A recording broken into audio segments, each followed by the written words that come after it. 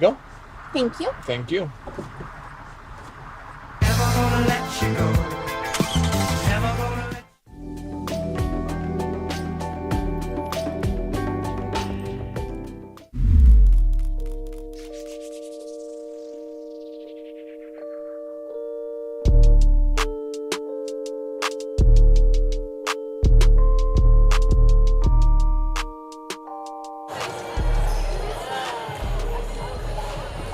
Good evening from the Powell Athletics Center. Campbellsville University and the University of the Cumberlands square off this evening in a top 25 matchup on the women's side. The Tigers and Patriots follow later on tonight. Matt Payton and Benji Kelly courtside as we get set for Mid-South Conference action. Benji, you can look through the annals of the history books of Campbellsville College, Campbellsville University, Cumberland College, University of the Cumberlands. These two teams go back forever. And this rivalry has been a fun one throughout the years. Tonight should be no different. Yeah, lots of deep, rich history between both of these programs over the years, both on the women's side and the men's side. So once again here tonight, we're expecting another battle for both of these games.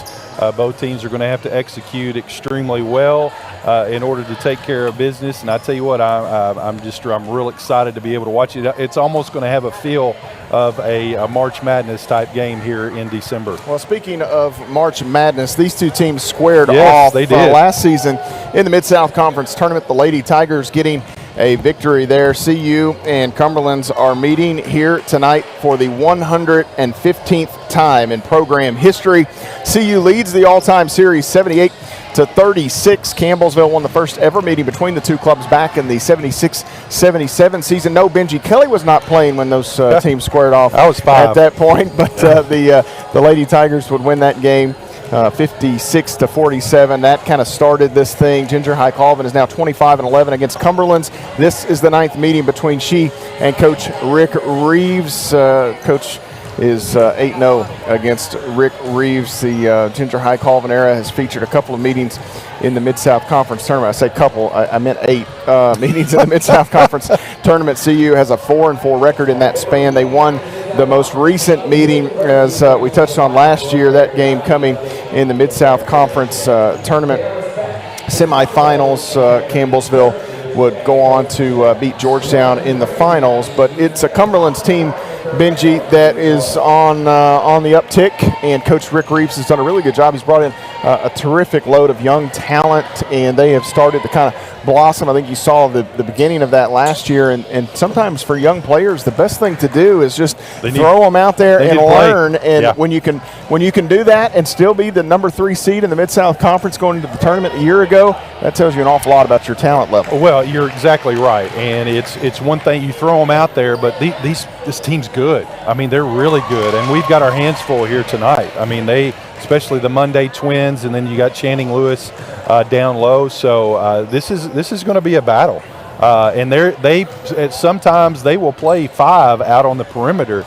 So it'll be interesting to see how well they execute against our zone, because if you remember last year in that Mid-South Conference semifinal game, we had to play a lot of man, and that's something that this Lady Tiger team is more. They're more comfortable, I think, in that zone on defense as they are to man, because it's just so effective and hard to execute against. But this team, this Cumberland's team, they're good. They are actually, their only 2 losses are here in the conference. They're 8-2. They're averaging upwards point of 88 points a game while holding their opponents to 69, 70 points. So they can also defend. So Campbellsville's got their hands cut out for it. Got to stick to that game plan, stop the transition, got to rebound, and just got to hurry them up. I think when this team, the Cumberland teams, has a tendency sometimes to get a little bit out of control, and that's what we want here tonight. The Lady Tigers and Patriots, 2 of the top 5 scoring teams in the country at the moment. Campbellsville 5th in points per game. The Patriots number 4. They both scored at 88 points a game. The Patriots about a half a point better from the field. The Patriots also one of the better field goal percentage teams in the country. They're at 45.5%. The Lady Tigers number 1 in the nation in field goal percentage and three-point percentage. Campbellsville shoots at 53% from the field, 43% from deep. And Benji, if you can shoot it that well each and every night, you talk about making other teams' lives really difficult. They've got to play, they just got to play keep up and hope for the best. Obviously, you're not going to be able to do that each and every night. You've got to be able to win in other ways. But what we saw here on Saturday is about as good as it gets from that standpoint. I tell you, as I said on the air that Saturday afternoon, I watched a lot of basketball here in this gym and throughout my lifetime. I don't know if I've ever seen a team shoot the ball as well as the Lady Tigers did in the first half, 11 of 15 from three-point range, and it was from 5 different players. I mean, so normally you've got 1 or 2 that get on a streak, but my goodness, it was phenomenal to watch. And really, when Maddie Boyle came out and hit those first threes in the first minute of the ball game, pretty much you felt, okay, this game's over. And it was just phenomenal to watch, to be a part of, and you got a chance to rest your starters and get a chance to see these freshmen come in off the bench. They practically played that whole fourth quarter. It was just, and you know what? We talked about it. Bethel didn't play that bad either. No. I mean, it was just, we were clicking on all cylinders. It was that was the proverbial buzzsaw. Yes. And that's kind of what Chris Nelson and his bunch ran into Saturday. The Lady Tigers, I mentioned, 43% from deep. The Patriots really good in their own right. They're third in the nation in three-point percentage at 39.9%. The Lady Tigers shoot at 78% from the free throw line. This is one area that could be a big difference. We'll see how it plays out tonight. You just never know from game to game. The Patriots at 65%, so not a really good free throw shooting team. At least they haven't been to this point, but they are really good rebounding. 44 rebounds a night, just 30 for Campbellsville. Both teams averaging 19 assists per game. Cumberlands will turn it over, 20 turnovers a night, just 11 for the Lady Tigers. Campbellsville with 8.7 steals per game, 13.6 for Cumberlands. As you can see, the captains there meeting at midcourt for Campbellsville. That's Courtney Pritchett and Bailey Pettigo. For Cumberlands, that is Kaylee Monday and Channing Lewis as they walk away now back to their sides of the floor. But Benji, you look at some of the games that Cumberlands has played, they've had a lot of blowouts. Their non-conference schedule afforded them the ability. And look, in this league, a lot of leagues, it's hard to have too many gimmies in your non-conference. In this league, you got plenty of tough conference teams. If you can, schedule some easy ones in there, I don't blame a coach for doing it because it's almost murderer's row once you get into league play. Well, it is. I mean, they go basically 6-0, I guess, non-conference, or 5-0. 5-0 at the moment. 5-0 at the moment. I think they have another one later. They've got Bryan on the 30th of December. So and then you get here into conference play, and like you said, top to bottom on any given night, anybody can beat anybody. And so this is a tough conference, both on the men's side and the women's side. And you just got to take care of home court here today. We've just got to execute. Now, eventually, we'll go down there, and that's always a tough place to play as well. But you got to take care of what's in front of you here tonight. And once again, this Cumberlands Ball Club, they're a really good ball club. They really are.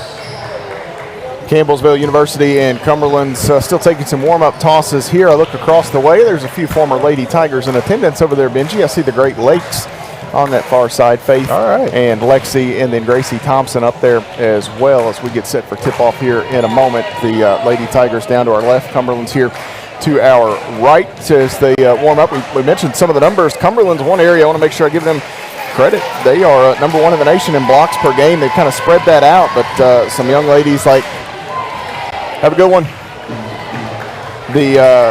You got players like Victory Fredericks and others averaging Mackenzie Babb at over a block a game, so they've been able to spread that out, and they have impacted teams via blocking shots. Campbellsville enters play tonight, 7-0 on the season. They're 5-0 in Mid-South Conference play. The Patriots are 8-2 on the year, 3-2 in Mid-South Conference play. Their 2 losses coming at Thomas More and at Georgetown, so a couple of top 25 losses on the record of Cumberland's. That's their only blemishes thus far this season. This one figures to be a dandy if you're still in the area. You've got a few minutes to make it out before tip-off. If not, buckle in and stay with Benji and I all night long. We've got Mid-South Conference basketball coming your way here in just a bit as we step away for our opening prayer and national anthem here at the Powell Athletic Center. We'll come back in 2 minutes, and if you're fortunate enough, we'll let you hear a little bit of our Star Spangled Banner? And if not, that means we are ready for tip-off. You're following Lady Tiger basketball on the Campbellsville University Sports Network.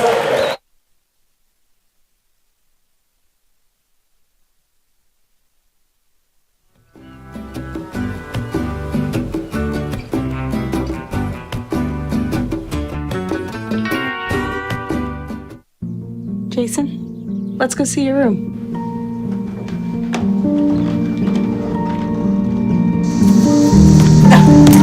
No, that's not right. How was it? Is it good?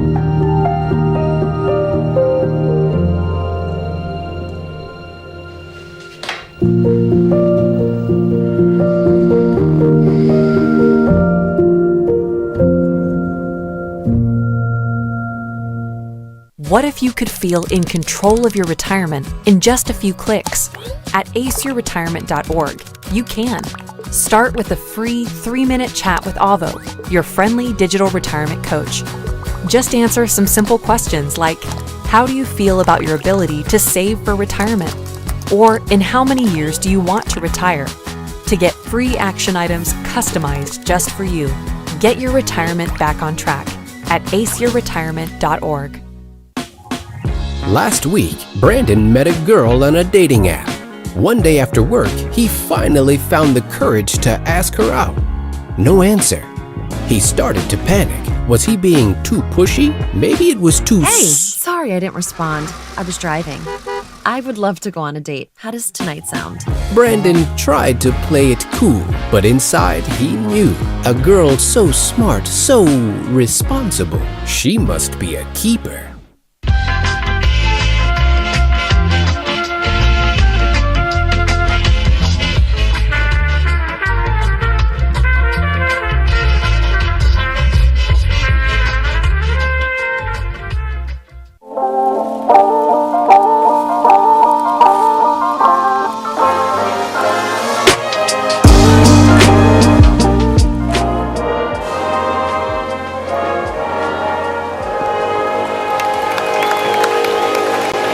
Back inside the Powell Athletic Center, Matt Payton and Benji Kelly here with you as we get set for tip-off. In just a moment, the third-ranked Campbellsville University Lady Tigers and the 24th-ranked Cumberlands University of the Cumberlands Patriots here at the Powell Center. Let's take a look at the starters for Rick Reeves and the Patriots. Reeves in his 5th season as the head coach of the Cumberlands program, assisted by Jerton Evans and Crystal Evans. The Patriots tonight run out Cassie Monday, 5'4", a sophomore guard from Clark Range, Tennessee.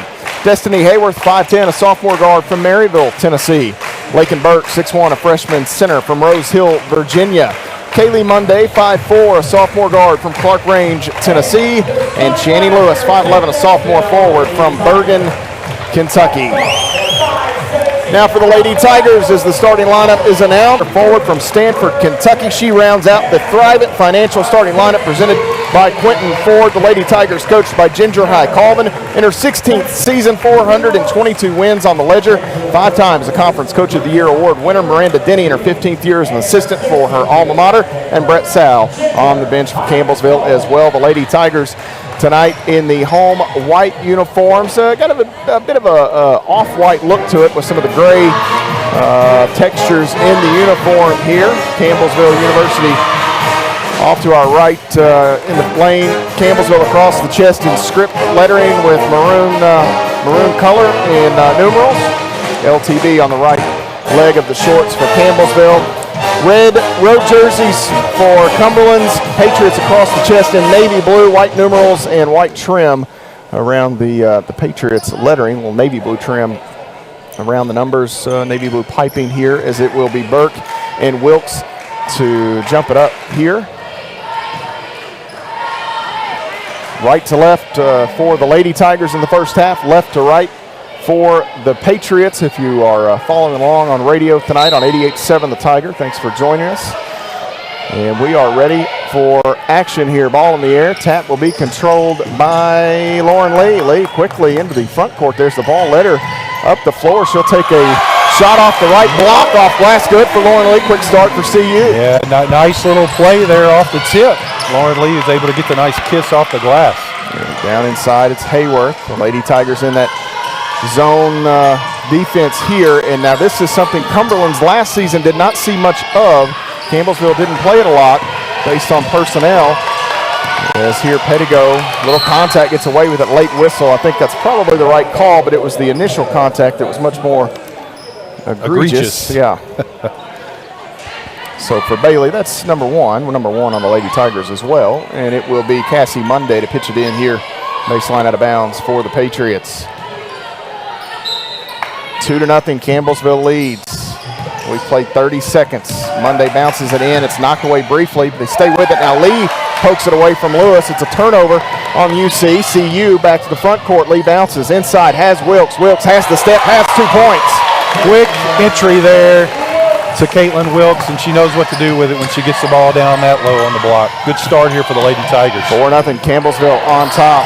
Inside, Kaylee Monday bounces. This is Lewis. Makes the move around Bailey Pettigo and gets the bucket. Yeah, full court pressure here. Yeah, Lewis played extremely well last year, and she's a force down low. Pettigo, the entry. She's got Wilkes again. Wilkes trying to make a move. Needs some help now. Pritchett holds it. Down in the corner. Wilkes again from Pritchett. Goes up. Shot too strong. May have lost that on the way up. I think she did lose that on the way up. So. Inside, this ball stolen away. Maddie Boyle knocks it away and comes down to the offensive end. She'll go at Kaylee Monday, off glass, no good. Lauren Lee a rebound, and she's fouled. Look, it's on Cassie Monday, double zero. On the roster they had her as 0-0. She's just got 1 on the chest here in the ball game. Hopefully that doesn't confuse us too much. It's still 0 though, it's right? Still 0 either way you go about it. The question is that here Pritchett on the baseline will face that less than or greater than a That's 0. True. Less than or greater than 0-0. Here's Lee out, has Pritchett thought about it, now takes the shot, 3 on the way. That's going to be off to the left. Channing Lewis flies in and grabs the rebound. Lewis will bring it ahead for Cumberlands. Right wing, Cassie Monday, contested 3 over Boyle is short. Long rebound batted out, taken here by Wilkes. And Boyle to the front court, 4-2. Lady Tigers lead. Boyle will pull up Jay. That is good for Maddie Boyle. That is so good in transition there. Maddie Boyle read the defense, was able to get that 15-footer. Back and forth we go, up and down, and I think that's going to be the theme for the rest of the 48 minutes or so remaining here as Burt gets the bucket, kind of killed it off the back of the iron. 6-4. Both these teams averaging over 80-plus points. Lee all the way down, contested off glass, good, no matter, plays right through the contact for the finish. I tell you, that's something that you've seen her improve her game, able to play through contact like that. Monday lost the handle, and now she's going to be whistled for the foul as Lauren Lee started that mess, and those are the ones. It's a foul, and I know Cassie Monday doesn't like it, and that's a big one here, Benji. A 20-point-per-game scorer may have to go to the bench with, 2.5 minutes or so gone by. But she dove in there trying to keep that alive, but the momentum took Lauren Lee to the ground. Well, they're going to call that, and it's a hustle foul. You hate them, but it's the breaks. I love the effort, and, anytime there's a loose ball, you're always diving. But, just kind of a wrong place, wrong time for Cassie Monday there. Casey Coleman, 5'10", sophomore guard from Mount Vernon, Kentucky, into the lineup. They've also sent Whitney Caldwell, 5'8", sophomore guard from Pineville, Kentucky, in. Lauren Lee wants to drive, now kicks. This is Pettigo, 3. Bang! Bailey, Pettigo, and Edward Jones triple. Yeah, good penetration there and kick out to Bailey where she's able to step up and knock down that 3. Good start for this Lady Tiger team. Kaylee Monday, left wing. This is Caldwell. Leaves it into the corner. Hayworth, 3, no good. Rebound here is taken in and put back up and in by Casey Coleman. Once again, offensive boards, a point of emphasis, trying to keep them off the block. Boyle, the hesitation gets around Kaylee Monday, and we're going to have a foul underneath. This will go against Caldwell, I believe. No, that's Burke, still in the ball game. Hold Wilkes down low. Third team foul. Good offensive rebound position there by Caitlin. This will bring Joy Fredericks into the lineup, 6'4" freshman center from Lagos, Nigeria. Lauren Lee, the baseline out of bounds opportunity. Fredericks, boy, that is every bit of 6'4", huh? Absolutely. That is one long student athlete. Inside Wilkes, looking out to Pritchett. And here we've got a whistle. Pritchett too long in the lane there. Yeah. It's a turnover on Campbellsville, 11-6 the score, 6:40 remaining here in the first quarter. Matt Payton, Benji Kelly at the Powell Center. Donna Wise Court hosting this Mid-South Conference matchup. Boyle flies in. Monday lost the ball, then almost lost her footing. Sends it over to Caldwell. Back out. Kaylee Monday holds it. Boyle flashes again. Left side, Caldwell. Entry down to the baseline to Hayworth, who backs up. And now what's good for the goose is good for the gander, as they say. Joy Fredericks is nabbed with her hand in the cookie jar. Yeah, 2 back-to-back posts just wanting to camp down there. Well, that's why Wilkes is a three-point shooter, Benji. That's right. 50%. No, she's 66.7. Oh. She hit 2 before she missed that one on Saturday. I thought you said she got back down to 50%. No, so. Well, for her career. For her career, that's what I meant. Career, yeah. Yes, you're correct there. Wilkes holds it out top, thinking about that three-pointer. Waiting. Back door there. And now Pettigo will come collect it. 8 on the shot clock. Pritchett holds it deep out. Going to take a long 2. That is off the mark. Frederick's going to nab the rebound here for Cumberlands. And the Patriots will come the other way as Kaylee Monday leads the offense. Long ahead in the corner right side. I believe that's Hayworth. It is. She's in a trap. Needs some help. Tries to throw it off the leg of Pettigo. And we'll go to the double thumbs. That's going to be UC basketball. Good defense there with a trap there in the corner. Bailey Pettigo actually sprinting back. I believe that's Bailey's twin sister Mallory here tonight. She's got 3 sisters. One of them that is her. That is Mallory on that far side. Sarah Kate was our graduate assistant once upon a time. That's our oldest sister. And then Deanie. Here is Fredericks down inside. Couldn't handle the entry. They kick it out. 10 on the shot clock. Hayworth out top to Caldwell. Back out. Nice ball movement here by Cumberlands. Can they get a clean look? Monday. Left side. This is Caldwell. 1 second on the shot clock. They throw it up. No good. Rebound taken in by Bailey Pettigo. Ahead to Boyle. Now long. She has Lee, who was bumped. Lost the basketball. Going to stay with it. Goes over the right hand. She's fouled. Oh, man. Lauren Lee takes a... Well, I was actually worried there about, was that Caldwell behind her? Yeah. You see the foul's going to go against Coleman, but as Lee fell to the ground, she kind of hit the outstretched leg of Caldwell, and that was the one I was more worried about than anything. Elizabeth Bertram going to check in, 5'6" sophomore guard from Glasgow, Kentucky. Bert, the all-time leading scorer in Barron County Trojanet history. She has been so good for the Lady Tigers here in the early going this season. Lauren Lee with 2 shots here. That foul on Coleman was her first, 4 on Cumberlands as a team. Lauren Lee with 2 free throw tosses. The first one is good. Lady Tigers have Cumberlands doubled up here, 12-6, 5:14 to play in the first quarter. One more for Lee. Long pause on the way. Good for Lauren Lee. She raises that 76% average a bit there. Kaylee Monday working left side. Caldwell into the corner. Hayworth needs some help. Back to Caldwell. Ball goes between the legs of Fredericks and a turnover on Cumberlands. Pettigo wants to run. Left side. Bertram open on the wing. Now dumps it down. Wilkes back to the basket. Finds Pettigo. Has it knocked away. Stays with it. Here's Pritchett left wing. Now Lee. Burt. Right side 3, bang! Elizabeth Bertram and Edward Jones trip. Boy, she's playing really good. Oh, man, she's fun to watch. Yes, she really is.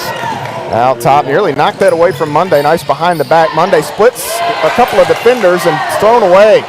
Campbellsville got a hand on it the other end. This is Lee. Jumper on the way, around and out, no good. Wilkes, the rebound, needs help. Wilkes going to go up right. Hand won't go. Hit off the back of the iron. Fredericks the rebound for Cumberlands. Here comes Kaylee Monday. Yeah, good look there. Into the corner, Hayworth wide open, 3 on the way, no good. Pettigo the rebound, and Fredericks almost a soccer move there and used her knee to poke that away from Bailey. I don't know if that was intentional or luck, but it was really, it worked out well. Inside Wilkes, left hand shot won't go. Ball knocked away. Pritchett collects it. She goes up and is fouled by Fredericks. Way to stay with it there, Courtney Pritchett. Get that offensive rebound. Chance to go to the free throw line. That's Fredericks' first. And with the media timeout looming here, the Lady Tigers with a 10-point advantage. 16-6 your score, 3:59 to play in the first quarter. You're following the Lady Tigers on the Campbellsville University Sports Network. Worried about your friend but don't know how to reach out? You could say how are you or get a fake tattoo. You could ask with an app if it works for you. You could chat with them in VR. It's all good if you think you should check in. Yeah, you should. Whatever gets you talking. Reach out to a friend about their mental health. Whatever gets Learn how you can help at seizetheawkward.org.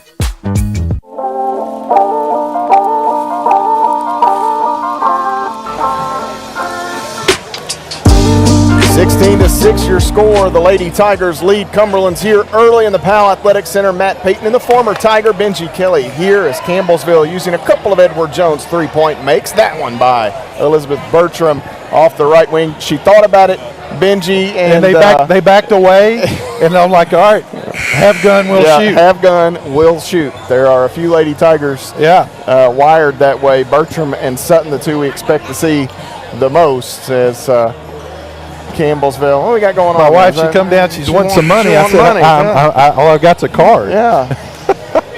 See if they'll take IOUs out front. We'll have to. Speaking of have gun, we'll shoot. That second one's at the table. Absolutely. We've got a couple of freshmen that subscribe to that philosophy, and Beatty and Serafini. First free throw good for Courtney Pritchett. She was fouled down inside by Fredericks. I think we got more changes for Cumberlands here. As Pritchett gets both. Kayla Luby into the Lady Tiger lineup as Wilkes checks out, 6'2 junior forward, the transfer from Concordia University from B, Nebraska. Her parents were here last weekend. I'm sure they're back home now. Grandparents are here. They've got her. Oh, grandparents are here. Yeah, they're here. I got a chance to meet them. It's a family affair in Kentucky. Here's the jumper off the baseline. Good. I believe that was Hayworth that knocked that down. Also in for Campbellsville, Sarah Sutton, 5'10 junior forward from Scottsville, Kentucky. Bertram inside, some contact, and we're going to have an offensive foul called against Bertram. And I feel like that is rarely called, Benji, because nobody went down. It's just kind of like play on contact. Yeah. Bertram fell and gets the foul call. And Elizabeth, I'm not saying it wasn't. No, she'll learn to do a little jump stop there and draw the defense to her. Joy Kendrick out there, 5'10 freshman guard from Albany, Georgia. The ball is turned over, long ahead. Pettigo to Lee, off glass. She gets the hoop. Bailey Pettigo, the helper. Yeah, that all started with a deflection with Lauren Lee, and then she was rewarded.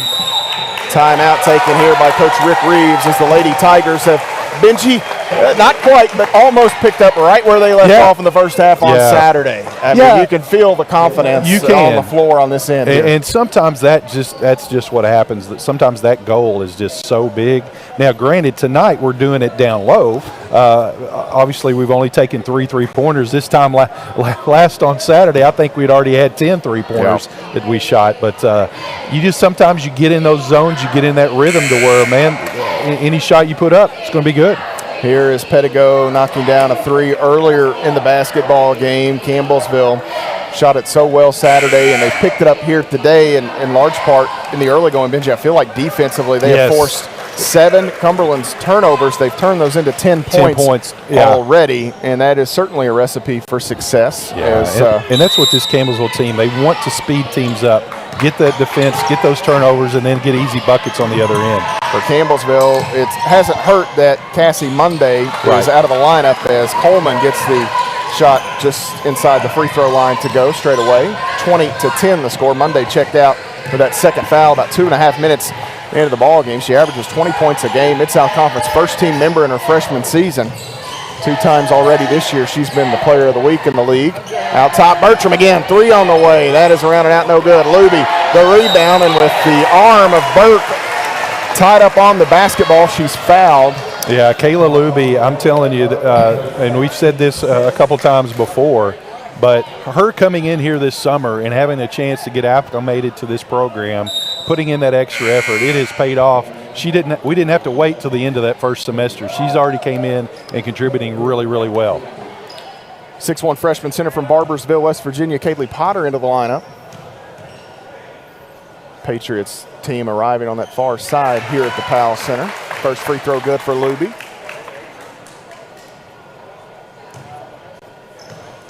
One more coming for Luby, and that one is good. So she gets both. 22-10 the score. Back to a 12-point Campbellsville advantage. Bertram out of the top of that extended zone. Follows Kendrick all the way in. And now inside is Caldwell. Throws it across the paint. Shot put up by Potter is no good. Luby comes out of the scrum with it. Here is Pettigo to push to the other end. She has Lee. Lee into the middle, out. Trailer here right down the middle of the lane is Luby with the left hand off glass. You betcha. Yeah, great transition there off the rebound. Oh, Sutton knocks it away. Campbellsville again to the front court. This is Bertram. Pull it. Bertram inside, left hand runner in the lane. No good. Stays with it as Kendrick unable to block her out that well, and it's going to be Campbellsville basketball with 2:09 to play in the period. Yeah, great effort there by Bertram. Just to, follow your own shot, get in there and get the jump ball. Chance here for second chance opportunity. This Campbellsville team are playing extremely well here tonight in this first quarter. So for Campbellsville, Pritchett back in, Boyle back in. They lob it out deep here to Pritchett. Lee and Sutton and Luby remain on the floor. Lee with the entry. She's got Luby, maybe called for steps. Yeah. It is. A little quick move there before she put the ball on the ground. She and Wilkes are both there. They're so fast. They don't think about it. They don't. It is. And I love is that. my move, and I'm gone. And I love that. It's before defenders can react more often than not. As Absolutely. Kaylee Monday with the basketball. Navigates near side. Caldwell thought about it. Back out. Kaylee Monday just off the elbow. Bounces to Coleman. Again, it's Monday. Deep left wing triple on the way. That is well off the mark. And a nice hustle play by Coleman to save it, but it comes to Boyle. Boyle will push. She's got Sutton on the right side. Pritchett straight away. Yep. I that think looked she funny. I'm not sure exactly what Maddie had She in wanted mind. to go to Sutton, and then at the last minute, I think, changed her mind and came back to Pritchett, and it was just a little awkward play there. Probably the right call. 24-10 the score. Campbellsville the advantage. Monday, left side. That's Kaylee Monday, her twin sister, out of the lineup. Foul trouble here. Caldwell backs away. I tell you, they've done me no favors with Coleman and Caldwell wearing 21 and 22. I'm trying to make sure I don't mix those two up as Hayworth is open for a three, no good. Lee has it knocked away. She keeps it free. And now looking for some help is Caldwell. Coleman picks it up. Kaylee Monday with defense. 15 on the shot clock. Boyle right in the hip pocket. Bounces it left side. Caldwell back. Again, she has it from Monday. Three hard. Rebound taken in by Luby. And the ball goes out of bounds. They're going to say, oh my. Yeah, that's. No. The only way you call that red is if you were going to call a foul on yeah. Luby and maybe you decided I'll just give them the out of bounds call. Yeah. I'm pretty sure that hit off the Patriots player on the ground there. Monday looking. That's 5. And deep out, finds Hayworth. Has a step on Lee right into Luby. She's going to bank that in off glass, and we'll go to the free throw line as Kayla Luby will earn the foul call. Campbellsville has Cumberlands doubled up here with 57.5 seconds remaining in this first quarter. One free throw toss coming here for Destiny Hayworth. She is perfect on the season, 5 of 5. And you are welcome. Lauren Lee with the rebound to the first missed free throw of the season for Hayworth. Lee thought about leaving it with Sutton. Now does. Three on the way. Bang! Shooting, and Edward Jones. 3-point field goal. I tell you, this past weekend, you see the confidence came back in her. Struggled a little bit early. Obviously, some sickness throughout the beginning of the year, but man, she can shoot the ball. This is her best stretch as a Lady Absolutely. Tiger, I believe, here. Campbellsville back to work on the defensive end. Left side, this nice ball fake by Caldwell. Gets inside, spinning, goes up the left hand. Shot no good. Rebound taken in by Pritchett. Shot clock is off. 20 seconds as Pritchett walks it ahead. Campbellsville leads by 15. Lee wants to come grab it. Now finally working away from Monday. 10 on the clock. Boyle left side. Sutton off the left wing.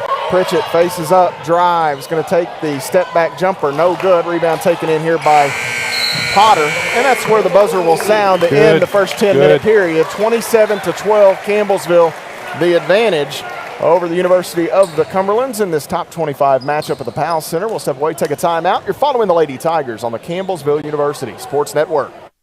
When I got the opportunity to get her, there wasn't no choice. I told myself, I'm gonna take custody of my daughter. It's my baby. That's what we're supposed to do as men. Take care of our home, build a foundation, you know what I'm saying? Love, our money, she's my purpose. I'm here to walk with her, hold her hand until she can walk alone. Ain't nothing like being a father in this world.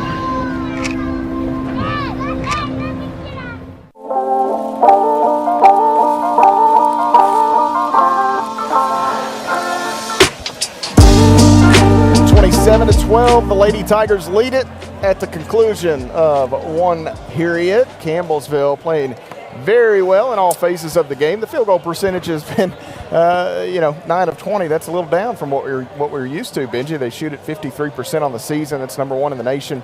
As you can see, this little hand back here, Sutton back, gets it from Lee and drains that straightaway 3-point field goal. And we talked about it a little bit there. This may be the best we've seen Sarah Sutton. Now, she's had big performances. She has. That may be overstating it because it's a little recency bias there right now watching her play. But when she lets it go, I feel like they're all going in. Well, and, you saw late last year, she actually started, I believe, that semifinal game against this Cumberland team, if I'm not mistaken, in the Mid-South Conference Championship. Was shooting it really well here, but you're right. This 3-4 game stretch that she's had here as of late is what we expected when we got her from the transfer from Murray State, playing extremely well. So as we get ready to begin play in this second quarter, the Patriots have just about emptied the bench. I think this might be everybody that they brought with them tonight. Entering the lineup as Kaylee Monday sends one out to Lewis. She's going to take a shot in the paint, no good.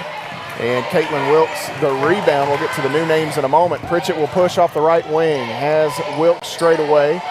Wilkes, now Boyle, circles, and now comes back to the middle. Between the circles, Boyle still on the dribble. Lee has it. Out top, crossover, working against Monday, spinning in the lane. Cutting here is Sutton. She'll go up the shot. May have been blocked there by Jaden Cox, 5'9" sophomore guard from Sharps Chapel, Tennessee. And Cox will be called for steps. Yeah, also in. Go ahead. I'm sorry, I was just going to say it's great defense there by Lauren Lee to not get all mixed up with that crossover dribble, and as a result committed that turnover. So. Also in 5'6" redshirt freshman guard from Watertown, Tennessee. That's Brittany Allison wearing number 12. Pettigo out front. Campbellsville leads by 15. Skips it left side. Boyle quickly makes a move to the rim. Inside, avoids the contact and gets the bucket off glass. Yeah, that's a great way of reading the defense, Maddie Boyle there, seeing on that skip pass. Allison out front now. It is Kaylee Monday. Back to Allison. Had some room there. Didn't shoot it. Now Cox will. Three on the way. No good. Rebound taken in by Lauren Lee. Campbellsville again wants to run. Lee working right side. Hands it back. This is Pritchett. Three on the way. Bang! Courtney Pritchett. The third Edward Jones three of the night. Textbook offensive transition. Penetrate, kick back three. That actually might be the fourth. That's a fourth, Edward Jones three of the night. 4 of 7. 4 of 6, I'm sorry. Lee bats one right back to Allison. Now on the baseline, this is Cox. Jumper, no good. Rebound long, right into the arms of Pettigo. Several of these rebounds early have jumped right to Campbellsville. Same spot, Pritchett again, won't shoot it. Entry, she's got Wilkes who makes the move and shot no good. Potter with the rejection. Monday long ahead. Cox across the lane, stolen by Pettigo, but she could not quite keep her feet and goes out of bounds. The momentum carried her right out of bounds. That's great effort there, getting back in transition defense. Bailey Pettigo, basically, she can play pretty much any position that Campbellsville has, and she was able to get back there and knock it out of bounds.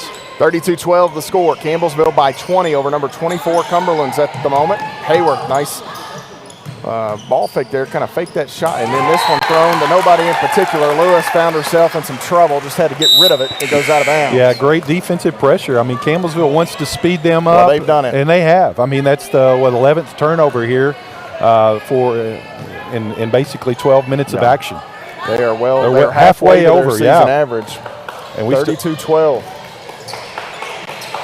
Just under 8 minutes to play in the second quarter. Pritchett holds it off the elbows. Pettigo surveys. Now Pritchett again.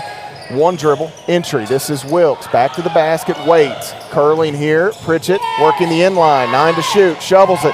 Cutting is Boyle. Off glass. She gets the finish. Switch the find. Wow. I mean, just clicking on all cylinders, this Lady Tiger team. 34-12. Monday behind the back. Inside. Throws up a running underhanded shot that is good.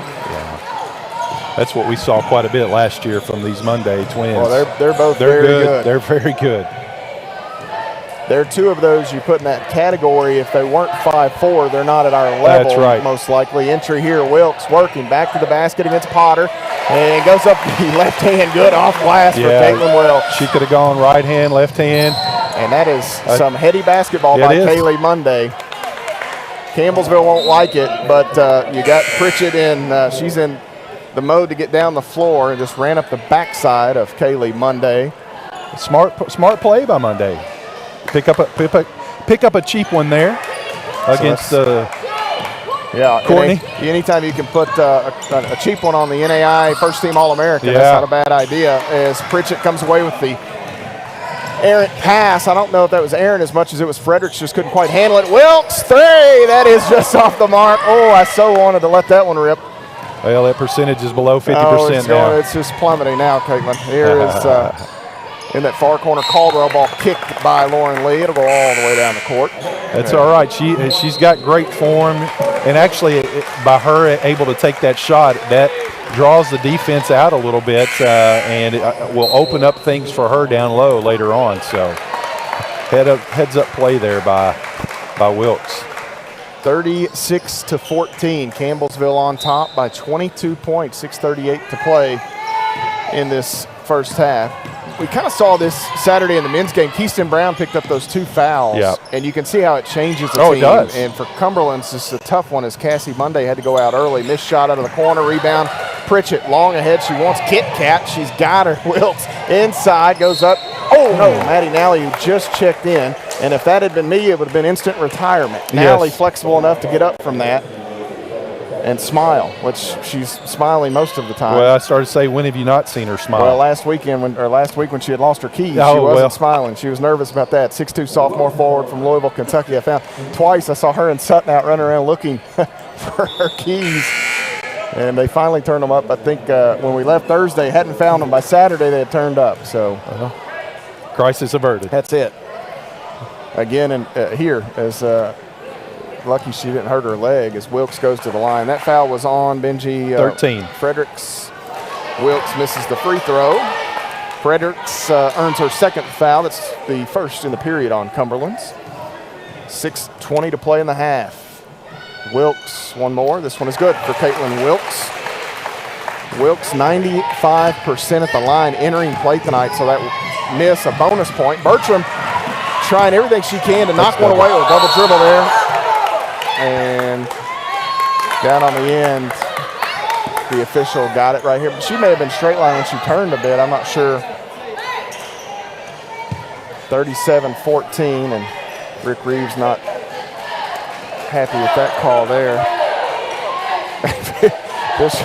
Bishop said, "I'll be right there." It's the Lady Tigers inbound, and he'll walk there. I think it was. A lot of times, I don't know if Rick Reeves is even upset about it, but he wanted the other lady to make the call, not the guy she was straight line, like you said. Lee working inside Nally, who's cutting. Back to Wilkes, gets the step, goes up off glass straight away for Caitlin Wilkes. Great post-to-post turnover. Burt knocks it away off glass for Bertram, no good. And Coleman, the rebound. Burt hanging out back there. Sorry, Benji, I cut you off. Bertram making plays, and here we've got a whistle away from the basketball. This will go against Caitlin Wilkes. That will be her second. 5:41 to play in the first half. Campbellsville leads it 39-14. Wilkes requests a few extra seconds to lace up that winkle picker. That may have been the brace that was untied for Caitlin, not sure. Here cutting is Hayworth. Maddie Nally right there to offer the defense. Shot no good. Wilkes another rebound. It feels like all of the Lady Tigers have a handful of rebounds in this one. You. Lee back. Shooter Bertram going to deck it. Drives in. Has Wilkes working against Fredericks. Little baby hook. Good for Caitlin Wilkes. Yeah, you just that's hard to defend because she can go right, she can go left, and pretty effective both ways. Well, if she can get just enough body on Fredericks to move her before the shot, it really helps. Fredericks inside, going to try the answer. She goes up with a little hook shot that is good. Joy Fredericks gets 2. 41-16. Campbellsville, the advantage.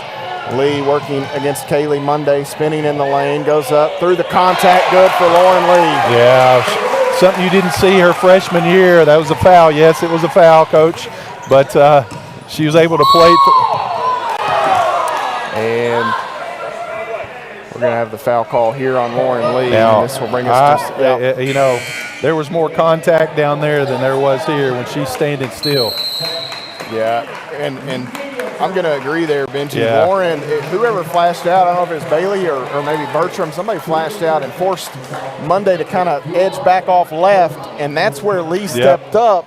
It really took away the lane, and as Monday fell down, I'm not sure that can go against the defense, but is what it is. As Campbellsville leads at 43-16. We're not going to waste too much time bickering about that one as the Campbellsville bunch off to our right taking a breather here. Benji, we'll just keep it here. We've missed a big portion of this media timeout. Tigers and Cumberland's coming up in a little while, and that should be a fun one here in the Powell Center as well, as Coach Brent Vernon and Matt Daniel, these two teams very familiar with one another as replays coming your way. You can see the Caitlin Wilkes shot, and she and Luby, Benji, we've talked about this a little bit with Coach, but they are playing as well as any combination of fives across the country. They are. I can't imagine teams are getting more production from their fives is what the Lady Tigers are getting. Well, you got Wilkes here with 9 points, 4 of 9, 5 rebounds, and Luby comes in 4 points, 2 rebounds. So, between the two of them, 13 points, 7 rebounds here in 15 minutes of action. That's just that's tough sledding when teams come up against that. Lauren Lee, well, on her way to a double-double. She's got 10 points and 6 assists already. I'm a little surprised that he hasn't put Cassie Monday back in. I thought about that myself. Sometimes push comes to shove, you just got to let the chips fall. Exactly. I mean, you're down, almost 30 here, and inside looking for Kendrick, now out. This is a 3 by Coleman, no good. Rebound taken in here by Fredericks. And looking for some help. That is Kendrick driving. Shot up is no good. Fredericks the rebound. We're going to have a whistle. This will go against Campbellsville. I believe that's against Sutton on the block out. So Sarah Sutton picks up the foul call. Yeah, and the reason that's kind of fresh on my mind because Brent Vernon had talked about that after Keyston got that foul. Maybe, should you have went back with Keyston? And it's one of those things that you could probably pick your situations and it not be for the whole quarter, but if you could get a minute here, a minute and a half there, that totally kind of brings you back into rhythm. Here is Kaylee Monday, pull-up jumper. That is good for Kaylee Monday. 43-18, Campbellsville the advantage. Here, right side, triple, no good. Sutton just missed it. And the other way, Patriots will push. Kaylee Monday, nice crossover, gets the step, gets inside, and we're going to have an offensive foul called against Kaylee Monday here. That is her first, second on the Patriots. Campbellsville gets it back. Yeah, Pedigo was basically there for about 6 months and was outside of the restricted area, and Monday just kind of came in just a little bit out of control and kind of. She made a great move on Bertram. Boy, she did out front. Absolutely. Once you make that move, you just kind of have to keep going. Absolutely. no giving it up. Then Lee, Pritchett, Pedigo, Luby, and Boyle out there for Campbellsville. Boyle nearly had it taken away, able to stay with it. Wilkes to Boyle off the left side. They chase her down. Right side, Boyle, 3 on the way. That is short. Long board right back to Boyle. She'll take a dribble in and leave it with Pritchett. Pritchett decks it, goes to the middle. Left-hand shot up off glass, no good. Luby the rebound and the stick back. Yeah, great way to stay with it, Lady Tigers.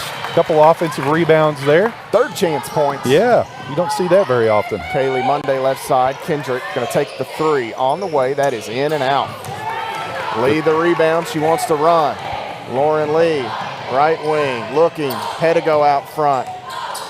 Pedigo will drive in, left side, gets the screen from Luby, now backs away. Pritchett wants Luby, has her. Luby, nice spin, little step through. And Fredericks, terrific job defensively there. Little up and under, nice offensive move, but a great defensive play there as well. Monday into the corner, Hayworth can't shoot it, feeds it inside. Coleman going to go to work, and a blocking foul. This will be an and 1 for Casey Coleman. Pedigo picks up her second. Yeah, Bailey, I think, may have been in that restricted area there, and that actually puts Cumberlands here in the bonus the rest of the way this first half. But love the start here for this Lady Tiger team, clicking on all cylinders, and built themselves a 25-point lead here. Coleman's free throw on the way. That is hard, and the rebound to Lauren Lee, who is now maybe on her way to a triple-double. I started to say that's like 5 rebounds already for her, maybe 6. Inside, Luby going to take the shot. No good. Yes, it falls for Kayla Luby. She took off to miss to get her own miss. Yeah. And it hung on the front of the iron and fell through. The friendly bounce at the Powell for Kayla Luby. Coleman out. Kaylee Monday deep. Triple on the way. Wide open. Sinks the long three. This team can shoot it from three. You give them wide open looks like that. 47-23 the score. Lee. Right side Boyle. Holds it. Back to Lee out front. One dribble. Boyle again. Bounces.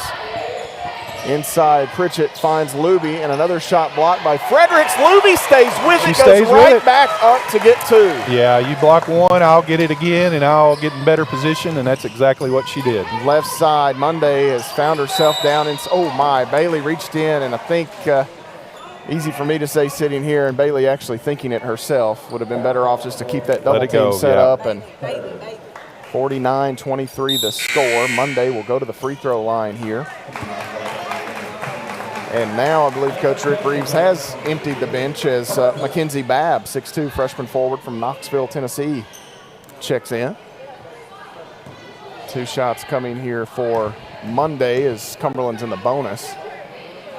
That free throw is hard.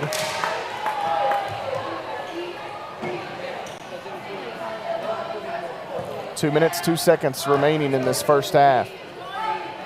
Second free throw for Monday is good. So with her twin sister Cassie on the sideline, Kaylee Monday has had to pick it up, large part of the scoring load here. 49-24, Campbellsville the advantage. Bertram left wing, two. Patriots close out quickly, step back, long two for Burt is no good. Ball batted up into the air. Babb able to stay with it, will bounce it long ahead to Coleman. And now they'll skip it right side. Hayward back out front. Monday, free throw line. Coleman, couple of dribbles, needs some help. It's Hayward. She'll drive in, kicks it out, left side. Kendrick throws up the runner, no good. Rebound taken by Kendrick, and she lost it out of bounds. Yeah, great block out there by Luby, and actually Kendrick was able to get around, but just couldn't quite get the handle of that. So great defense by this Lady Tiger team. 49-24, less than 90 seconds to play in the half. Lee out front. I don't think Lauren Lee's had a breather in this one. She about a minute. Yeah. Right side Lee. Baseline. Pritchett back out Lee. Now Boyle has it deflected, but able to grab it. Lee to Bertram. Right side triple. That is hard. Rebound. Luby. Put back good for Kayla Luby. Have an evening, young lady. Yes, sir. Putting on a show here for her grandparents. She's got a dozen. Kaylee Monday around some traffic. And that ball's batted by Luby, picked up by Lee. Here comes Campbellsville. Lee, right side of the lane, looking for some help. No, going to throw it up off glass, no good. Kaylee Monday the rebound. Boyle flashes. Monday has to give it up. Kendrick ahead. Attacking left side of the lane. Across the lane. Babb! Ooh! And it's blocked by Boyle. Wow. That's close. That's that a is tough close. call on an official because really it's hard to tell. It almost looked like Maddie Boyle had just taken the basketball away from Babb. Ludy going to check out. Sarah Sutton back in for Campbellsville. 35.9 seconds remaining in the half. And that's for Babb, the 6'2" forward. That's those pesky guards always hanging around. That was nothing. Clear. Look at the way the ball came off. It's going backwards. If she got her on the arm, it would have gone forward, I think. That's as clean as it gets. Yeah, so. 51-24. She missed the free throw, so the ball didn't lie, right? Yeah, there you go. Second free throw for Babb is good. She gets one of two. 51-25 the score. Campbellsville the advantage. 35.9 seconds remaining in the half. Lady Tigers would like to add points here. What a first 20 minutes for CU. They'll come out to trap Lee. Go to Bertram, far side. Bertram looking, dumps it down, Pritchett out. Baseline jumper for Sutton is strong. Shot clock will be turned off. The other way is Cox. Right side, Monday skips it. Hayworth, 13 to shoot. Coleman going to drive in, back out. Hayworth, a three. That is good for Destiny Hayworth. That is a big three right there for this Cumberland Ball Club. Lee, 4 seconds. Lauren Lee, the midcourt stripe on the run, throws up the shot. No good. Lauren Lee spills to the ground as the ball comes off just short. And that's where the first half will come to a close. Campbellsville, after 20 minutes of play, with the 23-point advantage, 51-28. We'll step away, take a timeout, come back and look at the halftime numbers. You're following the Lady Tigers on the Campbellsville University Sports Network. I tell my son, I love you every single day. I love you. Now, my dad has never said that to me. Not because he doesn't love me, but because culturally it wasn't comfortable for him.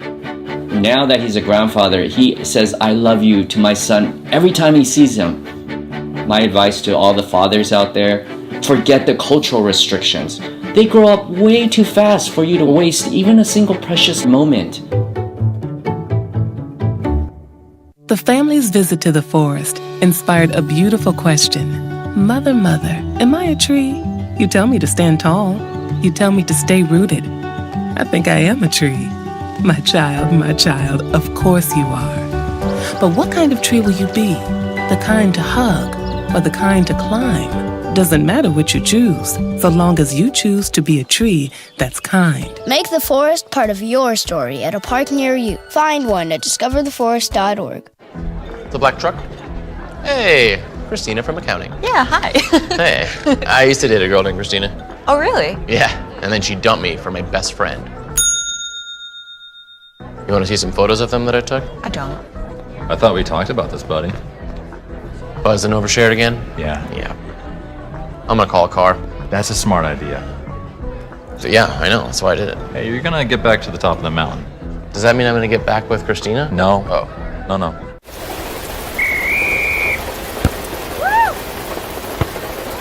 Come on!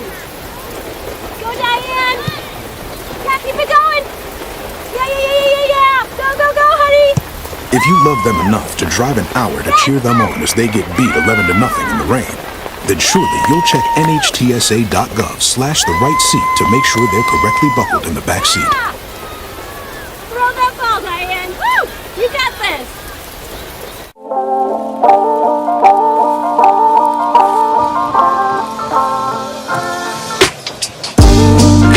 51-28 our score. The Lady Tigers lead the Patriots of the University of the Cumberlands here at halftime. Matt Payton and Benji Kelly courtside at Donna Wise Court. She's in attendance tonight. Always great to see the Hall of Famer Donna Wise here as Campbellsville in the first half. Benji, we can look at the numbers and there's plenty to dissect, but when I stared at this stat sheet when it was handed to us, the one thing that jumped out to me, the turnovers and points off turnovers. That's 15 it. Cumberland's turnovers in the first half. Their percentage right in there with the Lady Tigers, but 15 first half turnovers, just 4 for Campbellsville. Points off turnovers, 18-2 in favor of the Lady Tigers in what is a 23-point ball game. That's a big part of it. Thank you, Rusty Hollingsworth. He's making you look good. Man of many making talents. you look good. Yeah, you're exactly right. 15 turnovers, 18-2, but also not having to rely on that three-pointer like we did against Bethel. 30 points in the paint. What that does is that frees up the outside, and we've actually been able to knock down 4 threes. So Campbellsville has come in and they have executed this game plan to a T, speeding them up, committing those turnovers, but getting easy buckets on the other end. And what about Kayla Luby here tonight? Wow. Coming off the bench and playing. It's their best game yet, I think. That may be the most impressive thing for Campbellsville. It's a Cumberland's team leads the nation in blocks. Yeah. And Campbellsville hasn't shied away from some of the post defense. And you look at when we talked about the five. So Luby and Wilkes in the first half combined 21 points, 10 rebounds. I mean, that is the production right now that they are getting from that 5 spot, surrounded by these shooters. And you can see how this group that Coach Ginger High Colvin has put together is having such success. Let's look at the numbers here, Benji. 44% from the field for the Lady Tigers in the first half. They were 20 of 45. The Campbellsville bunch shoots at 40% from deep, 4 of 10. And at the charity stripe, 7 of 8, 87.5%. They continue to be one of the best free throw shooting teams in the country. For Cumberland's 40% from the field, 12 of 30. So Campbellsville, thanks to those turnovers and the rebounding, offensive rebounding, 15 more shot attempts in the first half for the Lady Tigers. Again, 40% from the field for Cumberland's, just 16.7% from deep, and 33% at the line. They were 2 of 6. Campbellsville led in scoring, a game-high 12, a dozen off the bench for Kayla Luby to go with 5 rebounds, 5 of 7 shooting there for Kayla Luby with a steal thrown in the mix. 10 points for Lauren Lee, who had 6 assists and 5 rebounds in the first half. Campbellsville got 9 from Caitlin Wilkes to go with 5 boards. CU sees Maddie Boyle pitch in 6 points, 5 from Courtney Pritchett, Pritchett continues to close in on 1,000. Campbellsville gets 3 each from Elizabeth Bertram, Sarah Sutton, and Bailey Pettigo. All 3 of those young ladies knocking in Edward Jones 3-point field goals. Maddie Nally, the only Lady Tiger to see time and failed to score. I think they have Kaylin Mills on the stat sheet. She did not appear there in the first half. For Cumberland's in the first half, we mentioned Cassie Monday sat with fouls, and that really changed it. It changed things. It complicates things, and for Cumberland's, especially if you're a Cumberland's fan, you really hate that. You just wonder the what ifs, and that's so early to know. And the next thing you know, Campbellsville had a big advantage, and still not saying that this thing is out of reach by any stretch. They're a really good 3-point shooting team, and that always helps as they were led in scoring in the first half by Kaylee Monday, 12 points from Monday, 7 from Destiny Hayworth. The Patriots get 6 off the bench from Casey Coleman, 2 from Victory Fredericks, Lakin Burke, and Channing Lewis. Mackenzie Babb tallied 1 point there in the first half. Rebounding, a big number for Campbellsville, 23-18. The 5 difference all on the offensive end, 9-4 in offensive rebounding. Campbellsville finishes with 13 assists, 9 steals, and 4 turnovers. 5 assists, 0 steals, 15 turnovers for Cumberland's. And those, Benji, those numbers, the rebounds, the turnovers, you talked about it, a big part of this first half. In the paint, Campbellsville a 30-16 advantage. Off turnovers, 18-2 in favor of the Lady Tigers. Second chance points, 10-6 in favor of Campbellsville. Bench points, 18-9 in favor of the Lady Tigers, who have led the entire way. No ties, no lead changes, largest advantage. 27 points. Still a long way to go here, Benji, but what we've seen the last couple of games here at home in the Powell Center for the Lady Tigers has been so impressive. It's been very impressive, and you know that this second half it's going to be a little different because Monday is going to come back in, and they're going to make a run on us. Now, they actually hitting that 3 there late gets this thing down to 23. We get the possession here to start the half, so this first 5 minutes for Campbellsville, we've got to keep that pedal down, keep pushing. Pretty much flawless basketball for this Lady Tiger team here in the first half. You're talking about the offensive rebounds, 9 offensive rebounds.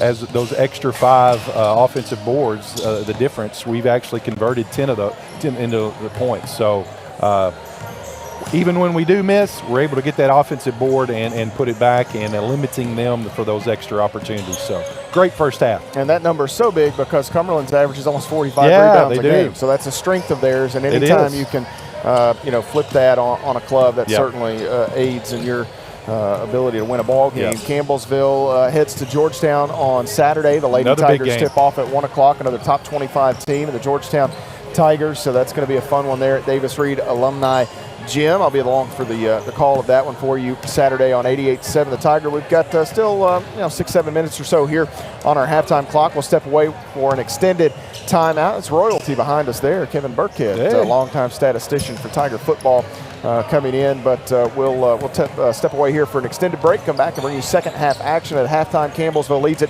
51-28. You're following the Lady Tigers on the Campbellsville University Sports Network. When I got the opportunity to get her, there wasn't no choice. I told myself, I'm going to take custody of my daughter. It's my baby. That's what we're supposed to do as men. Take care of our home, build a foundation, you know what I'm saying? Love, our money, she's my purpose. I'm here to walk with her, hold her hand until she can walk alone. Ain't nothing like being a father in this world. Hey, Bobo, do trees tell each other stories? I'm sorry. I'm afraid I don't know that. Hey, why don't we go find out? Listen. Can birds draw pictures?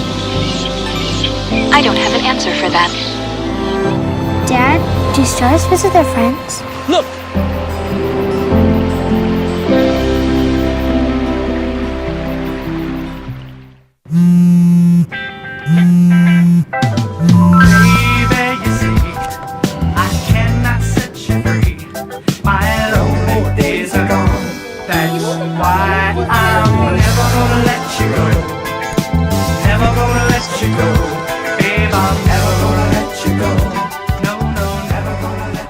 Here you go. Thank you. Thank you. let you go. Never gonna let Worried about your friend but don't know how to reach out? You could say how are you or get a fake tattoo. You can ask with an app if it works for you. You could chat with them in VR. It's so good. If you think you should check in, yeah, you should. whatever gets you talking. Reach out to a friend about their mental health. Whatever gets you talking. Learn how you can help at seizetheawkward.org. What if you could feel in control of your retirement in just a few clicks? At aceyourretirement.org, you can. Start with a free 3-minute chat with Avo, your friendly digital retirement coach. Just answer some simple questions like, how do you feel about your ability to save for retirement? Or in how many years do you want to retire? To get free action items customized just for you. Get your retirement back on track at aceyourretirement.org. When you look at the number of disasters in the U.S., chances are every area will deal with some kind of emergency in the next decade. And between school, sports, and social lives, chances are you won't be with your kids when it happens. Will they know what to do? Ready.gov/kids has the educational tools and information to make the conversation easy. When the time comes, chances are they'll feel prepared, not scared. So talk with your family today. The family's visit to the forest inspired a beautiful question.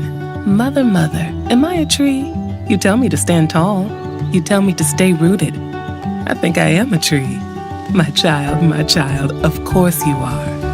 But what kind of tree will you be? The kind to hug or the kind to climb? Doesn't matter what you choose, so long as you choose to be a tree that's kind. Make the forest part of your story at a park near you. Find one at discovertheforest.org. As a dad, every day is a challenge.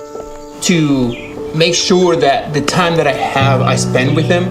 It doesn't matter how tired you are, you have to try and to teach them. When they learn something new, and you can just see in their faces, it's such an incredible moment. It's those moments that are my favorite.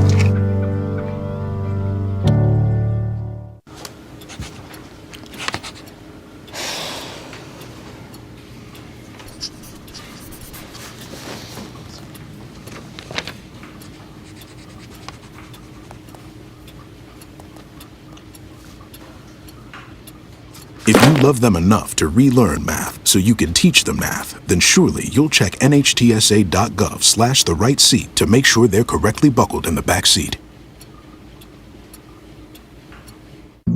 Jason, let's go see your room.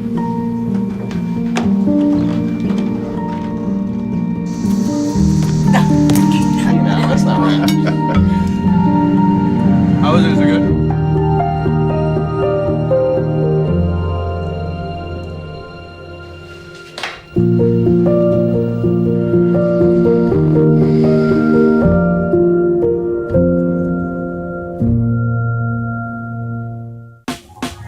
Last week, Brandon met a girl on a dating app. One day after work, he finally found the courage to ask her out. No answer. He started to panic. Was he being too pushy? Maybe it was too Hey, sorry I didn't respond. I was driving. I would love to go on a date. How does tonight sound? Brandon tried to play it cool, but inside he knew. A girl so smart, so responsible. She must be a keeper.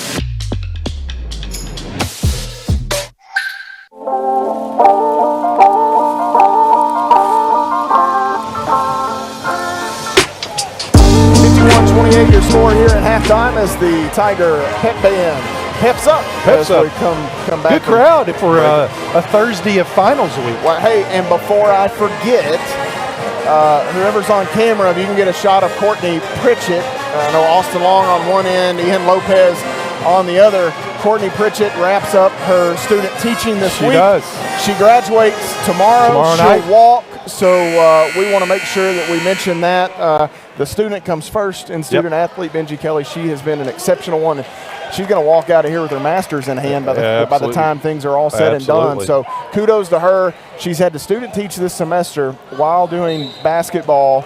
The Lady Tigers have practiced late just about every evening to make that work. It's been difficult, but congratulations to her. And here early, she's going to throw one down inside to Caitlin Wilkes, who gets the deuce, Swiss the dime. Another points in the paint for this Lady Tiger team. Yeah, ball knocked away there, block shot inside, and this one going to go out of bounds. Yes, that's Bab who starts the second half for Cumberlands. Good block there by Courtney Pritchett, and as a result, knocked the ball out of bounds off Cumberlands, and Campbellsville here a chance to extend this lead. Cumberland's in that zone here, offering a little pressure. Pritchett, baseline jumper for Pettigo's off the mark. Rebound, Boyle flies in, and if it's a game of 21, she wins. Bailey would be out. And here long ahead, ball thrown away, looking for Hayworth. And Cumberland's with another turnover. Number 16 on the night. I believe they might get their average here pretty quickly. At this point, if they don't, it's gonna take a big turnaround. Yeah. Long ahead to Lee. Cut off, backs away. Out front, Monday. Now Boyle. Out, Pritchett, Lee, three. That is short. Rebound. Pritchett goes back up and in for two. Another offensive putback. Right place, right time. Courtney Pritchett. Into this largest lead of the game here, Matt, 29. Cassie Monday to Coleman, who also started the second half. Hayworth in the corner, thrown away from Destiny. Hayworth is good, and she can fill it up. And see, that's something they missed in the first half with Cassie Monday not being in there. Nice skip ahead pass. to Wilkes, who pulls the string a bit. Pettigo the rebound, back to Wilkes, straight away, banks it in off glass. Yeah, good effort there, Lady Tigers. Pettigo with the offensive board. Monday driving, that's Kaylee. Trailer is Coleman, and a little ball fake. Driving shot good for Coleman. Timeout taken here by Rick Reeves as Campbellsville with a 26-point advantage, 59-33. This becomes a media stoppage. We'll step away. You're following the Lady Tigers on the Campbellsville University Sports Network. The family's visit to the forest inspired a beautiful question. Mother, mother, am I a tree? You tell me to stand tall. You tell me to stay rooted. I think I am a tree. My child, of course you are. But what kind of tree will you be? The kind to hug or the kind to climb? Doesn't matter which you choose, so long as you choose to be a tree that's kind. Make the forest part of your story at a park near you. Find one at discovertheforest.org.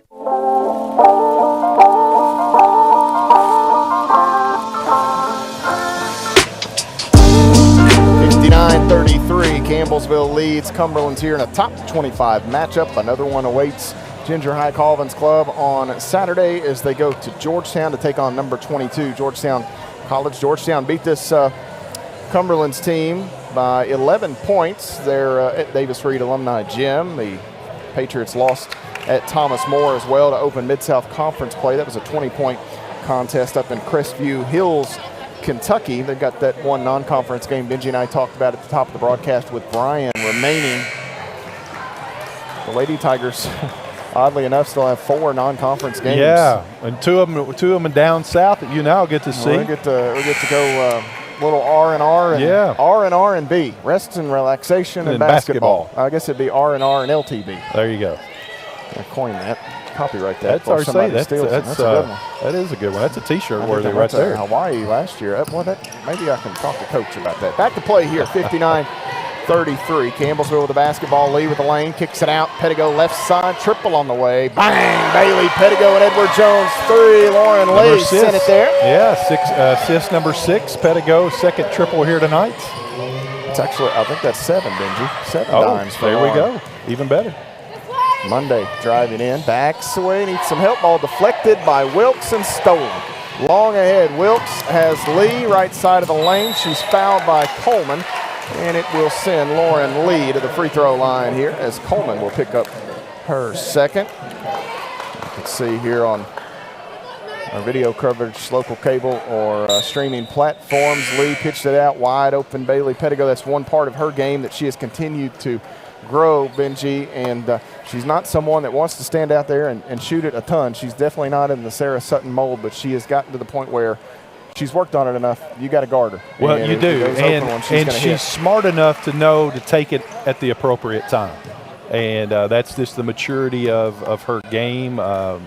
You know, she came in as a freshman and saw rather quickly that she was going to excel at this game from the point, but now she's adding that additional arsenal, so to speak, with that jumper. Hayworth with 3. Good. Destiny Hayworth heating up here in this ball game. Now 3, I believe, 3-point field goals. Lee hit both of those free throws a moment ago. It is now a 64-36 ball game.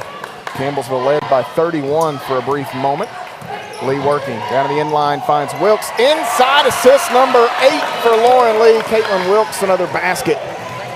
Monday, a little crossover, throws up the runner, no good. Rebound, Pritchett.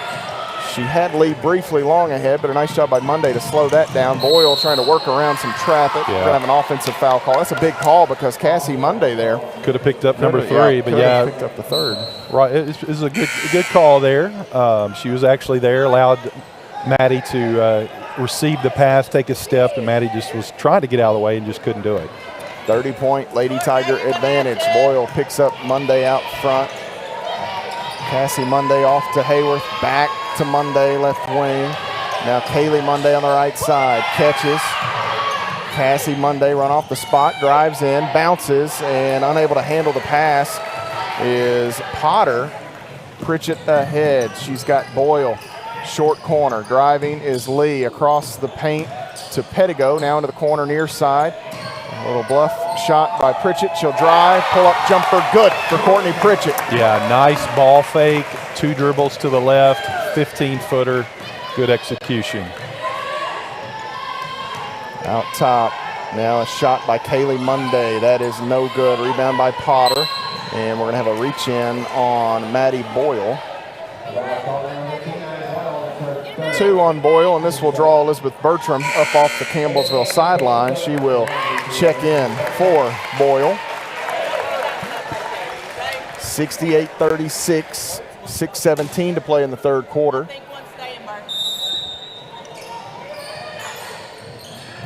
Monday pitches it in, gets it back, can't shoot it. Wilkes did a nice job to close out on her. Monday still under dribble. Cassie Monday's shot is good here just inside the free throw line. Well, she's quick. Lee racing the other way. Cassie Monday closes in. Pritchett working, calls for Pettigo, has her on the handoff. Now Bailey Pettigo inside. Wilkes going at Potter, needs some help. Pettigo circles back in that far corner. Again, they repost. Wilkes looking for some help. Bertram, free throw line, now looks for some help herself, and it's going to be a timeout.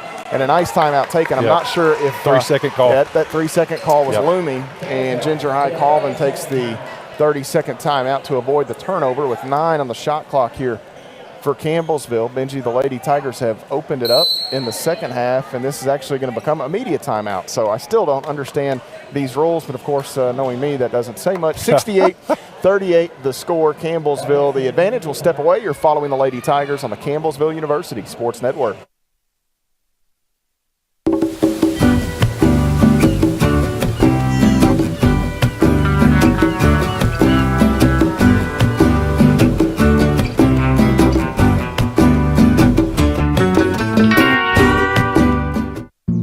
Jason, let's go see your room.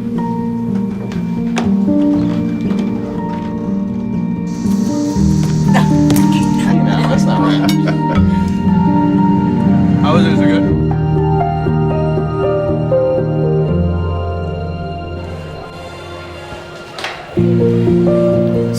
.38 our score. The Lady Tigers leading Cumberlands here in the Powell Athletic Center. Matt Payton and Benji Kelly here with you. University looking for win number 8. Benji, you got some other scores pulled up there? Yeah, Shawnee State is at Wilberforce. They are tied at 39 with 4 to go in the 3rd quarter. Pikeville at Thomas More. That I don't think they use Presto, so you may have to look. Yeah, we can pull that up. Elsewhere, of course, Campbellsville up big here on the Cumberlands, and I think the other 2 games are in the Central Time Zone. Bethel actually just getting started is at Tennessee Southern, and who's at, I guess Georgetown is at, or they're playing Lindsey Wilson, I believe, here tonight. So looks like Pikeville and Thomas More are already through 3 quarters, 5-point game. Thomas More leads. Wow, close. Coach Williams' club. Tell you, Pikeville's a good club. I really like their coach. Last year they lost a lot of heartbreakers there late in games, and their record didn't really reflect how good they really were, but I really like that Pikeville team. Lauren Lee pitches it in here. Pritchett grabs it out top. Bertram driving, 5 seconds, throws up a floater, off glass, good for Bert. Yeah, she's, you just tell that confidence is oozing out of Elizabeth Bertram. Back the other way, across the court to Kaylee Monday. Pritchett jumped in the air and spun around and actually cut Monday off. Open underneath is Potter, now out. Cassie Monday 3, no good. Rebound taken in here by Pritchett. And the other way come the Lady Tigers. Left side, Bertram. Across the paint, she has nice Wilkes dish. off glass, good. 72-38 the score. Yeah, nice dish by Bertram there. Long down the floor to Hayward. Little touch pass is intercepted. Wilkes grabs it. Kaylee Monday nearly knocks it free, almost knocks it free again. Pedigo keeps it away. Left side, Bertram, 3 out of the corner. That is hard. Rebound batted, knocked away, and taken in by Cumberlands. Cassie Monday long ahead. Hayworth has had the hot hand, and it stays hot, red hot for Destiny Hayworth. Another 3 off the wing left side. We got us a track meet here. Up and down they go. Pedigo inside. Wilkes again, one-on-one with Potter. A little shimmy, and they're going to call steps. And not much of an argument there as Wilkes kind of shuffled just a bit. This will bring Sutton into the lineup. Kayla Luby will check back in. Pedigo and Wilkes getting breathers for Campbellsville.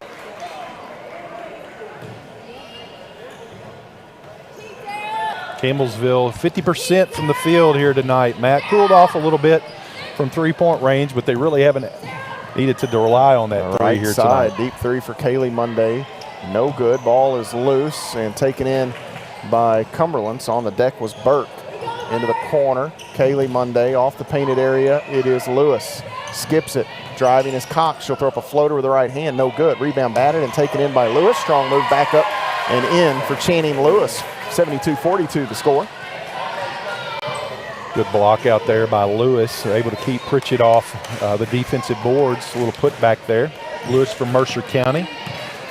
5'11" sophomore from Bergen High School. Bergen. Darrell Peevler territory. Here's Pritchett driving right at Lewis. Off glass, good for Courtney Pritchett. She gets another one. Nice kiss with the left hand there off the glass. And Bertram ran over here, but that is her own doing as she jumped out in front of Monday. That is Cassie Monday that got knocked to the floor there by Burt.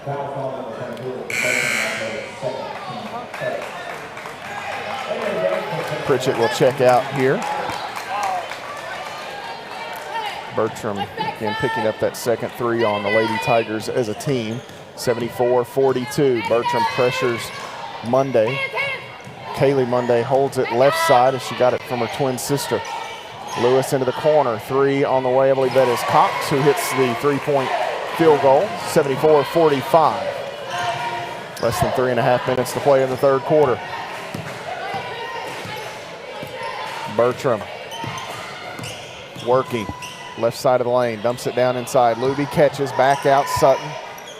15 on the shot clock. Sutton, a dribble, open at the free throw line, and she sinks the mid-range J. That's pretty much automatic. Nice little two-man game there between Luby and Sutton. Inside, driving is Burt, no good. Luby knocks it away from the backside, ahead to Lee. Gets past Lewis. Lee inside, and as it back tap out of bounds, they're actually going to call a foul here against Kaylee Monday. That's her second, and 2 on the Patriots in the period.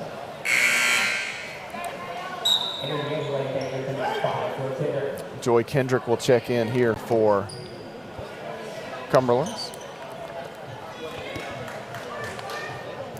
Lauren Lee, the baseline out of bounds opportunity here for Campbellsville. Bertram holds it, back out, top, open 3. That is off to the left. Sutton just missed it. Lewis to the front court, gets around Lee in the paint, throws up a floater. They're going to count it. Yeah. Offensive foul. They'll wave it off as the momentum carried her through Bertram. Yeah, good call. She was there.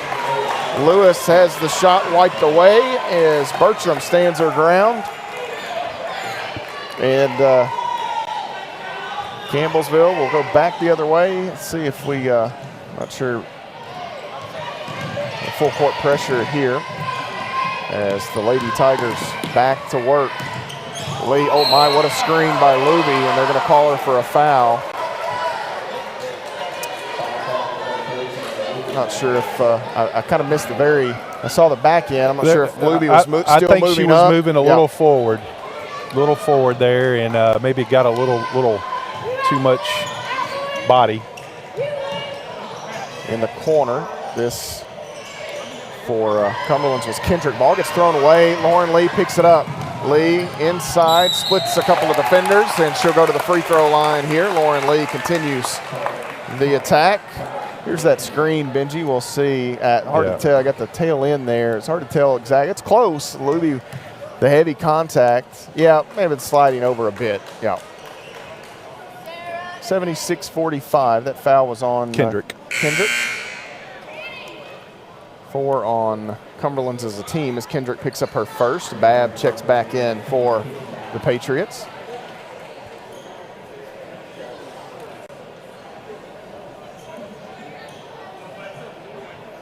Waiting, I'm not sure, are we going to have some housekeeping here or what we got? Long wait there. Maddie Boyle going to check in for CU.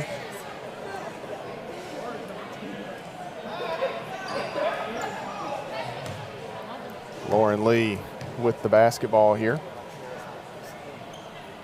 First free throw is good.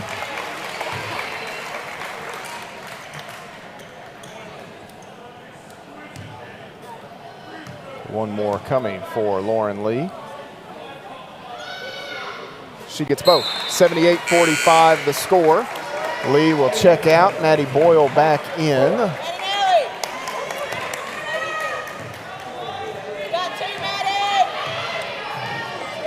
.78-45, Tigers on the defensive end here. Babb sets the screen. Now Monday, left wing three is good for Kaylee Monday. Cumberlands has tried to get themselves back in it with the three ball, but Campbellsville has been able to stay on the attack offensively themselves. Luby looking back door, not there. She'll hand it to Bertram. Bertram will stop, comes back, throws one up off glass. You will stop it, Elizabeth Bertram. Oh, what a crossover by Elizabeth Bertram. Holy smokes. 80-48. Bertram just kind of flicked that up as there was some contact, and I'm not sure how she got the angle to get it on rim. Inside, Kaylee Monday finds Kendrick, who missed the shot. Campbell's with a rebound. Sutton ahead to Boyle.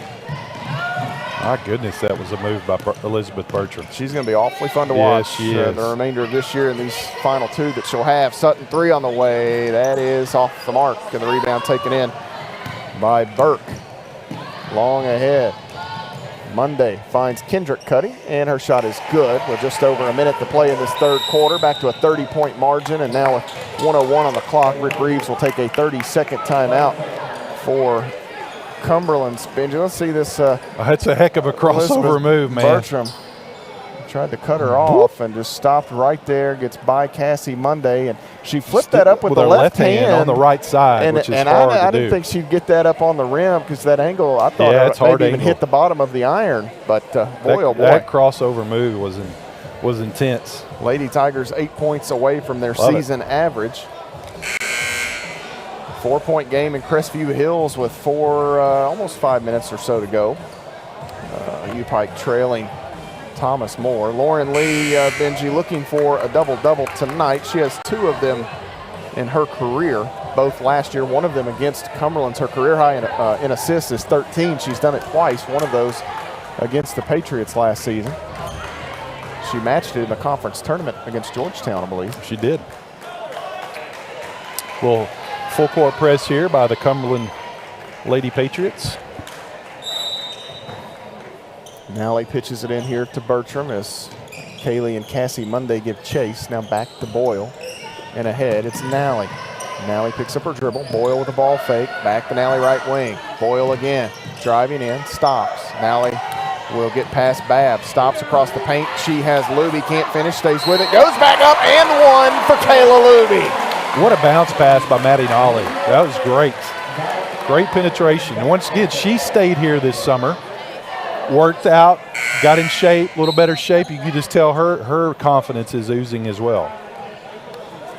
Who's that foul on, Matt? I believe, I don't know. Who's the foul on? I thought I knew. Who's the foul on? On Babb. Thank you. As Luby misses the free throw, Casey Coleman the rebound for Cumberlands. Inside driving, pull-up shot by Cassie Monday, no good. Boyle fights for the rebound. It comes down to Monday. We're going to go to the arrow here, and that will favor Cumberlands with 20 on the shot clock. That won't matter, be a short reset anyhow had it been below that. 33.8 on the game clock here. Baseline out of bounds. They'll throw it in off the back of Luby. You could see Cassie Monday had that in her mind. She wanted the basketball the way the Lady Tigers were defending that. Heady play by the sophomore. Smart play there. Heads up play. Highly intelligent players, both the Monday girls. Call her Thursday after that. 30-point Lady Tiger advantage. Boyle off to the left side. And the best part about that for Cumberlands, that's a 2-for-1 because she scored so quickly that Cumberlands will get another possession. Or should have, I thought. That didn't take 3 seconds, surely. Here, Bertram open, and that's blocked. Sutton grabs it, throws it up, almost banked it in. And Campbellsville will head to the fourth quarter with a 30-point lead, 82-52 the score. Lady Tigers on top. You're following the Lady Tigers on the Campbellsville University Sports Network. The family's visit to the forest inspired a beautiful question. Mother, mother, am I a tree? You tell me to stand tall. You tell me to stay rooted. I think I am a tree. My child, of course you are. But what kind of tree will you be? The kind to hug or the kind to climb? Doesn't matter what you choose, so long as you choose to be a tree that's kind. Make the forest part of your story at a park near you. Find one at discovertheforest.org.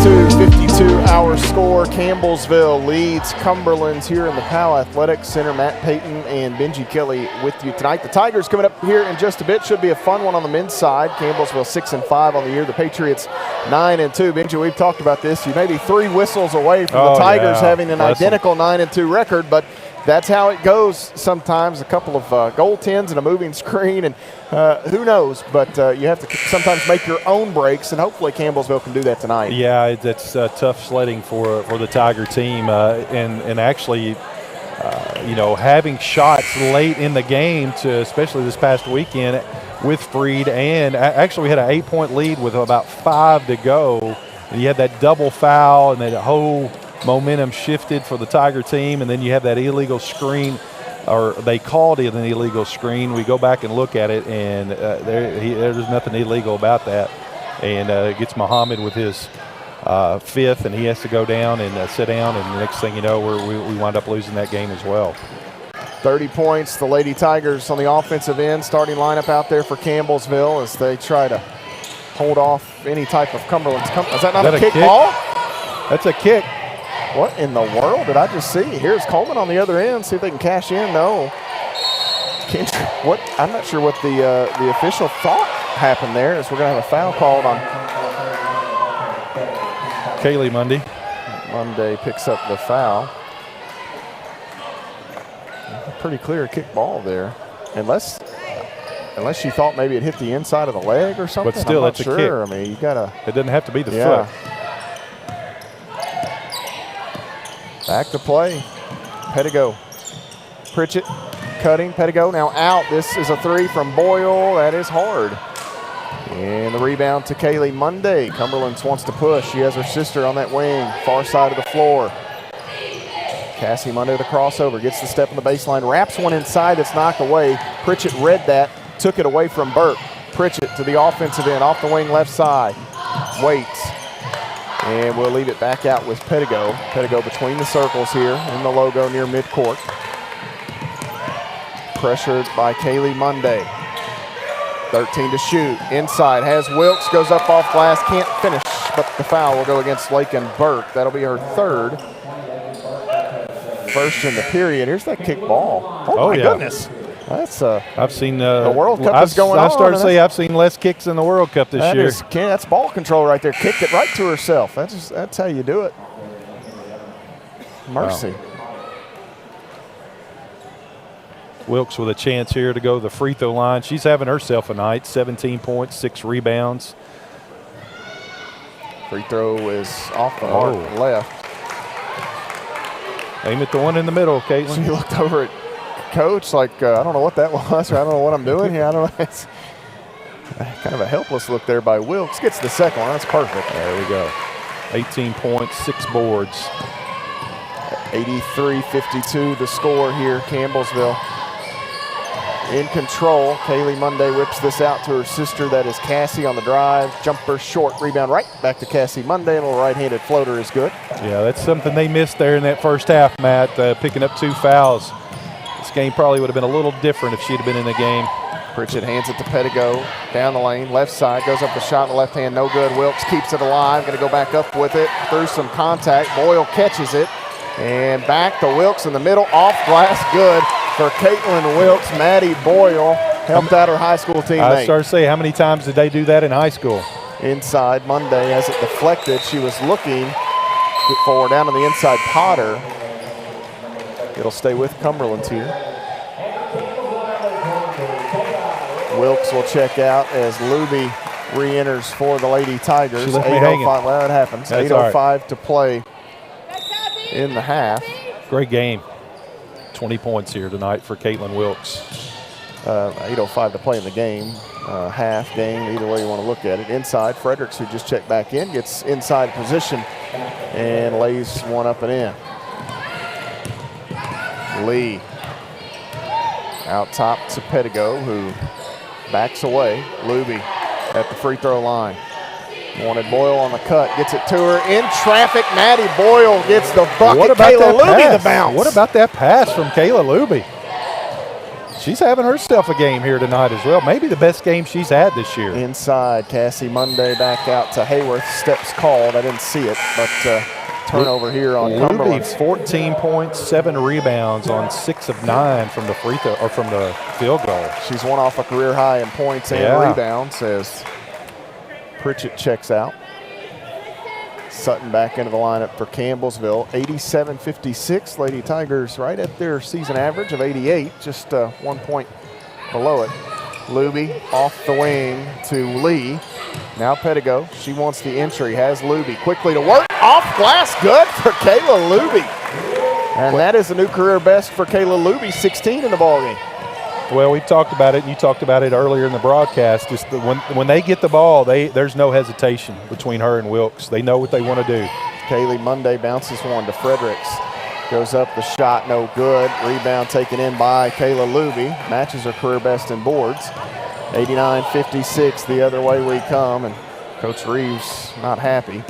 Lee working right side of the lane, pull up jumper good for Lauren Lee. She continues to tally points, and Rick Reeves is working on a present, and I don't think it's the kind you want for Christmas. 91-56. He just got a warning. Monday runs into Lee, goes down. Cassie Monday back to Hayworth now. She'll drive, leaves it off inside for Fredericks, and she is fouled by Sarah Sutton. A little high five there, I believe, from Sutton. And this will be a free throw attempt and one opportunity for Fredericks as Sutton picks up her second. First in the period on Campbellsville. There's that Looney bucket if you're following along on our video coverage this evening. 91-58 the score.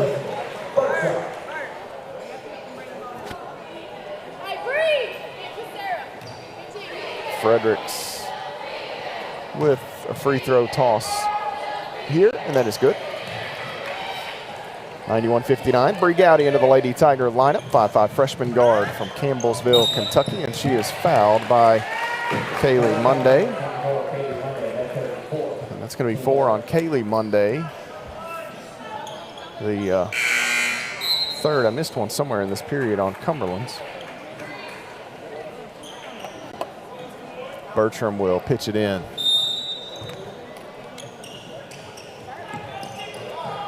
has Nally in the backcourt. Nally will bring it ahead, working against Coleman. Oh, and Nally was looking for Bertram. Bertram's going to loop back behind Cassie Monday, and an easy takeaway and bucket for Cassie Monday as Campbellsville have to make sure they take care of the basketball here in the late stages. Bertram to Gowdy, may have walked there, no call. Yeah, she did. Right side, Sutton holds it on the wing. Out top, and another takeaway by Monday. She'll go down and collect 2 more easy points here as Campbellsville unable to keep it away from the sophomore first-team member of the Mid-South Conference last season. 5.5 minutes to go. Gowdy out front. 91-63. Gowdy working away from Kendrick, left side. Bertram inside. Luby spinning, working against Fredericks, who blocks the shot. I tell you, you can make a really good post move, and Fredericks is still going to be right there to defend wingspan. that. That's tough. 6'4" wingspan. It reminds me of Tiona McCune that played at Georgetown a few years back. It's hard to get much going against her down inside. Out top here to Sutton. Left side, this is Gowdy. Gowdy with 4 to shoot. Needs Luby. Luby going to make a spin move. Off glass, no good. It didn't hit the rim. And that'll be a shot clock violation on the Lady Tigers. So that was a good look there. Just good defense by Fredericks. That wingspan's probably up there 7.5, 8 foot long. Kendrick works around the Lady Tiger defense here. Back out top. Cassie Monday inside. Fredericks pitches it out. Now Monday, open shooter is Cassie Monday. 3 is hard. Rebound is going to be whistled dead. I call Bree Gowdy for a foul on the rebound. I think there's a little hole down. This will bring us to a stoppage here as that's the first on Gowdy, the second on the Lady Tigers in the period, and we will step away here. 91-63 the score. Campbellsville on cruise control here in the Powell Center. You're following the Lady Tigers on the Campbellsville University Sports Network.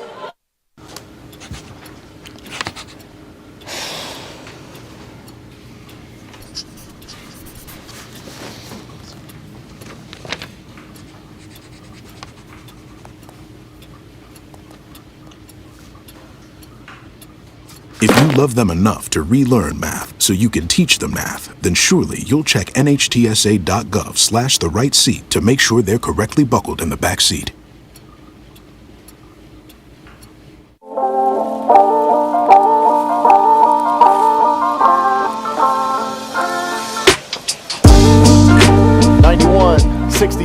Campbellsville leads Cumberlands here in the Powell Center. These two teams will have a return matchup to end the season. That'll be the 18th of February in Williamsburg. And, you know, for Cumberlands, they've got a couple ladies on that roster in Amara Steele and Leanna McNulty, a couple of transfers from Mid-South Conference schools. Steele from Lindsey Wilson, McNulty from Pikeville. Actually, I don't know if McNulty is eligible this year. She has to sit the entire year. You got to sit an entire year, yeah. I know Steele left at Christmas last season, so and she'll be eligible second semester. Once classes start, yeah. Yes. And so McNulty, though, I think played out the season at U-Pike, so she may have to sit the duration. But that will certainly, the addition of either or both will certainly help Coach Reeves and his team. Back to play, Cassie Monday working around Bertram. And a whistle here against Burt. Her third. 3 on the Lady Tigers. For Campbellsville, you've got Gowdy, Bertram, Nally, Sutton, and Luby out there.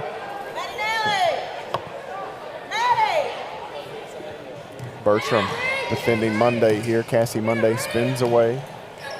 Kaylee Monday out of the lineup for the time being as a shot, a runner by Kendrick thrown up, no good, and she will be whistled for the foul here on that rebound attempt as she smacked the arm, it looked like, of Kayla Luby.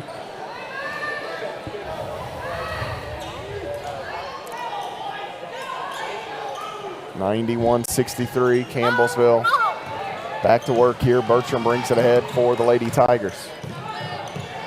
Bertram out front, picks up her dribble, needs some help here. Has Luby at the free throw line, back door. Bertram off glass, it won't go, but she will take a trip to the nail. Yeah, give and go. Wow. Elizabeth Bertram stayed this summer, lost a few pounds, got into shape, and has just come out here and played extremely well to start this this season for the Lady Tigers. Cassie Monday picks up the foul. That is her third. And Bertram misses the first free throw.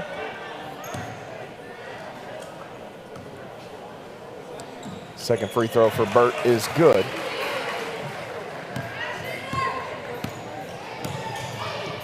(92-63), Campbellsville the advantage. Cassie Monday, a nice move inside, leaves it with Fredericks, working around Luby, may have traveled, no call. Hop step. Nally pitches it in here to Bertram. Bertram working against Cassie Monday. Out to Sutton with Lewis defending. Nally, right wing Gowdy. Has it knocked away by Hayworth. Double team comes. Back out, open shooter. Sutton, no good. Rebound is batted, taken. Luby, up, glass, and one for Kayla Luby. Kayla Luby's basketball IQ is so high. She knew exactly where that ball was going to come off when Sutton took the three. Was able to not get the rebound, but she was able to tip it to herself, get the rebound, follow through, get the basket, draw the foul.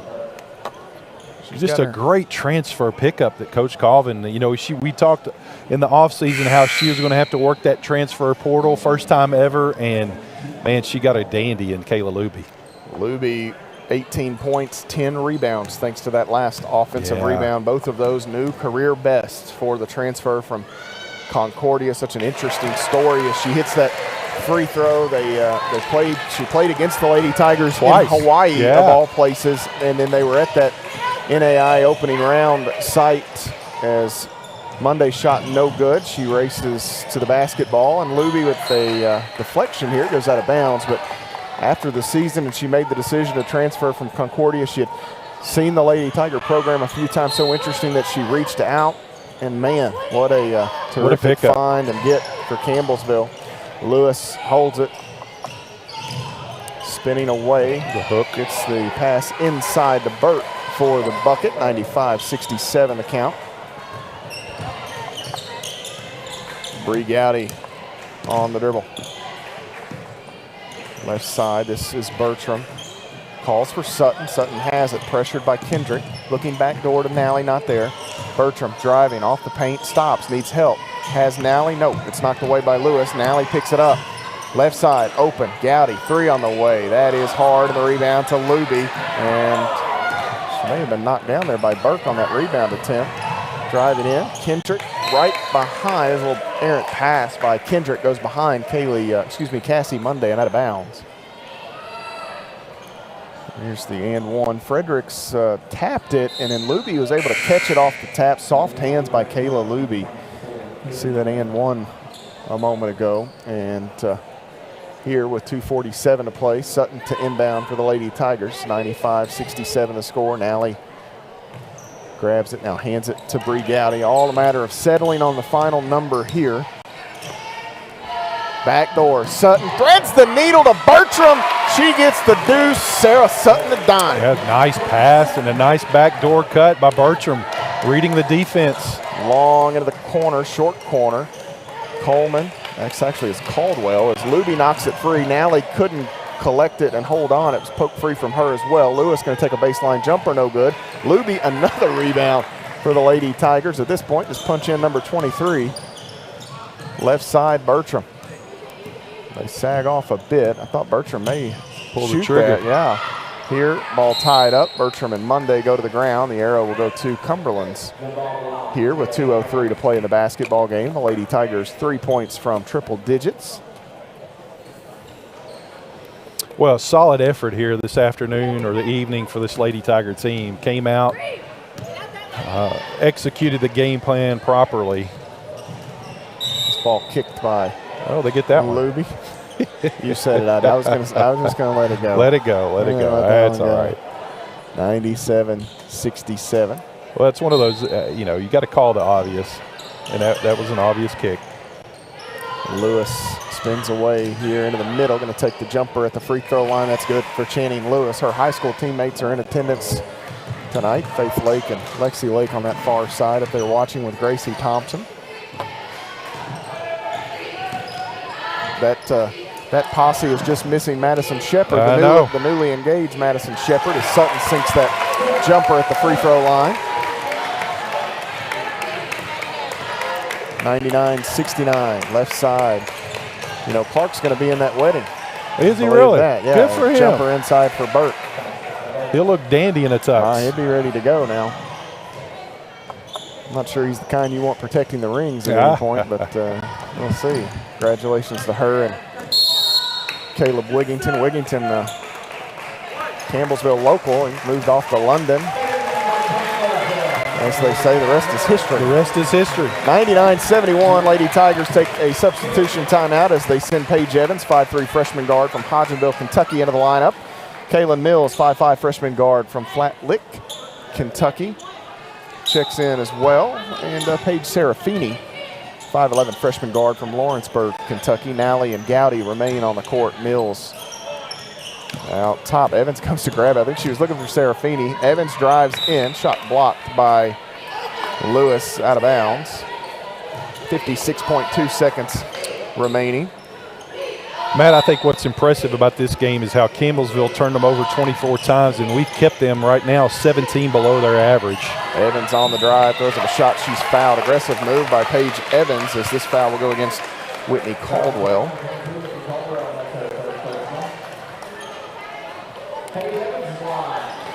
So Paige Evans to the line as her only points as a Tiger have come from the free throw line.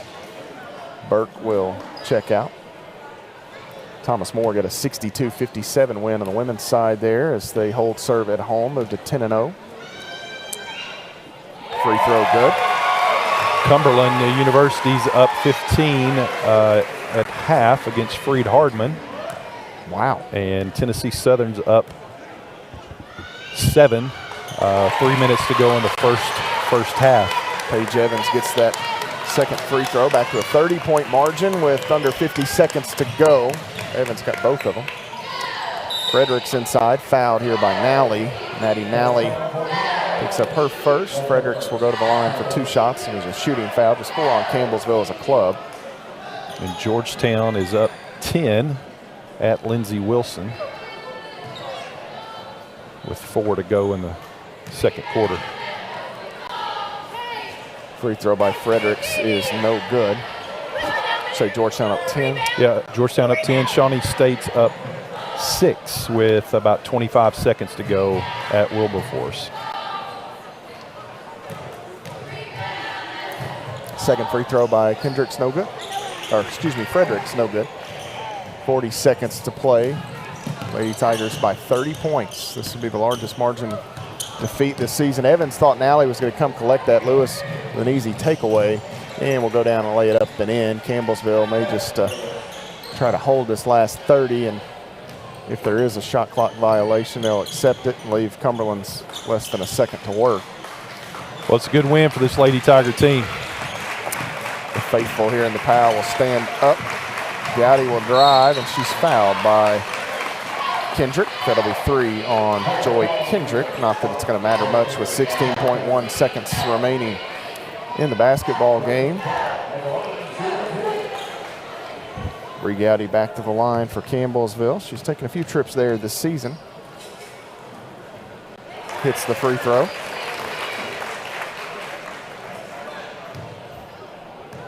One more coming for Bree Gowdy. That one is good.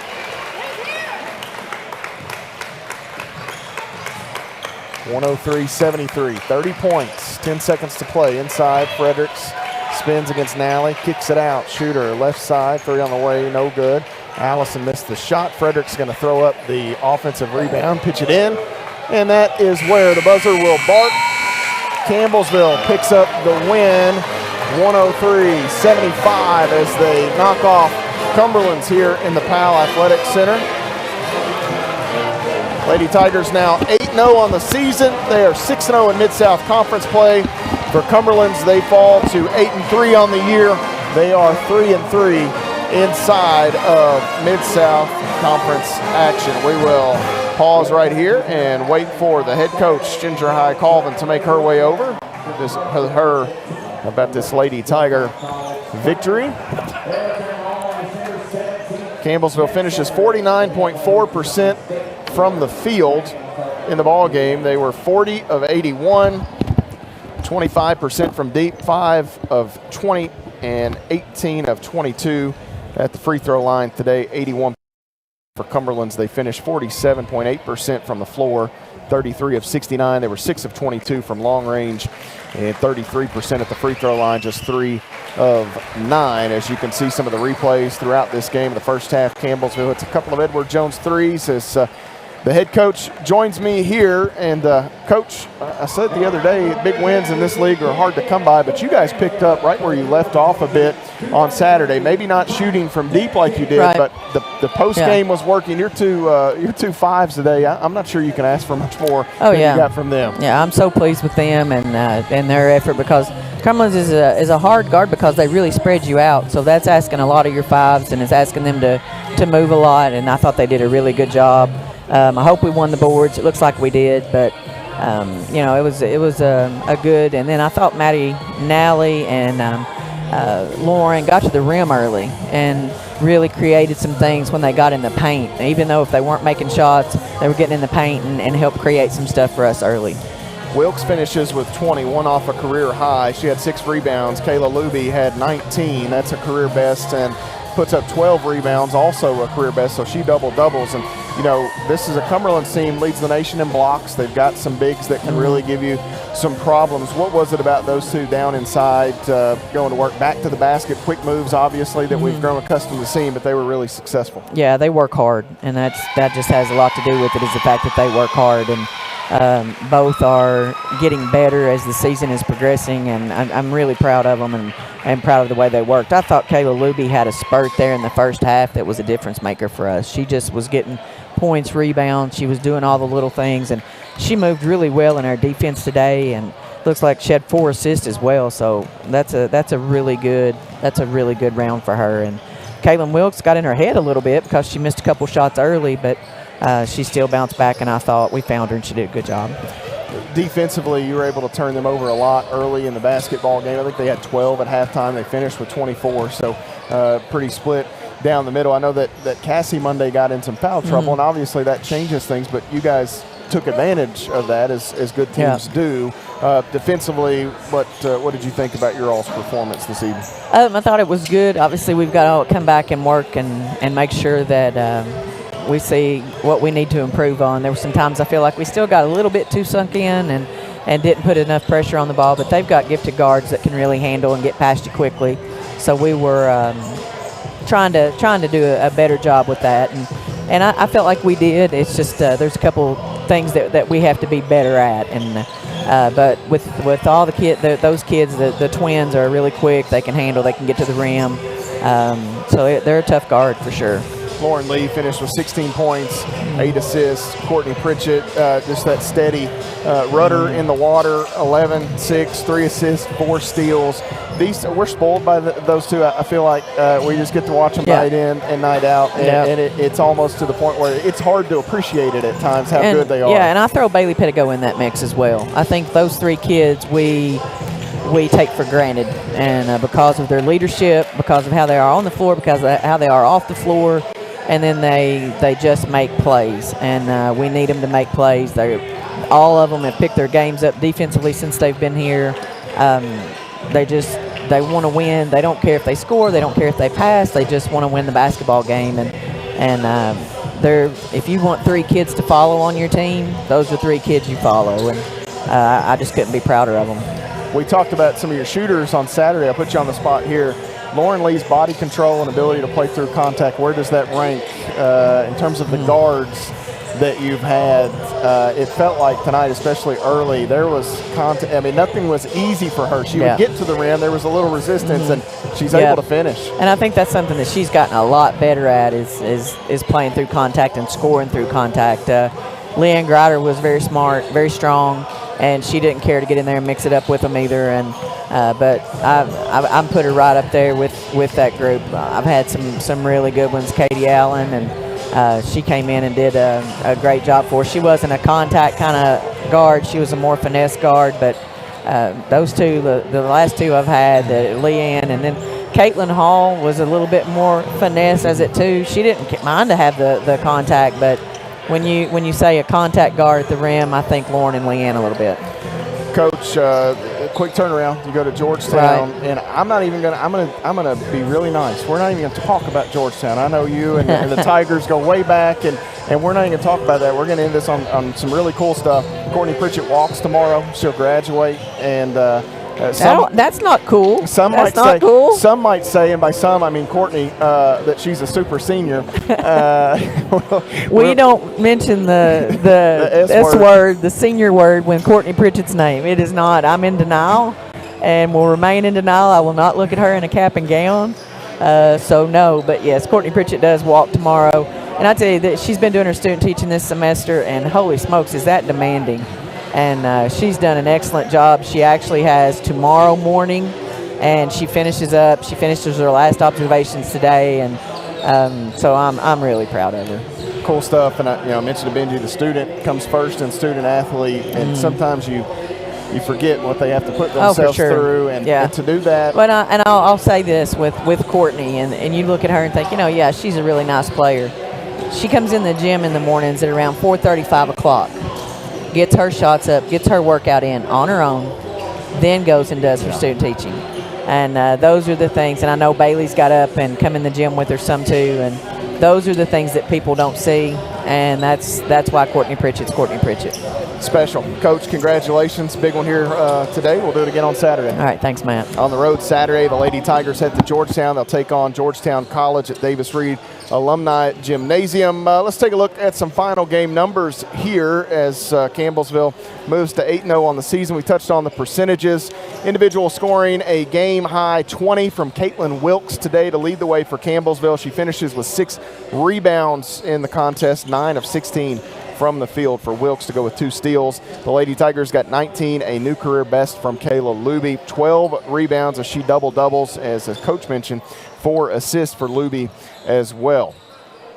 16 from Lauren Lee to go with 8 assists and 5 rebounds. Campbellsville gets 11 from Courtney Pritchett, 6 rebounds, 3 assists, and 4 steals. A lot of crooked numbers out of the box score there of Pritchett, as we've grown accustomed to seeing. 10 off the bench for Elizabeth Bertram, 10 more from Maddie Boyle out of the starting lineup to go with 4 rebounds and 2 assists.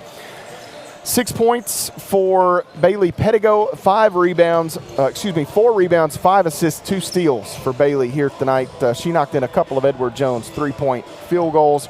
7 off the bench for Sarah Sutton, 2 rebounds for Sutton tonight. 2 each for Paige Evans and Briante Gowdy, and that rounds out the scoring for the Lady Tigers. Kaylin Mills, Paige Evans, and Paige Serafini all seeing time. Kaylin Mills, Paige Serafini, and Maddie Nally all seeing time, failing to score for Campbellsville. For Cumberlands, they were led tonight by Kaylee Monday with 11 points. Victory Fredericks had 11 also. They got 10 from Cassie Monday. They actually were led, my apologies, by Destiny Hayworth with 15. Looked right over her contributions there. Casey Coleman had 8. They got 8 more from Channing Lewis, and then a couple of players down around a few points. Lakin Burke had 6, and they spread out a few points down there as well. 40 rebounds for the Lady Tigers, 31 for Cumberlands. The Lady Tigers on the offensive glass with a 17-12 advantage in rebounding. 26 assists, 14 steals, and 13 turnovers for Campbellsville.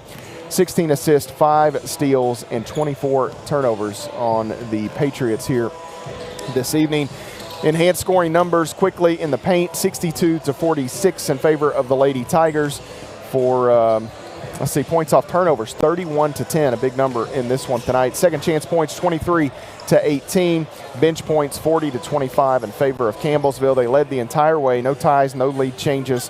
Largest lead was 35 points. Thomas More victorious, as we had mentioned. Quickly taking a look as we put a bow on our women's coverage here on the scoreboard. If we can get some of the women's scores pulled up. Shawnee State, a 6-point win over Wilberforce. Georgetown up 18 on Lindsey Wilson College. Freed Hardeman down 15 to Cumberland. So we'll comb through some of those as we get set to move into our men's coverage here in just a moment. We'll step away, take an extended break. We'll be back in a bit and have Tigers coverage as Campbellsville University women's basketball team knocks off Cumberland's. Final score here in the Powell Athletic Center, 103-75. You're following the Tigers on the Campbellsville University Sports Network. When I got the opportunity to get her, there wasn't no choice. I told myself, I'm gonna take custody of my daughter. It's my baby. That's what we're supposed to do as men. Take care of our home, build a foundation, you know what I'm saying? Love, our money, she's my purpose. I'm here to walk with her, hold her hand until she can walk alone. Ain't nothing like being a father in this world. Hey, Bobo, do trees tell each other stories? I'm sorry. I'm afraid I don't know that. Hey, why don't we go find out? Listen. Can birds draw pictures? I don't have an answer for that. Dad, do stars visit their friends? Look!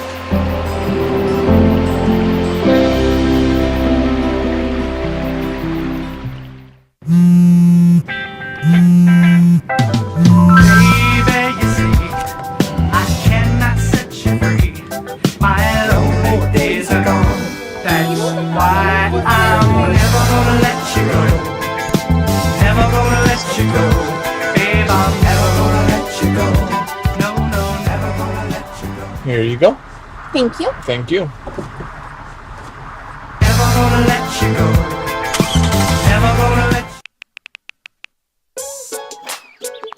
Worried about your friend, but don't know how to reach out? You could say how are you or get a fake tattoo. You could ask with an app if it works for you. You could chat with them in VR. It's so good. If you think you should check in, yeah, you should. Whatever gets you talking. Reach out to a friend about their mental health. Whatever gets you talking. Learn how you can help at seizetheawkward.org. What if you could feel in control of your retirement in just a few clicks? At aceyourretirement.org, you can. Start with a free 3-minute chat with Avo, your friendly digital retirement coach. Just answer some simple questions like, how do you feel about your ability to save for retirement? Or in how many years do you want to retire? To get free action items customized just for you, get your retirement back on track at aceyourretirement.org. When you look at the number of disasters in the U.S., chances are every area will deal with some kind of emergency in the next decade. And between school, sports, and social lives, chances are you won't be with your kids when it happens. Will they know what to do? Ready.gov/kids has the educational tools and information to make the conversation easy. When the time comes, chances are they'll feel prepared, not scared. So talk with your family today. The family's visit to the forest inspired a beautiful question. Mother, mother, am I a tree? You tell me to stand tall. You tell me to stay rooted. I think I am a tree. My child, of course you are. But what kind of tree will you be? The kind to hug or the kind to climb? Doesn't matter which you choose, so long as you choose to be a tree that's kind. Make the forest part of your story at a park near you. Find one at discovertheforest.org. As a dad, every day is a challenge to make sure that the time that I spend with them, it doesn't matter how tired you are, you have to try to teach them. When they learn something new and you can just see in their faces, it's such an incredible moment. It's those moments that are my favorite.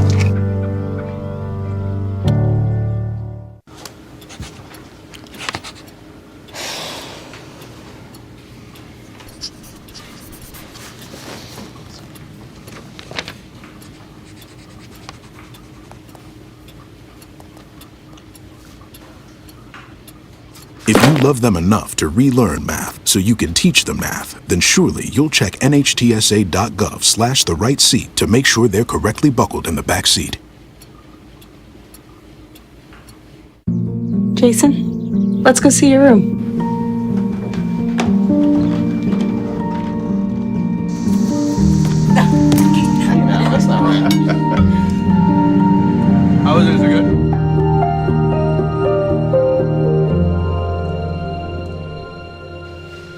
Last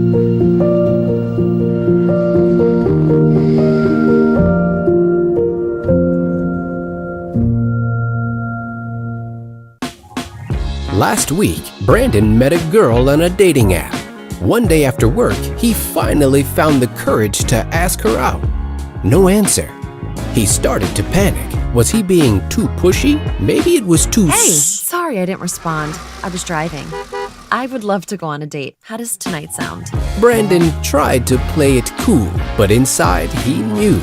A girl so smart, so responsible. She must be a keeper.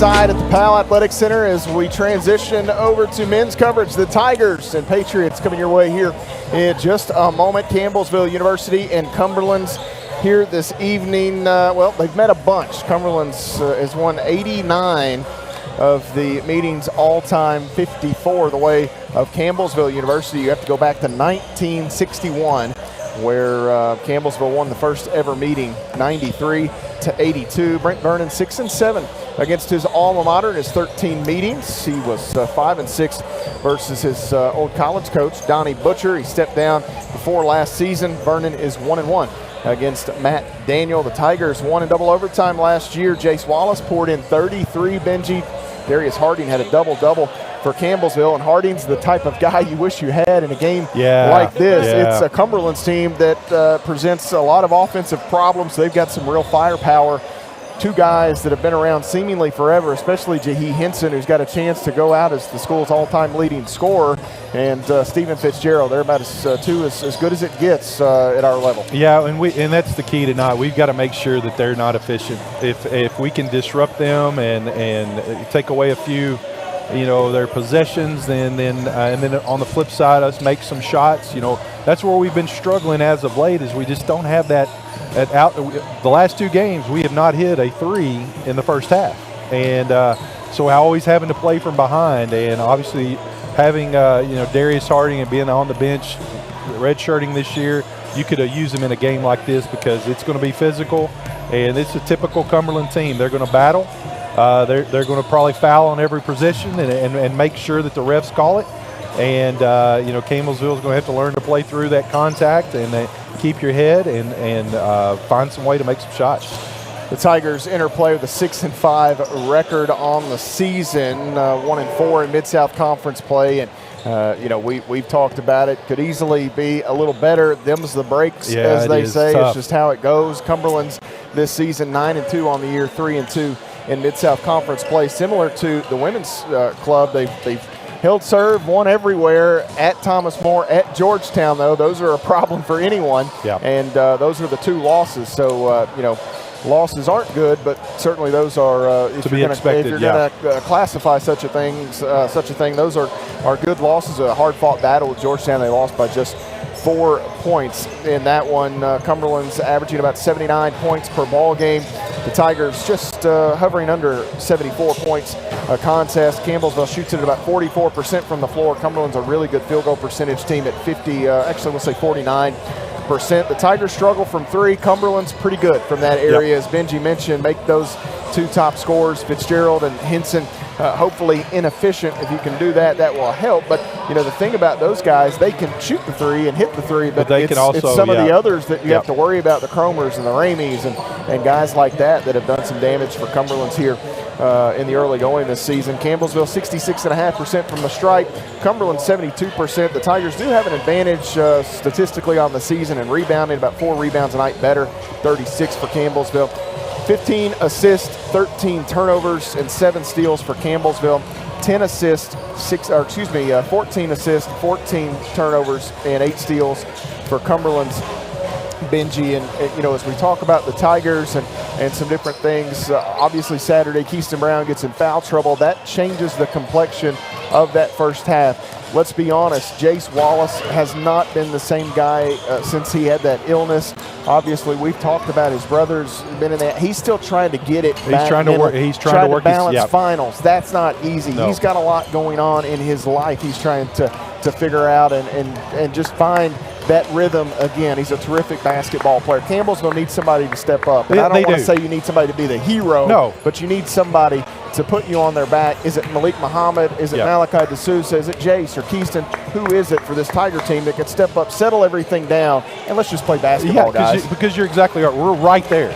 We're 3 whistles from, as you said, being instead of 6 and 5.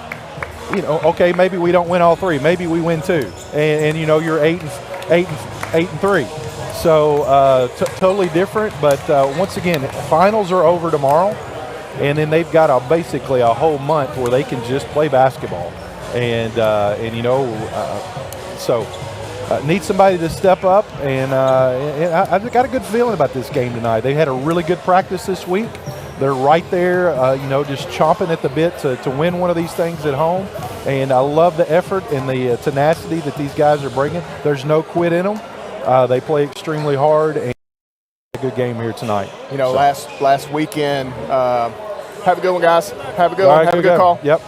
The last weekend, I didn't realize it at the time, but Coach B was sick as a dog. Yeah, and he's still not feeling well. Great.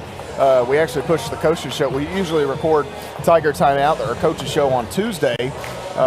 We pushed it to Wednesday this week just to give him an extra day to get through some things. And, he's still kind of feeling that a little bit, but he was terribly sick on Saturday, and he was worried about the energy level. Sure. Felt terrible that he didn't have much energy on Saturday. I mean, what can you do? It's just part of it. The whole team has had that sickness run through them pretty much. I think, knock on wood, maybe everybody's having it. I think everybody but like maybe Keaston, Jordan, and Malachi. Yeah. I think everybody else had it get them. So we want to say I hope that Darius Harding is watching. He had his knee procedure. Everything was successful and great. Darius, thrilled to hear that, my friend, and look forward to getting you back on campus, hopefully after the new year, and get you back to 100% in short order. But take care of yourself as you recover and rehab. We need him.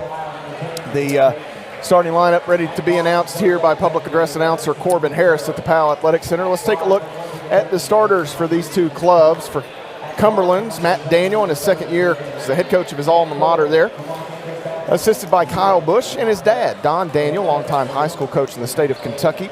Today, he sends out Lamar Harris, 6'6", a senior forward from Los Angeles, California. Isaiah Payton, 6 foot, a senior guard from Cincinnati, Ohio. Stephen Fitzgerald, 6'4", a senior guard from Somerset, Kentucky. Matt Cromer, 6'2", a sophomore guard from London, Kentucky. And rounding out the starting 5 is J.J. Ramey, 6'4", a junior guard from London, Kentucky.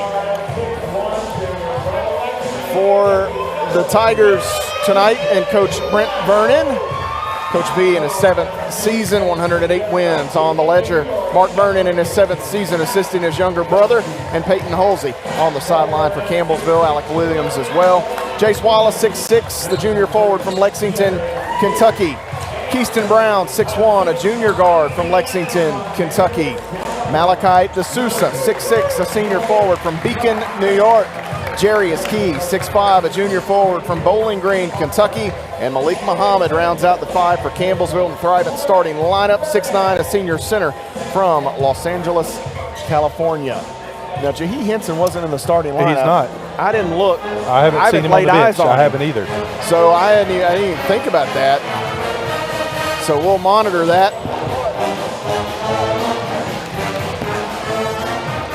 Tigers to jump it up here, there in the home white uniforms. Tigers across the chest in maroon numerals, a black trim around the letters and numbers here for Campbellsville. Where's Henson? He got in trouble the other day, so they need to take him to Michael. They didn't start the next. So we're ready for tip-off here in just a moment. Muhammad to jump it up with Harris, who walks around on pogo sticks. Lamar Harris he can jump. He can really get up. I don't know what else he can do, but he can certainly jump, if nothing else. Fitzgerald, a quick three, no good. Tigers right to left here in the first half, left to right for the Patriots. Campbellsville on the offensive end after that miss. They've got to worry about defending Muhammad here. That's going to be a tall order for Harris if that's the match, or for Fitzgerald if that's the matchup. Muhammad going to go to work quickly against Fitzgerald, knifes his way through and draws an early foul. I'm going to tell you right now, Benji Kelly, that's going to be a theme here. It is, and it's going to be hard. It's hard to guard Muhammad when he can get his back to the basket like that and back a person down. You're just going to have to pick your battles there. He's a good free throw shooter as well. So Harris draws the foul. Campbellsville can draw first blood with a free throw from Muhammad on the way, and that one is beautiful. Malik gets that first. Austin Hall, the backup post. I think he started some this year at times maybe, and had a really good game the other day for Cumberlands. Poured in 20-some points in a win. The Patriots will get Andre Silva in the second semester as Muhammad gets both. Silva transfer from Union, and he is phenomenal. I don't know if some of the Patriots fans have seen him yet, but got a chance to play against him last year in Williamsburg, and that guy can go. Fitzgerald out to Ramey, 2-0. Campbellsville leads it off the Malik Muhammad free throw tosses. Ramey defended here by Wallace. Leaves it out with Fitzgerald. He'll drive baseline, cut off by Key. Darius Key forces Fitzgerald to take the turnaround fall-away jumper, no good. Rebound taken in by Jace Wallace, long ahead. He's got D'Souza off the wing left side, now middle of the lane. D'Souza goes up, off glass, good for Kai. Yeah, I thought he absorbed a little contact there as well from Harris. Yeah, absolutely. Good start here for the Tigers. Cousin Zay brings it down the floor for Cumberland. Harris inside, through some traffic, no good. Cromer's putback is good. Oh my, Cromer just landed on Harris, who kind of hit his head on the floor. Hopefully that wasn't as bad as it looked.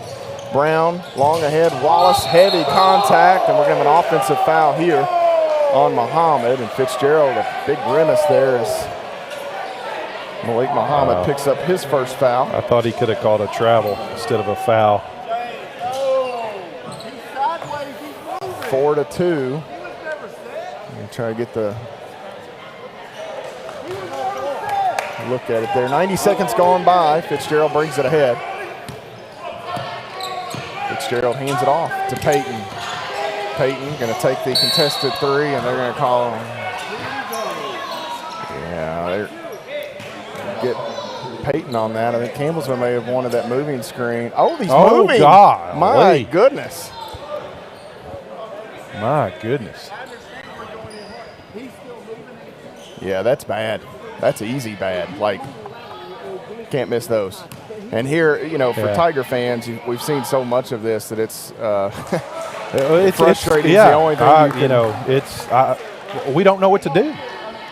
Well, and imagine this guy here coaching his tail off, trying to figure it out, battling for his guys. But free throws good for Peyton. He's got one more. I think did he miss the first? He missed the first. One more coming for Isaiah Payton.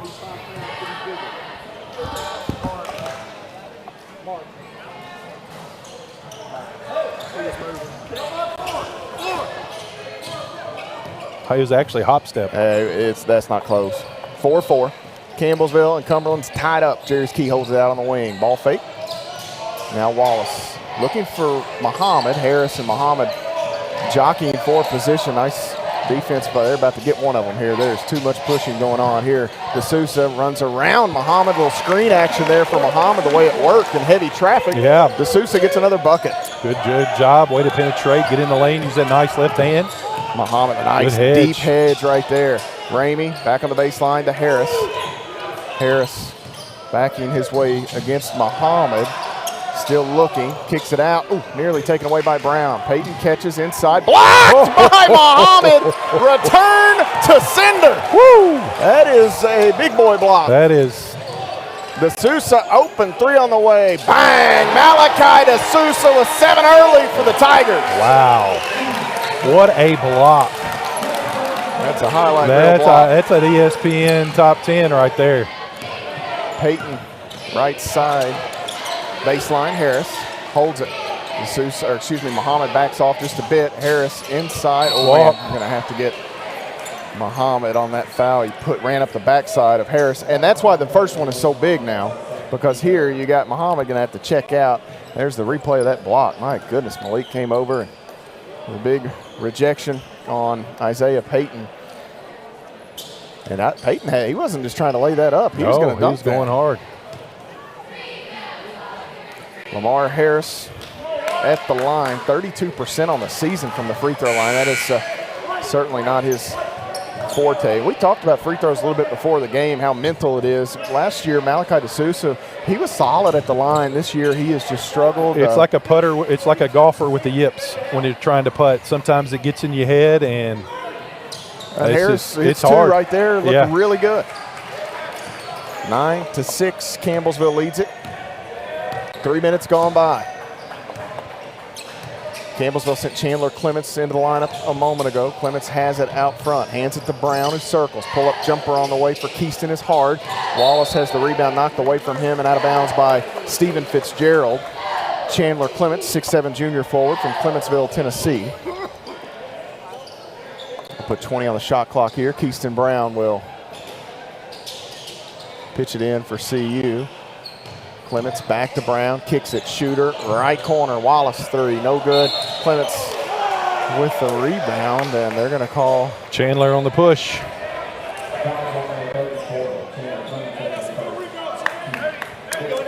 So that's going to be 4 on the Tigers as a team already.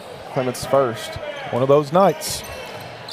9-6, Campbellsville leads it. Isaiah Payton walks it ahead here for Cumberlands. Fitzgerald left wing.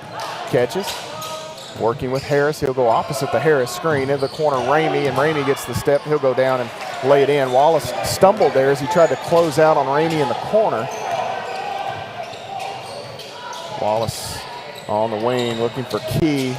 Almost a miscommunication. Key on the dribble, working against Ramey. Gets the step, gets the 2 points. Nice job by Jarius Key. Well, the pass kind of came to him, and he was a little bit, kind of out of sorts, but he kind of just broke the defense down. Nice job by Clements. Forces Harris to hedge out. Harris catches, spins. He'll turnaround shot, no good. D'Souza able to knife his way inside, get the rebound over Cromer. D'Souza, right side of the lane at Fitzgerald, needs some help. Pitches it out. Wallace deep out on the wing. Wallace to Clements. Harris gambles, leaves open shooter left corner. Brown, 3 on the way, no good. And Cromer the rebound. Harris gambled, it forced I think maybe it was Payton to head to the middle to try to cut off a drive. It left Brown open. Keyston just couldn't knock it down. 11-8 the score. Cromer with the entry. He's got Harris, runs into Clements. Little baby hook there for Lamar Harris is good. Nice job. Clements, nice job, forced him backwards, but Harris able to, in rhythm on the move there, falling back, get that shot up. Clements hands it here to Wallace. Into the corner, Key catches. Want D'Souza, they've got him on the entry. D'Souza working against Fitzgerald. Back to the basket in the lane. Left that a little short. Payton comes over to collect the rebound, 11-10. Campbellsville by 1 point. Payton driving inside, goes up, off balance there, maybe out of control. Key was in the area ahead. D'Souza, Wallace off glass. He gets the bucket. D'Souza the bounce. Yeah, nice transition offense there. And it just basically beat the defense back down the court. Nice little easy layup from Jace. 13-10, if nothing else. Benji, the start for Campbellsville at much times better. has been tricky. And here, Payton hits the 3-point field goal. Campbellsville just a bit late closing out there. Isaiah Payton with a quick release knocks it down. Tied at 13. Keyston Brown calls out the play. Brown working right wing. Has Key out front. Left side, Wallace with the entry here. Working against Lamar Harris. And that's going to be a flop. And there you got it. They're going to get a flop here on Lamar Harris, and that's going to be 2. They'll count the basket. So 1 shot for So count the basket, 1 shot. So it's a tee on Harris. Yep. And that's that. We haven't seen that called much. No, and that's a personal as well, right? Yeah. team's second foul, personal foul on Harris. So that'll be 2 on Harris.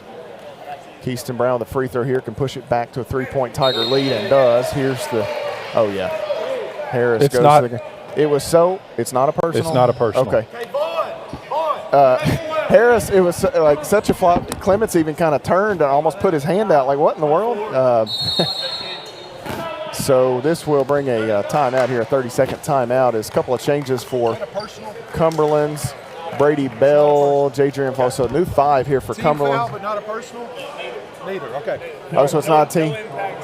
Okay, so it's nothing on Harris then. It's just a flop technical. And yeah, no personal, no team foul. So we're still at 1-1. So for Cumberland's here in a moment, we'll get to this now. We could step away, but we're going to keep it right here. They've got 5 new players coming in. One of them, Jahi Henson, 6'4" senior guard from Detroit, Michigan. I believe that was Kamari Kennemore I saw, 6'1" senior guard from Louisville, Kentucky. Brady Bell, 6'6" freshman guard from Russell, Kentucky. They also sent in Jadrian Flores, 6'3" graduate guard from Lake in the Hills, Illinois. And Austin Hall, 6'6" senior forward from Lexington, Kentucky for Campbellsville. Javon Smith going to enter the lineup, 6'2" sophomore guard from Bardstown, Kentucky. So the Tigers, Benji, kind of mentioned it briefly there, able to get off to a nice, quick start. Yeah, it's a good start. And once again, we're making shots and we're taking the right shot. And so good start. Now, obviously, there's still a lot of basketball left, and doing extremely well on the defensive end, limiting them to one possession at a time, no offensive boards. So I think they've got one offensive, actually had no offensive rebounds. So Campbellsville doing a good job on the defensive end, limiting them to one and done. This is Kennemore with the basketball for Cumberlands. Kennemore bounces to Austin Hall. Hall lost it. It was straight line there. Ball still being jockeyed and battled for, and it goes out of bounds. I'm not sure exactly. I don't know. I don't know. It was a pinball. I don't know if the pass was too far or if Hall didn't handle it. I was as soon as that entry was made, Coach V stepped right out in front of me, and I couldn't get the eyes to the monitor quick enough. Kennemore the basketball, all that, it stays with Cumberlands as Keaston Brown couldn't control it before it went out of play. Clements up snug against Hall. Now Kennemore gets around, got that right hand out, no call. Bell bluffs the shot. Bell had a terrific high school career at Russell High School. Jumper here, no good. Rebound taken in by Javon Smith. Wallace the other way for Campbellsville. 16-13. We mentioned Darius Harding. Tigers also without Trayshawn Smoots here this evening. Wallace nearly stumbled, working against Flores. Now Clements and D'Souza with it. 10 on the shot clock. D'Souza defended by Henson. Spins away, still spinning, kicks it. Smith, Wallace, 4 seconds, 3 on the way. That is hard, and the rebound taken in by Kennemore. Long ahead. He has Flores working against Wallace. Spins, and that's going to be an offensive foul against Jadrian Flores. Jace Wallace takes the contact. Great job, Jace, getting back and getting set. Absorbing that contact. Good call. Campbellsville. Good look on the other end for Campbellsville. Jace, a nice three-point look there, top of the key with about 3 left on the shot clock. 12:45 to play in the half. We close in on a media timeout.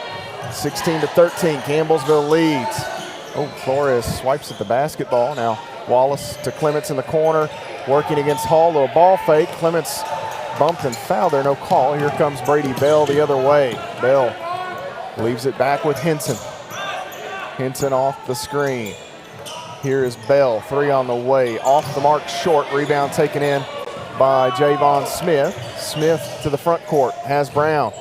Ball fake, drives, dishes. Clements couldn't handle it clean. Goes reverse and sticks it. How about Chandler Clements? I mean, how much contact does a guy have to absorb to get a foul called here? But a great move by Chandler there. Right side, Henson. Inside, got the off arm extended, and that's an easy call as Henson picks up his first foul. This brings us to immediate timeout, as that is number 4 on Cumberlands with 11:56 to play in the first half. Campbellsville with a 5-point advantage over the Patriots. You're following the Tigers on the Campbellsville University Sports Network.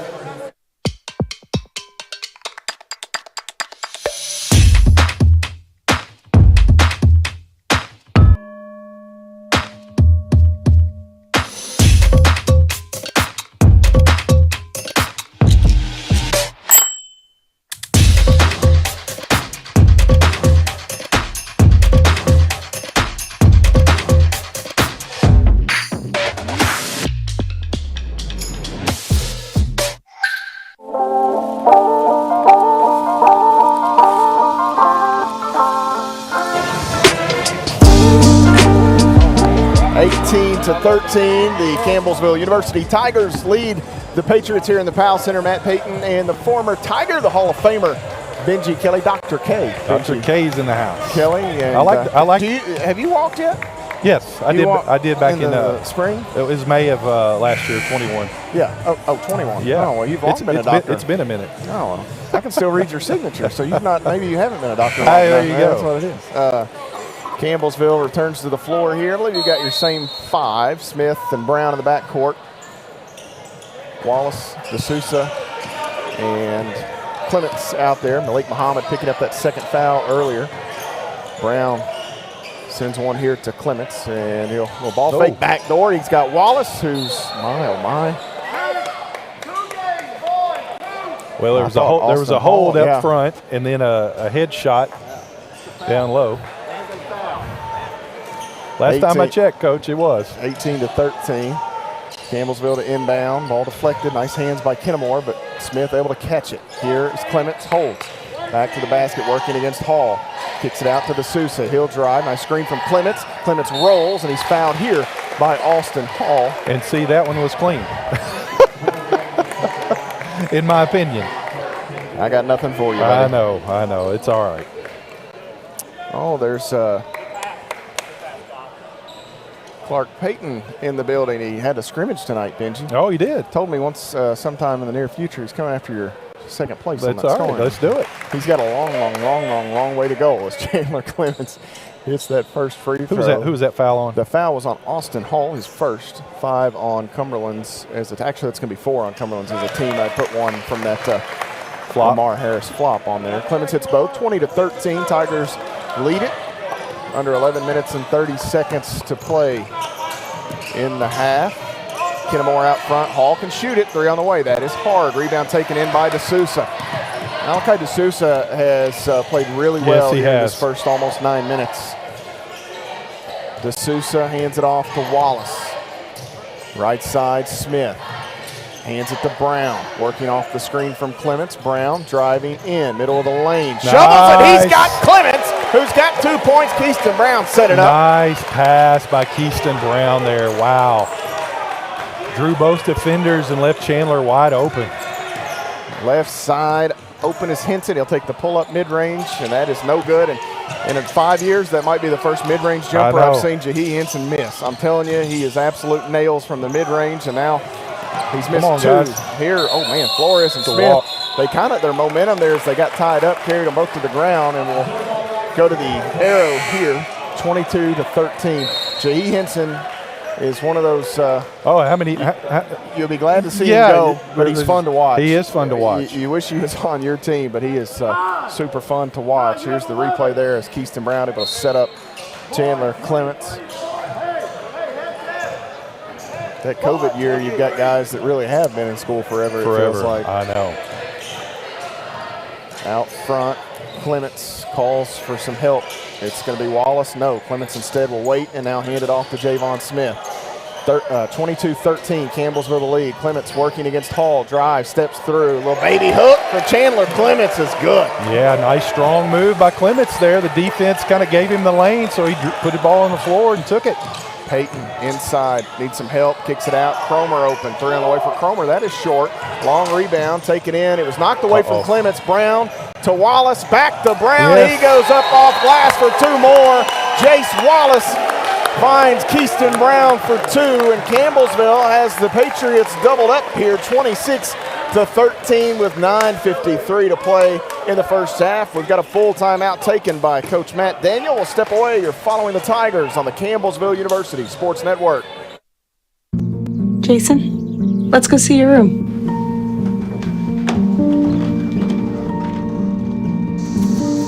No, that's not right.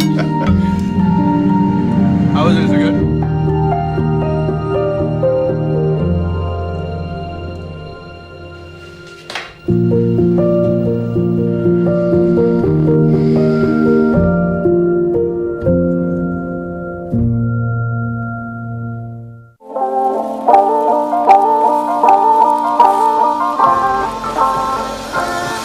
making life decisions here at midcourt, Benji Kelly. Well, at least you have cash. Well, I forgot I had it. Whitney sat down. She said, "Do you have any money?" And I said, "No," because of course my son came in. He wanted something to eat, and I looked at Ronnie Horde back here, longtime supporter, former Tiger himself. He said, "If I give him both of those fives," Keyston Brown, a nice lay-in there. Jace Wallace set up. Give him both of those fives. I'm not eating lunch tomorrow. Yeah, exactly. Life decisions. I had to hang on to that other one. 26-13. Campbellsville leads Cumberlands here. All smiles for the time being. It's actually a great 10 minutes of basketball for this Tiger team. Fitzgerald back in there for Cumberlands. Right side, Henson. Out top, Austin Hall, and now Peyton off the left wing. And Campbellsville doing this without Malik Muhammad here, Benji as well. Fitzgerald, nice job by Jarius Key, forces Fitzgerald to give it up. Now they switch. Key picks up Peyton. Peyton gets around, gets inside, throws one up and in off glass. Good. Isaiah Peyton has some terrific body control. Quickly, Campbellsville the other way. Brown in the middle, kicks it out. Corner shooter, Smith, three, bang! Javon Smith on time, and Edward Jones trip. Yeah, and that's the first three in the last 3 games that we've hit in the first half. So great penetration there, and kick it out to an open Smith in the corner. 29-15. Hall driving, kicks. He's got Henson, 3 on the way for Jahi. Henson is good. He gets the answer quickly. 11-point Campbellsville advantage. 8:50 to play in the half. Clements holds it out front. Really nice minutes here from Chandler Clements. It is. Now Brown. Smith, Cromer gambled, didn't get there. Smith needs some help, and he barely got that pass away to Wallace. Faces up here to Clements now, working against Hall. He'll go baseline, inside, hesitates, spins, shot with the right hand, no good. Ball batted up, taken in here by Austin Hall. Cromer to the offensive end for Cumberlands. Leaves it out to Fitzgerald, and now Peyton, a deep 3 between the circles, around and out, no good. Good block out by Javon Smith there. Campbellsville dodged one there. That was a good look, although he was about 30 feet from the basket. Well, still a good look, though. Circled the drain on Peyton and did not go. Left side, Wallace is bumped and fouled by Jahi Henson, and that's going to be 2 on Jahi. 2 on him, yeah. Now 5 on Cumberlands as a team. Chandler Clements. I got to finish that. Well, it's funny. He got that Monroe County twang. Yeah. He said, "I got to finish that. My bad." Told coach there. Chandler's a good dude. He's fun to be around. Good family. Campbellsville sends Jay Milburn in for the first time. 6'8" freshman forward from Campbellsville, Kentucky. Keyston Brown, a crossover. Lost the handle there as Peyton got a hand on it. Throws one hard inside. Milburn working against Hall. He's bumped. And no call. They're actually going to get steps on Milburn. Look at the top of that when he kind of spun around, Benji. He hit the chest of Hall, and it knocked Jay off balance a little. Yep, just a little bit. Jay will get stronger as he matures into this game. He's playing some really solid minutes for Campbellsville here. 11-point Tiger lead into the corner. Ramey has it out front. This is Cromer. Cromer working off the Hall screen. Gets the right side lane. He lost the handle, and they're going to say it was a bobble and count the 2 points. How is that not? Jeez. Sometimes better lucky than good. Cromer, I'm not sure that's how Cromer drew it up, but no whistle sounded. Credit him for playing on. Milburn wanted Key back door. Fitzgerald cuts it off. Now Key has it off the screen, matched up with Hall. Spins, spinning again. Tries to step through, ball knocked away. Milburn tries to keep it alive. It goes out of bounds, and it will be Campbellsville ball. Fitzgerald, I think, thought he didn't really go after that hard. I wonder if Fitzgerald thought that was last touch by he Milburn. may have, but it's a good call on officials. 8 on the shot clock here, Benji. Was there possession? Did he knock that away from Fitzgerald? He dribbled, but I don't know if he retained it. 8 seconds. Campbellsville got to go quickly. Milburn working against Harris, who's back in. Milburn goes baby hook, and that is good for Jay Milburn. That is pretty.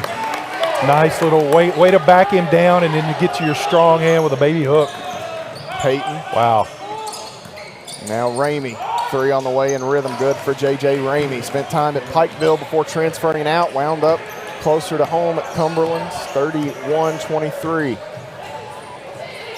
Brown to Milburn. He comes to get it right back. And Key working. Bumped by Cromer out. Shooter. Smith. 3. No good. A little hard. And Ramey, the big rebound there for Cumberlands. 31-23 the score. Cromer backs away off the wing. Now gets the step inside and shot no good, but Milburn knocks Cromer to the ground, and that's going to be a foul on Jay Milburn. 5 on the Tigers here, 6:20 to play in the half.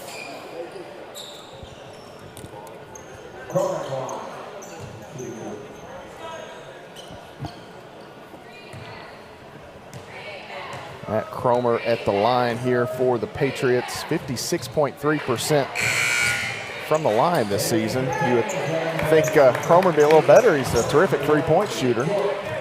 Sometimes a little fluky early season still. Jordan Graham into the lineup for CU, 6'3" freshman guard from Winchester, Kentucky. Second free throw by Cromer is good. Gets both. 31-25 the score. Campbellsville by 6. Malachi DeSouza back in the Tiger lineup. Brown working off that Milburn screen. And now Key holds it. Back to Brown left side. They want Milburn. Can't get it to him. Now Graham catches into the corner. Key open. 3 on the way. In and out Good for look. Jarius Key. Good look. Now under 6 minutes to play in this first half. Cumberland's trailed by 14 a bit ago. Battle back. It's a 6-point game now. Ramey going to drive in. Throws one that's tipped and knocked out of bounds. I believe Key may have gotten a hand on it. Goes out of play.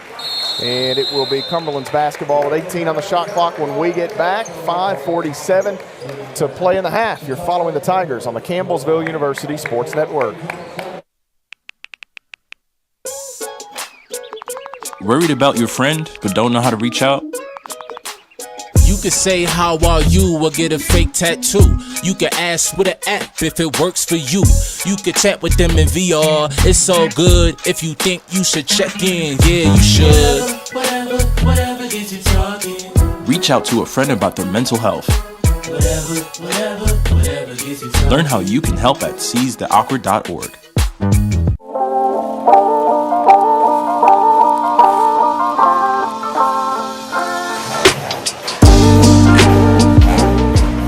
31-25, Campbellsville leads Cumberland's here in the first half. The Powell Athletics Center, Matt Payton and Benji Kelly with you as we look at some of the numbers here. Benji Chandler Clements leading the way, 10 points for the Tigers. Malachi DeSouza with 7. Isaiah Payton, 7 for Cumberland, and what's been a pretty fun first half here thus far. Yeah, it's been a really good first half. A typical Mid-South Conference game. It's good to see Campbellsville coming out. Probably some of the best 10 minutes to start the game that Campbellsville's played, especially here in conference play. But playing as a team, getting good shots, shooting 57% from the field. Cumberland's at 40%. And one thing I want to note that they've kept them off the boards. They've given up 0 offensive rebounds, this Campbellsville team. Harris looking back door, not there. Oh, he rolls. That's a hot. Do they call a timeout? Injury timeout. Oh, injury time? Yep. Was it a turnover? Before the turnover. Was that a cramp? Lamar Harris is walking down towards the locker room. It looked like a cramp, but I couldn't tell. I think he rolled it.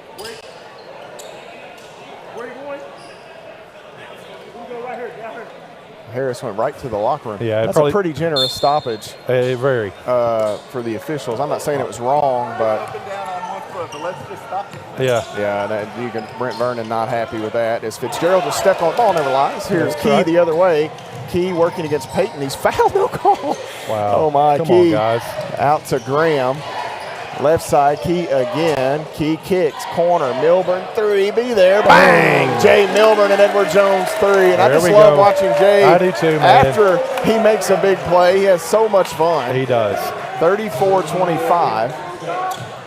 Payton needs some help here. Keyston Brown all up in his kitchen. Now Fitzgerald backs away. They let that a play on as Fitzgerald thought he was hit by Key. He may have been. Here's Ramey working. Take the pull-up jumper. J.J. Ramey a little strong. Rebound to Hall on that long board.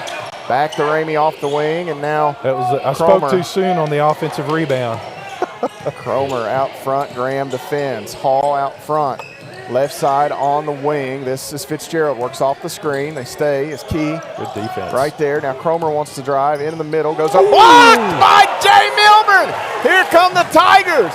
A couple of big rejections by Campbellsville in the first half. DeSouza inside, and Hall gets it back, and Cromer, who got blocked a minute ago and was on the ground, able to, he gets to cherry pick one that time, and Matt Cromer, he looked like he may have grabbed his upper leg. Well, he's 1 for 2. Good. I mean, sometimes good things happen. Yeah. He got blocked and he fell down, and on the back end he gets rewarded. That's how it goes. Here's Key out front, driving in, steps through there, some contact. DeSouza tried the tap, not there. Campbellsville with a 7-point lead. Peyton the other way. Peyton hands it back. Ramey going to drive in. Some contact there. J.J. Ramey spills to the ground. And this will be on Jay Milburn. That's going to be his second. This may get Chandler, quickly Chandler Clements back in. Well, it's good solid minutes by Milburn here. What about the help defense? Comes across and gets a big piece of that basketball. You can see Cromer go down there on the back end, and it all that kind of led to him being still on this half of the floor after Austin Hall took it away. Clements going to check in as first free throw for Ramey, good.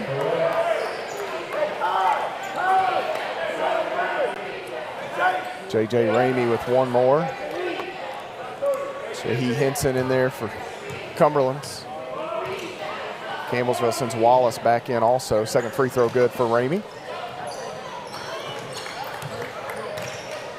34-29, it's a 5-point margin. Campbellsville led by double figures earlier. Keyston Brown hands it off to Jordan Graham.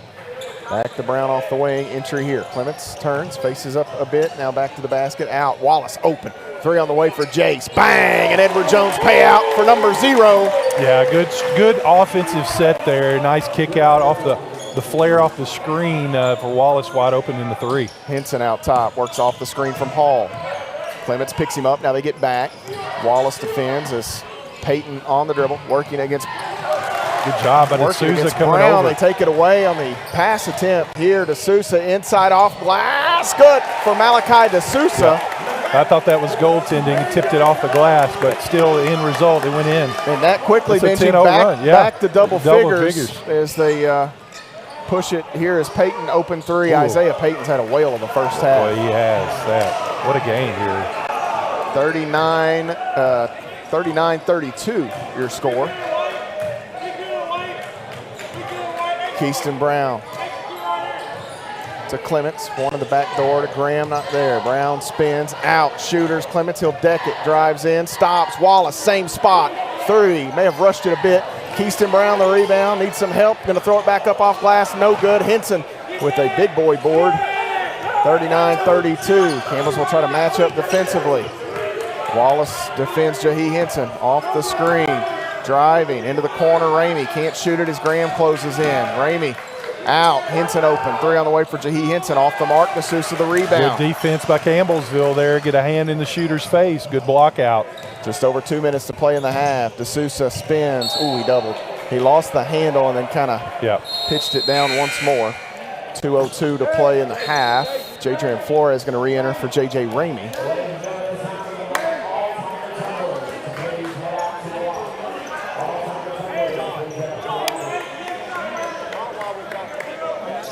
(39-32), Campbellsville on the defensive end. Well, we got 2 minutes here, Matt. Up 7. Let's finish strong here. Get a couple stops. You'd like to, at worst, keep it right here. 6 to 7 range. Out top, Hall can shoot it. 3 on the way. That's no good. Hard rebound, out of bounds. And Campbellsville ball. It'll be Tiger basketball as Fitzgerald just couldn't quite get there. Tiger Tumblers will have a halftime performance.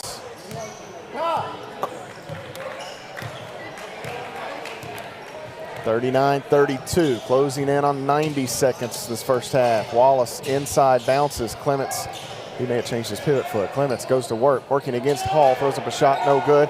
Batted, and Clements keeps it alive. It's not free. Graham picks it up inside, has Wallace. One dribble, goes underneath, and one for Jace Wallace. Stay with it, Tigers. Wow. Foul will go against Fitzgerald. Jace Wallace to the free throw line for the Tigers to try to extend back to a 10-point margin. Wow, I love the effort love the effort of this Tiger team here tonight. Playing as a team, playing solid on both ends of the court. 1:21 to play in the half. Campbellsville 41, Cumberlands 32. Wallace misses the free throw. Flores the rebound. All right, another stop here, guys. First miss at the line tonight for CU. And Clements, again, he's playing some really good basketball. Knocked that away. Hall holds it out front. 15 on the shot clock. Flores driving in. Oh, he may have walked. No call. And throws up a floater that's good. He dragged that pivot floater? No, It's he close. didn't. It was close. 41-34.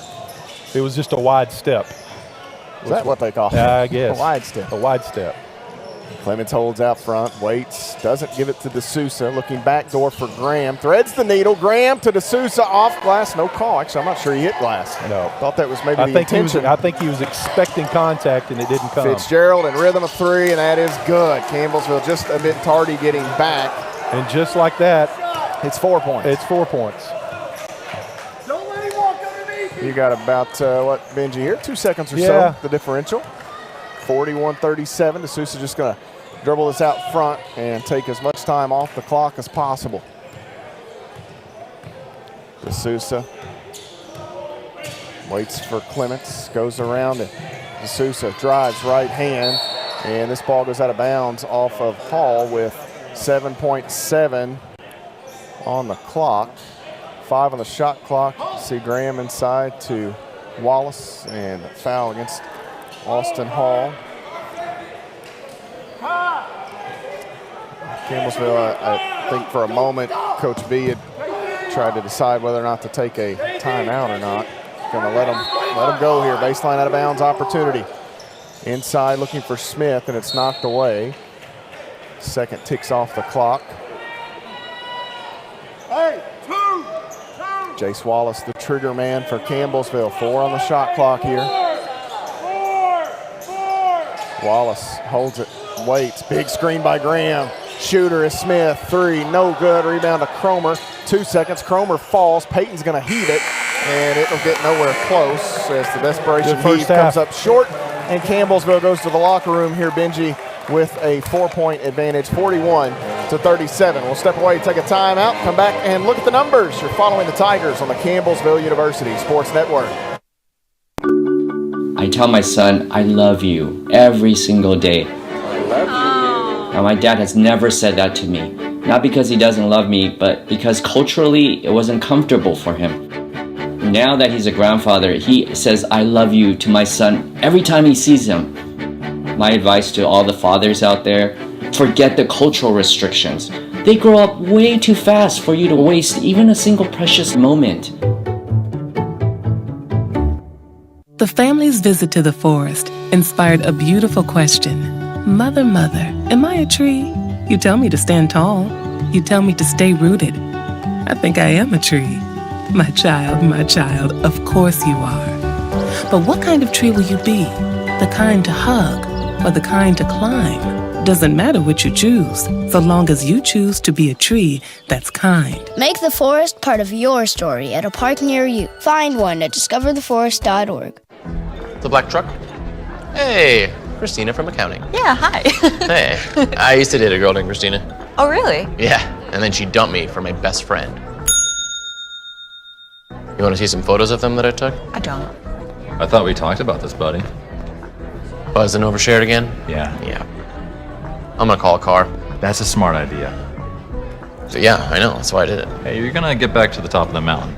Does that mean I'm gonna get back with Christina? No. Oh. No. Woo!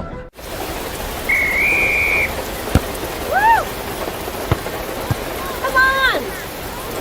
Go, Diane! Yeah, keep it going!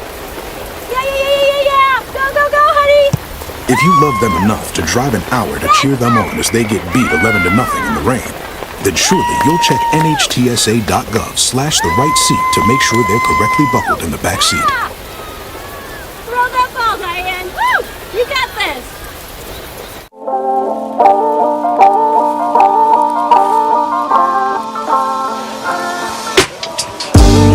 Back inside the Powell Athletic Center. Matt Payton, Benji Kelly here courtside as Campbellsville leads Cumberlands 41-37 at the mid-game break. And those following along on our video coverage here tonight, whether that's local cable Comcast or our streaming platforms through CampbellsvilleTigers.com or our YouTube CU Sports Network channel, you're getting a look here at the Tiger Tumblers. Coach Vanessa Atkins and the Tiger cheerleading squad helping these young ladies out as they get a start in what they all hope to be a long and prosperous cheerleading career. And Benji, this is a great way to get the community involved. I know a lot of places do things like this, but it's cool here, this small knit community in Campbellsville, to have them here and to show them off, so to speak. Show them hard work. and it allows the cheerleading team also to kind of invest back in the community as well. So great job by Coach Atkins and her staff to bring the community out, because it's a great crowd, and they're seeing some great basketball. Here at halftime, Campbellsville, we'll continue to show you some shots there of this little exhibition. I get enough FaceTime, too much FaceTime as it is. So we take a look here, 50% from the floor for the Tigers. They were 16 of 32 in the first half, 4 of 11 from deep for Edward Jones. Payouts, Campbellsville 5 of 6 at the free throw line. For Cumberlands in the first half, 41.4%, 12 of 29 from the field. They were 5 of 14 from long range, 8 of 9 at the charity stripe. That is 89% there at the free throw line, just under 36% at the three-point arc. The Tigers led in scoring by Chandler Clements. He has a game-high 10 points. 2 rebounds for Chandler there in the first half in the stead of Malik Muhammad, who had to check out with some early foul trouble. They got 9 out of the starting lineup for Malachi DeSouza, who had 4 rebounds. 7 from Jace Wallace, 2 boards, 2 assists for Jace in the first half. 5 from Jay Milburn, who had some really big, it was a short spurt, but made some really big plays for Campbellsville. The Tigers get 3 each from Keaston Brown and Javon Smith. Smith with an Edward Jones 3 at 3 rebounds, 3 dimes for Keaston in the first half. The Tigers get 2 apiece from Jarius Key and Malik Muhammad there in the first frame. Isaiah Payton matches the 10 game-high points that Clements had. Payton with 3 made field goals, 3 of 6 shooting, 2 rebounds, 2 assists. 8 points from Matt Cromer in the first half. J.J. Ramey poured in 7. They got 4 points from Lamar Harris Jr., 3 from Jahi Henson off the bench and Stephen Fitzgerald. And Benji, we'll come back to that. Henson and Fitzgerald, a total of 6 points. 2 guys averaging close, let's be honest, close to 40 we'll take it. Total. Pretty good there for Campbellsville. 2 points for Jadrian Flores. That rounds out the scoring for Cumberland's rebounding. 13 for the Tigers, 2 on the offensive end, 15 for Cumberland's, 3 on the offensive end. Campbellsville finishes with 10 assists, 4 steals, and 5 turnovers. 7 assists, 1 steal, 6 turnovers for Cumberland's. Enhanced scoring numbers quickly in the paint, 22-14 in favor of the Tigers. Off turnovers, 9-6 in favor of CU.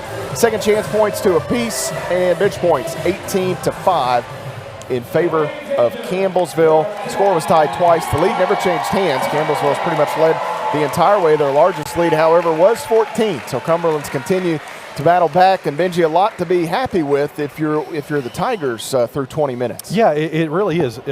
Good first half. Campbellsville making shots, defending the ball really well. We've kept them off the boards. They've only given up 3 offensive boards to them. We were worried about the 3-point shooting. Well, they've hit 5, but we've hit 4. So, kind of a little kind of offsetting what they're doing. So, good first half.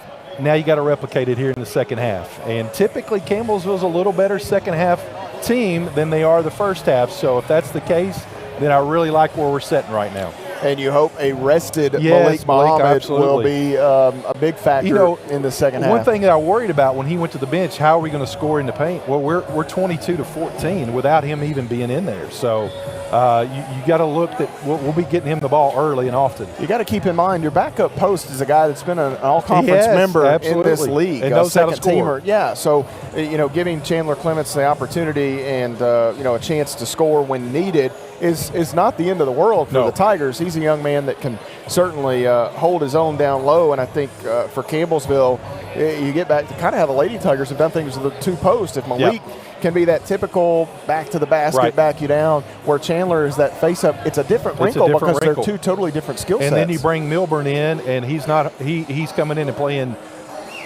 his solid minutes. He's not hurting you. He's able to get a 3. but also able to, a nice hook shot. So they're tough to defend. They really are. So a great first half for this Tiger team. Good to see Jace Wallace there in the first half. Play with a little more confidence. I feel like I don't think he changed anything in his game. Jace is gonna be fine. Right. It's just a matter of getting some positives to happen. He's too good of a ball player. I feel like we saw that in 18 minutes there in the first half. We really did. It's good to see him come back because it has been the last 2 or 3 weeks have been pretty tough for him outside of the court of basketball. Campbellsville here at halftime leads the Patriots score 41-37. The Tigers have a date with Georgetown on Saturday. Campbellsville will take the trip to Georgetown, Kentucky. Davis Reed Alumni Gymnasium, a 3 o'clock start time for CU as they battle Georgetown College. Georgetown tonight hosting Lindsey Wilson. Georgetown on the road at Lindsey Wilson, so they're right down the road at the Biggers Sports Center in Columbia. But Lady Tigers at 1 o'clock on Saturday. The Tigers follow at 3 o'clock on Saturday afternoon in Georgetown, Kentucky, as Cumberlands emerges from the locker room first here. So we've got still halfway through our halftime period here at the Powell Athletic Center. We'll step away and take a timeout. It's a 4-point Campbellsville advantage at the mid-game break, 41-37. You're following the Tigers on the Campbellsville University Sports Network. When I got the opportunity to get her, there wasn't no choice. I told myself, I'm gonna take custody of my daughter. It's my baby. That's what we're supposed to do as men. Take care of our home, build a foundation, you know what I'm saying? Love, our money, she's my purpose. I'm here to walk with her, hold her hand until she can walk alone. Ain't nothing like being a father in this world. The family's visit to the forest inspired a beautiful question. Mother, mother, am I a tree? You tell me to stand tall. You tell me to stay rooted. I think I am a tree. My child, of course you are. But what kind of tree will you be? The kind to hug or the kind to climb? Doesn't matter what you choose, so long as you choose to be a tree that's kind. Make the forest part of your story at a park near you. Find one at discovertheforest.org.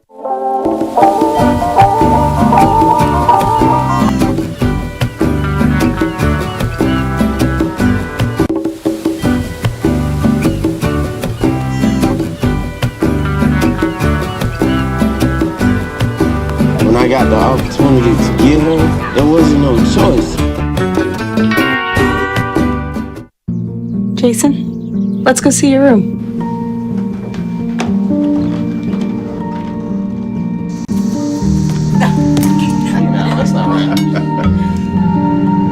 How is it? Is it good?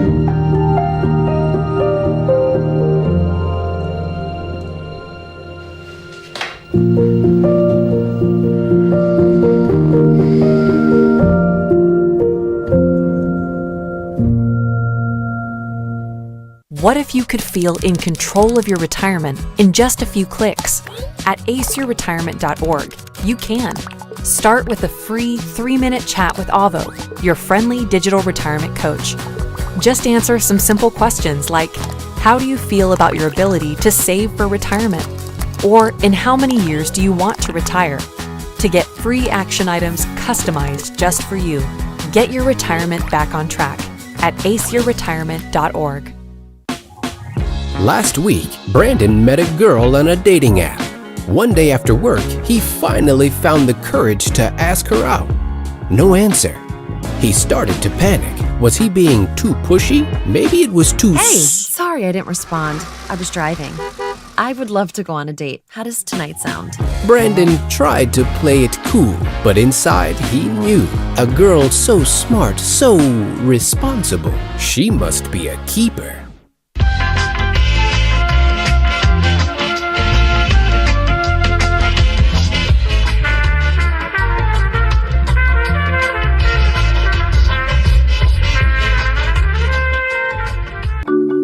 I tell my son, I love you every single day. I love you. Now, my dad has never said that to me. Not because he doesn't love me, but because culturally it wasn't comfortable for him. Now that he's a grandfather, he says, I love you to my son every time he sees him. My advice to all the fathers out there, forget the cultural restrictions. They grow up way too fast for you to waste even a single precious moment. The family's visit to the forest inspired a beautiful question. Mother, mother, am I a tree? You tell me to stand tall. You tell me to stay rooted. I think I am a tree. My child, of course you are. But what kind of tree will you be? The kind to hug or the kind to climb? Doesn't matter which you choose, so long as you choose to be a tree that's kind. Make the forest part of your story at a park near you. Find one at discovertheforest.org. The black truck? Hey, Christina from accounting. Yeah, hi. Hey, I used to date a girl named Christina.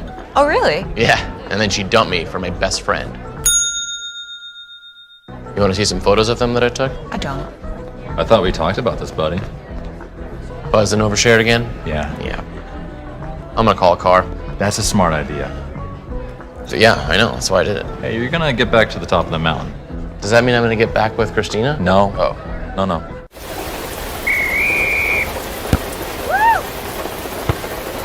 Come on! Go, Diane! Yeah, keep it going! Yeah! Go, honey! If you love them enough to drive an hour to cheer them on as they get beat 11-0 in the rain, then surely you'll check nhtsa.gov/the right seat to make sure they're correctly buckled in the back seat. Throw that ball, Diane! Woo! You got this! You quit smoking and thought, that's that. But here's the thing about lung cancer. By the time you see the symptoms, it could be too late. But now, there's a new scan that can detect lung cancer early when it's more curable. If you smoked, get scanned. Talk to your doctor or learn more at savedbythescan.org.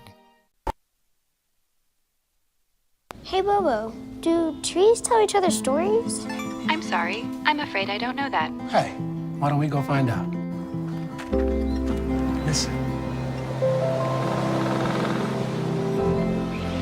Can birds draw pictures? I don't have an answer for that.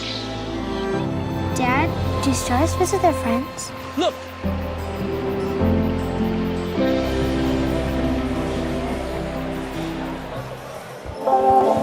Back inside the Powell Center, Matt Payton and Benji Kelly with you. We're about 1 minute from getting the second half underway. 20 minutes left in this one to solve things, figure out who's going to pick up the win. Campbellsville, Benji looking for win number 2 in the conference. So this is a tough league. Boy, it is. You just don't want to get pushed too far down. It's been tough sledding out of the gate, but you just don't want to lose too much ground early. No. And it's a Tiger team that you're hoping you can get things figured out a bit, get a healthy Trayshawn Smoots for the second semester, and put it all together, make yourself a little run. Yeah, top to bottom, this is a tough conference, and like you said, we're 1-3 right now.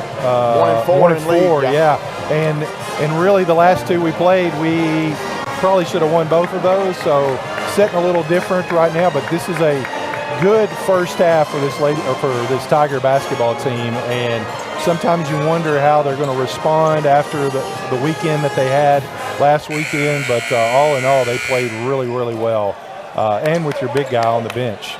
Looking across the court there, Courtney Pritchett and Hagen Tyler are having a conversation. There's a lot that can be worked out in the game of basketball with those two minds. Well, and here's the thing, that is 2 high IQ ball players right there.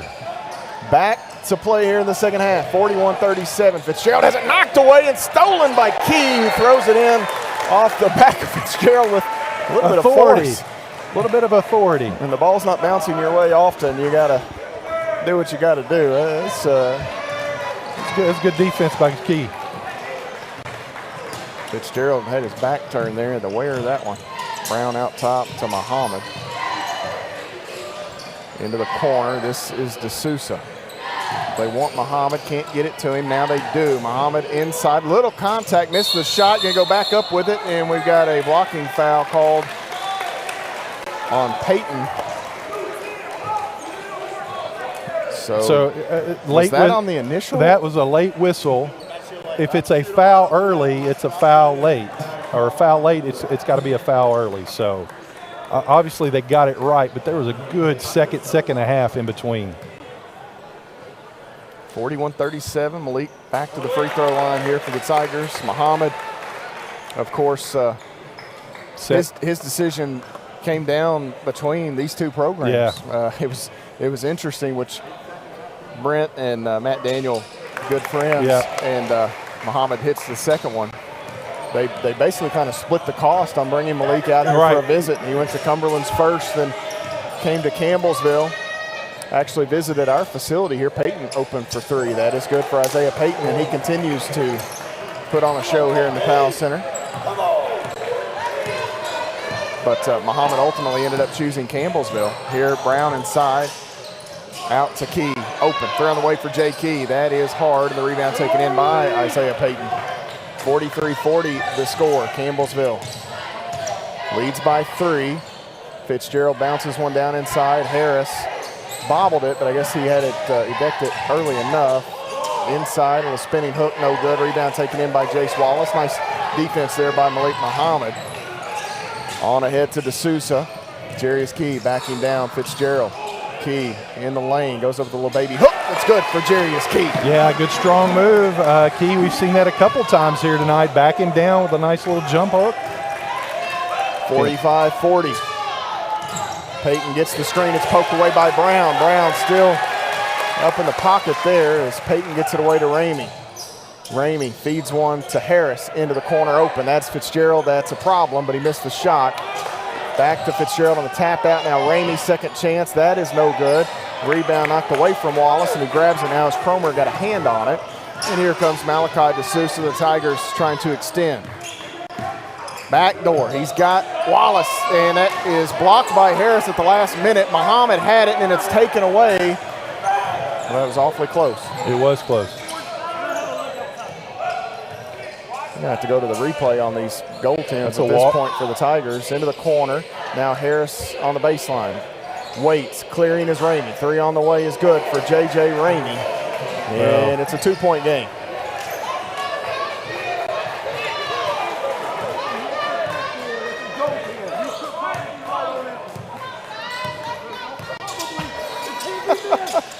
Did he say you're probably right? right? He said you're probably right on that one. Then call it. I don't know. I just got to stop. Muhammad leaves it here with D'Souza, who circles back out. Key wants to drive right side. Cut off by Fitzgerald, who sags back. Now the entry. Cromer digs, and it goes out of bounds. Cromer able to cause a mess there. It goes out of bounds off of Muhammad. 45-43. Tigers just going to have to play through this. I think that's what Mark Vernon is asking. Just lock in. 17 minutes to go. Changes for Cumberlands as Austin Hall and Jahi Henson return to the lineup. Peyton out to Hall, who's wide open. 3 on the way is in and out, no good. And Fitzgerald comes in, grabs the rebound.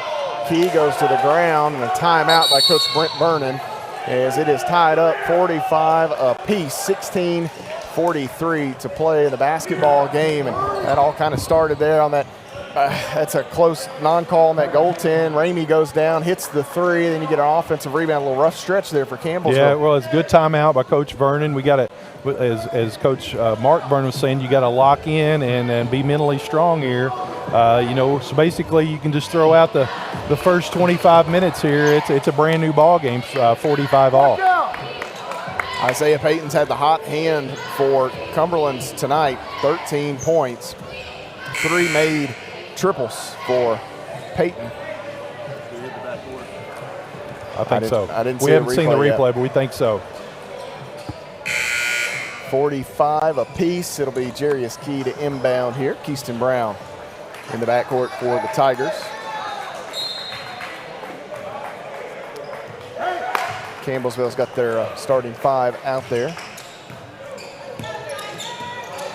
Brown bounces out front to Muhammad. Muhammad dribbling. Help defender comes. That's Fitzgerald. Muhammad back to Key. Key. Now Wallace. Back to the basket. It's Key. Backing in. Some contact. No call. Here's Muhammad. 5 to shoot. D'Souza hesitates. Now throws one up. No good. Hits the backboard. And here comes Jahi Henson. Hall Hall shovels it to Henson. Inside, Hall catches, wraps it back out. That is Ramey, 3 on the way, hard. Push off. Hall, that's the same call in the first half, and they got it. They hit, was it Chandler they got in the first half for one of those, and here they get Austin Hall. And Campbellsville will come back to the offensive end with the basketball here. Tied at 45. Well, neither coach is happy. That tells you a lot, Benji. And that's not. I don't mean that as a shot at the officials here. As Brown is fouled, no call on the closeout. He knocked him down. And Coach Daniels upset about that as well. I don't know. Inside, Henson throws up a shot that's no good. They're letting them play on both ends at this point. They are that. Wallace back out. Brown inside through traffic, goes up with a shot. He's fouled. And I really don't mean to. I don't want to, Well, nag on these. It's the consistency, Matt. It's not there, and that's why you've got the assigning secretary calling Coach Vernon and saying we got to be better than that. I mean, he's called him 3 times already this year, and it's only December the 8th. Yeah, not good. No, it's not. They call that foul on Austin Hall there, Benji. They did, I believe. That's 3 on Hall. That makes things a little interesting because Hall's probably your best chance at defending Muhammad one-on-one. And now Cumberlands will be really small, so it's going to be, I guess, Fitzgerald to draw that assignment. Foul on Hall is his 3rd 3 on Cumberlands. Free throw here by Brown is good. He gets the 2nd. 23.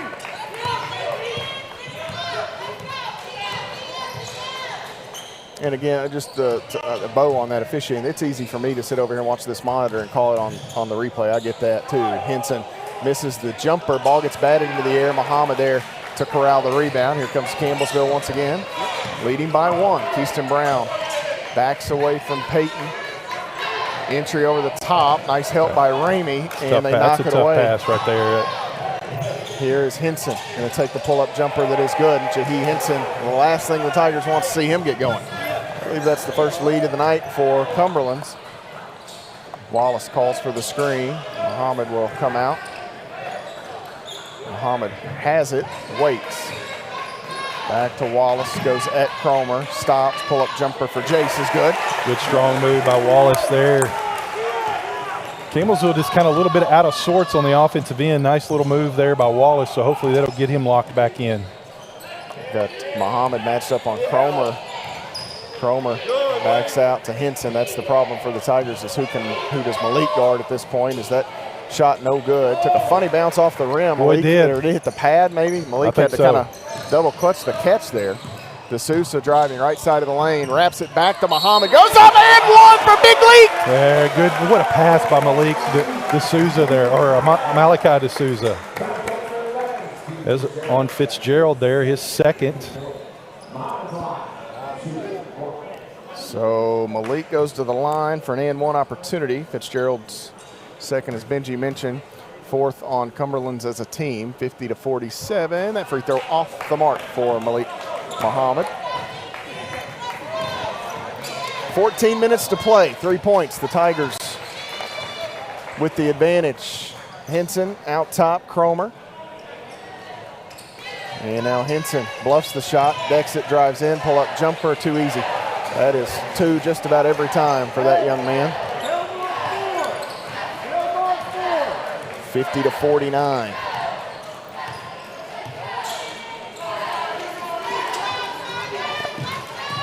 Left wing, D'Souza. Now Key, they want the entry over the top. D'Souza, actually that's Muhammad, goes up, and Wallace gets the miss and the putback. Nice job by Jace Wallace to fight. His man was doubling. Yes. And it left him that's open. Smart. That's smart. When you see your guy doubles, then you get to the rim. Cromer able to pick up that offensive board. Out to Peyton, now Henson. Cromer again. Cromer can really shoot it, so Malik can't. I know as a big man, you get that matchup sometimes you kind of fall asleep sagging down to your comfort zone. Henson on the drive. Out to Fitzgerald. Key with a contest. No good on the shot. Muhammad the rebound. Here comes Campbellsville again. D'Souza near side right in front of us. Calls for Muhammad to set the screen. He's got it. D'Souza spins, needs help. This is Key. He'll drive inside. D'Souza has it raked away. Nice hands by Cromer. Campbellsville tries to tie it up. And Cromer will bring it ahead. Now Fitzgerald. Fitzgerald working inside, goes at Muhammad, and he's fouled by Malik Muhammad. And this will be the third on Malik.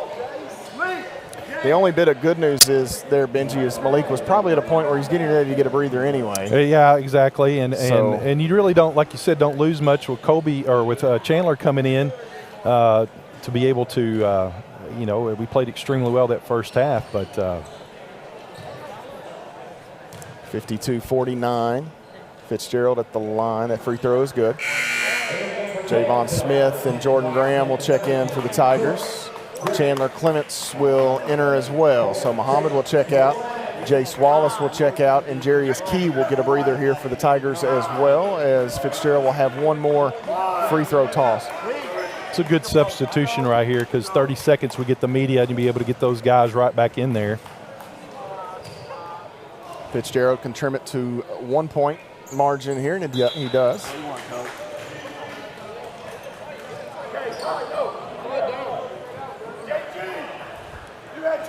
52-51, 12:31 to play in the ball game. Mari Kennemore back in there to defend Keyston Brown. Isaiah Payton out of the lineup for the time being. He's been a real problem for Campbellsville tonight. Clements out front, defended by Hall, and that's an easy call. Austin Hall picks up his fourth, 5 on Cumberlands, and so this will make things a bit more interesting. Hall frustrated, he had just checked back in. Strong closeout on Clements, just too close. Brown has it for Campbellsville. Again, leaves it with Clements out top. Ball fake by Clements, hands it off to Smith. Smith backs away as Flores defends. Jordan Graham off the Clements screen. Graham bounces, and Lamar Harris read it. Lamar Harris goes down and flushes it. Harris, man, he's quick. He's quick, right? And he had that kind of set up perfectly for him. He saw Clements, and Graham just didn't throw it quickly enough. Brown will work it ahead for Campbellsville. And again, they try to get it to Clements. Harris almost knocks it away. Graham driving against Kennemore. Goes up the shot off glass. Good for Jordan Graham. Way to get the two back. Yeah, get the two back. I really like Jordan Graham. I like how he plays. I like the look of him as a basketball player.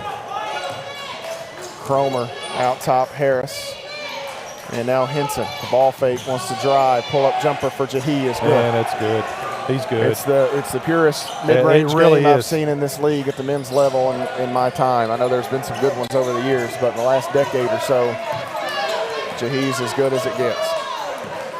55-54, Cumberland's with the advantage. Back and forth we go here in the Powell Center between these two old rivals. Entry here to Clements with a ball fake. Harris defends. Clements working in. Clements spinning, goes up, shot, no good. Ball batted, knocked out of bounds by. That's a reset, right? It hit the rim, right?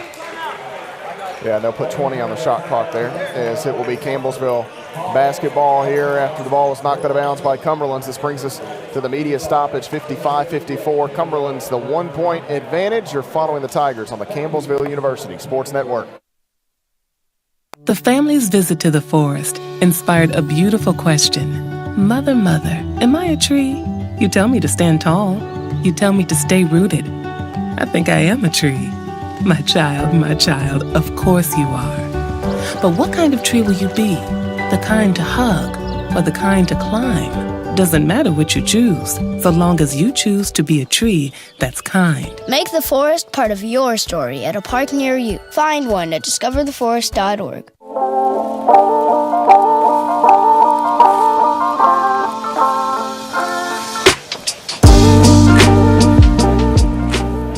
It's a tight one here in the Powell, 55-54. Matt Payton, Benji Kelly courtside at Donna Wise Court. Campbellsville and Cumberlands have went back and forth here in this second half. The Tigers 47% from the field, 42 in the ball game for Cumberlands here, Benji, and the second half is picked up a little bit. These two clubs offensively really getting going here is Cumberlands, especially Jahi Henson, and he's the guy the Tigers going to have to figure out how to slow down. Yeah, those mid-range jumpers are.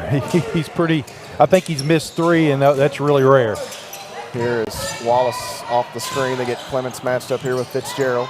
Now Wallace working on the dribble against Harris. Gives it up to Smith. Smith backs away from Cromer. Now drives. Pull up for Javon is hard, and the rebound taken in by Lamar Harris. Javon may have stepped on the foot of Cromer there coming through. It looked a little awkward. Cromer kind of stumbled. And Clements going to be whistled for the foul out front as he tried to knife in front of Harris. Chandler Clements picks up his second. 2 on the Tigers as a team.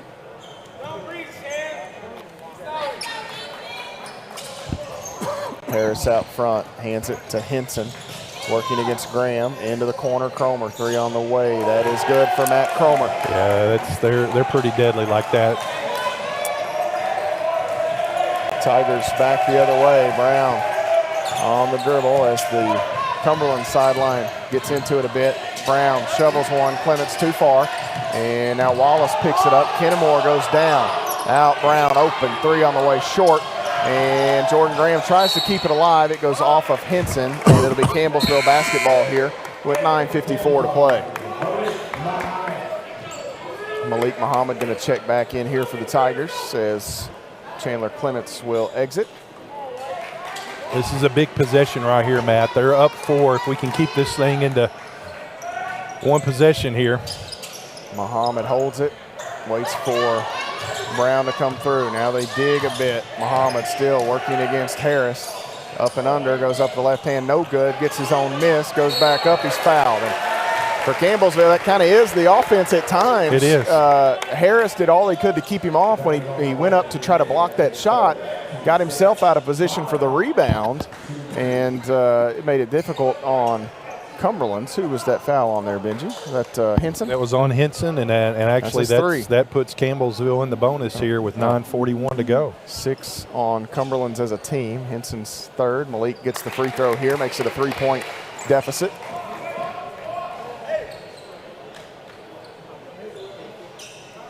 One more coming for Malik Muhammad.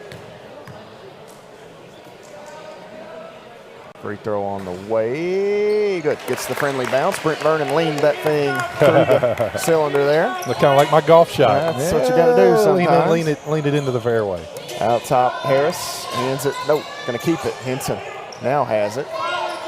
Graham defends for Campbellsville. They force Henson off to the left side. Right side. He's going to take the pull-up 3. Around and out, no good. Fitzgerald, the rebound, and a new 20 for Cumberlands. Henson again, defended by Graham. Driving in, out to Kennemore. He'll work to the middle, out to Cromer. Thought about shooting it, drives in. We're going to go to the thumbs. We are, and the arrow goes basketball. to Campbellsville. Nice job of the Tigers defensively. Yeah, good defense there by Graham to slide over and get his hands in there and create the tie-up. So Campbellsville dodges one, giving up that offensive rebound, but as a result can come down here a chance to tie or with a 3 take the lead. Kennemore hanging out with Keaston Brown.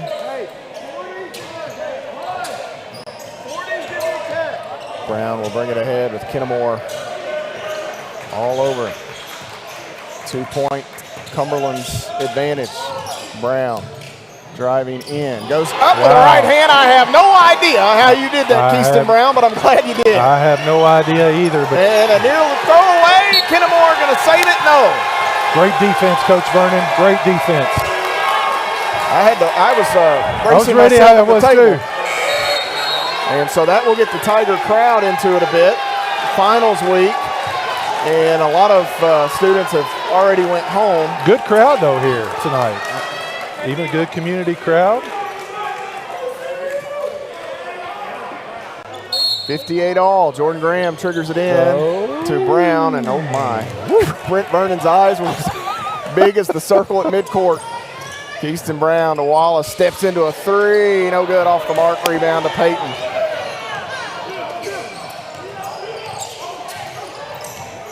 Payton defended here by Brown. Motions for Fitzgerald, has him on the left wing.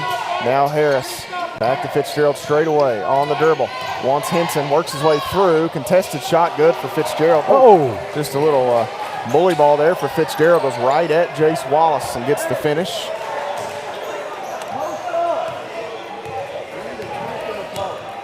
The heck was that? 60. I think that just a little incidental coming back down when Malik turned. Fitzgerald turned also. They tried to occupy the same space. Muhammad back to the basket, works against Harris. Strong move, right hand, no good. Rebound to Fitzgerald. And Cromer the other way for Cumberland's. 2-point Cumberland's advantage. Fitzgerald straight away three, feeling it, and that's no good. Javon Smith climbs up to grab the rebound. That's a big miss because you don't want Fitzgerald to have that kind of confidence. Oh my, and they throw it away. So what Cumberland's did a few trips ago, Campbellsville just gives back. And Javon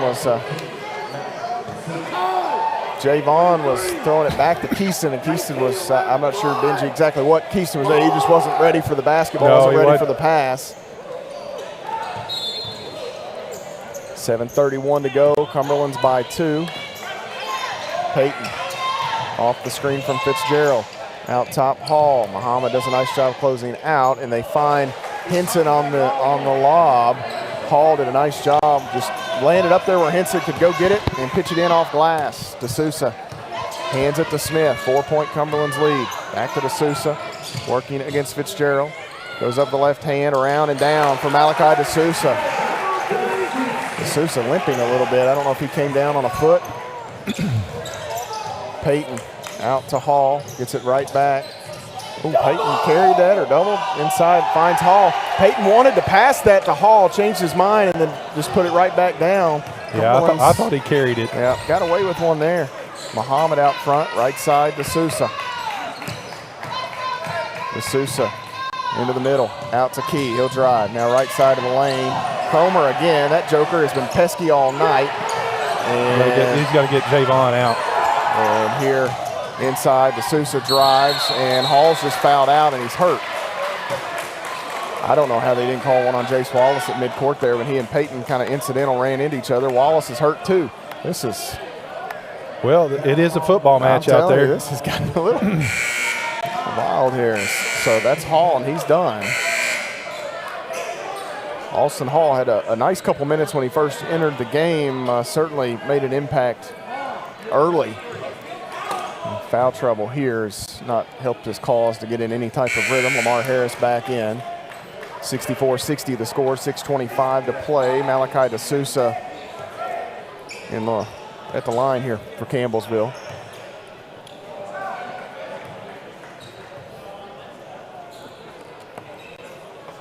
DeSouza with 2 shots. This one is good for Malachi. I'll tell you, everything that has gone wrong for Campbellsville, it seems like it's stemmed from Matt Cromer being in the area, getting a hand on something. And this free throw no good. Fitzgerald the rebound. 3-point Cumberland's lead. Fitzgerald gets the left arm out, no call. 3 off the mark. Rebound to Muhammad. He'll have to take good care of it as Peyton and Cromer were there like a couple of vultures just ready to poke it free. Brown off the Muhammad screen. Inside in traffic. Brown gonna hesitate, go up with a shot that's good in the lane. Nice job by Keaston Brown. I don't know how he's doing it, but he's getting in there amongst the trees and getting it up on the rim, and it's rolling in. 1-point Cumberland's advantage. Fitzgerald out front to Harris. Now Cromer. Smith defending. Henson in the corner. Out top, it's Cromer again. Smith right there. Cromer spins, needs some help. Harris on the inline, drives to the middle, and a foul call here against Malik Muhammad. That's going to be 4 on Malik. And the plot thickens here in the Powell Center. 6:32 to play in the basketball game. Campbellsville trails Cumberland's by 1 point. We'll step away, take a timeout. You're following the Tigers on the Campbellsville University Sports Network.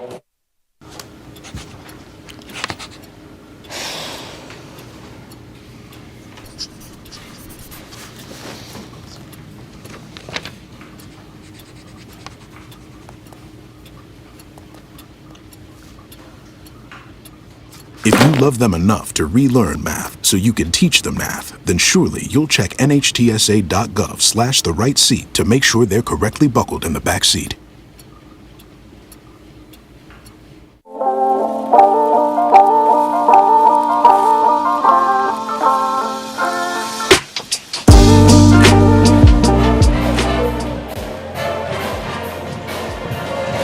(64-63), Cumberland's leading Campbellsville here at the Powell Center. Matt Payton and the former Tiger, Benji Kelly, here with you. And who would have thought, Benji Kelly, these two teams in a nail-biter, 5.5 minutes to go, and looks like we're going to go down to the wire. Yeah, pretty equal sledding here for both teams.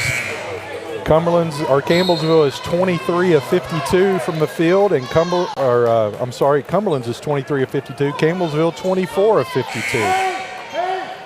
Difference here is they've knocked down four more three-pointers than Campbellsville has, and as a result, they've got a one-point lead here. Out top, Fitzgerald, the hand back from Harris. That shot, no. Oh my goodness. Gosh. That ball hit, bounced up over the backboard, and falls through. Wow.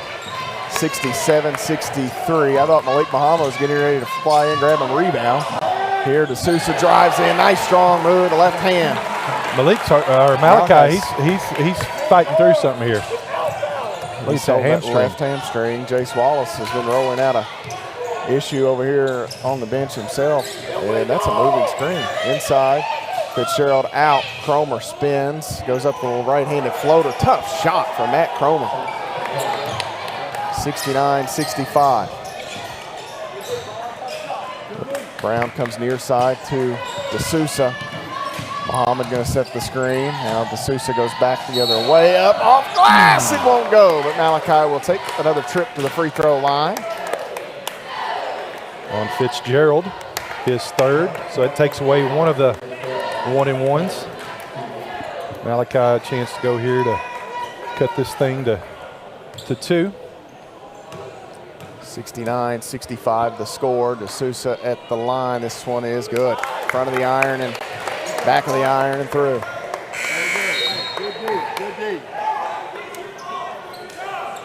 Jace Wallace back in for Javon Smith. For Campbellsville, you've got Brown, Key, Wallace, D'Souza, and Muhammad. Second free throw for D'Souza, no good. Ball batted, and they're going to get Malikas just fouled out.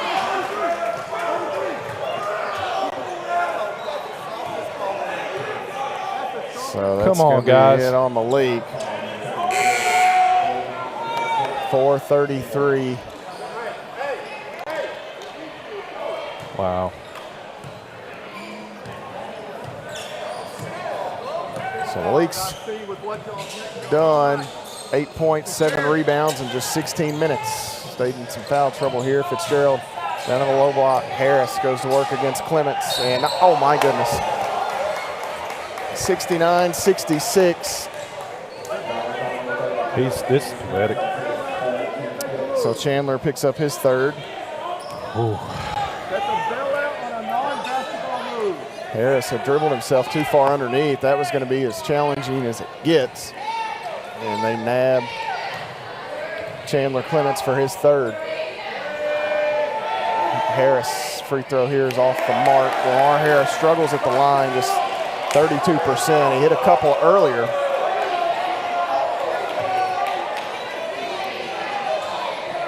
.418 to play. J.J. Ramey will check back in for Cumberlands here in just a moment. Harris, a long pause. That free throw is good for Lamar Harris. And a timeout taken. Nope, a substitution issue or a timeout for, no, substitution.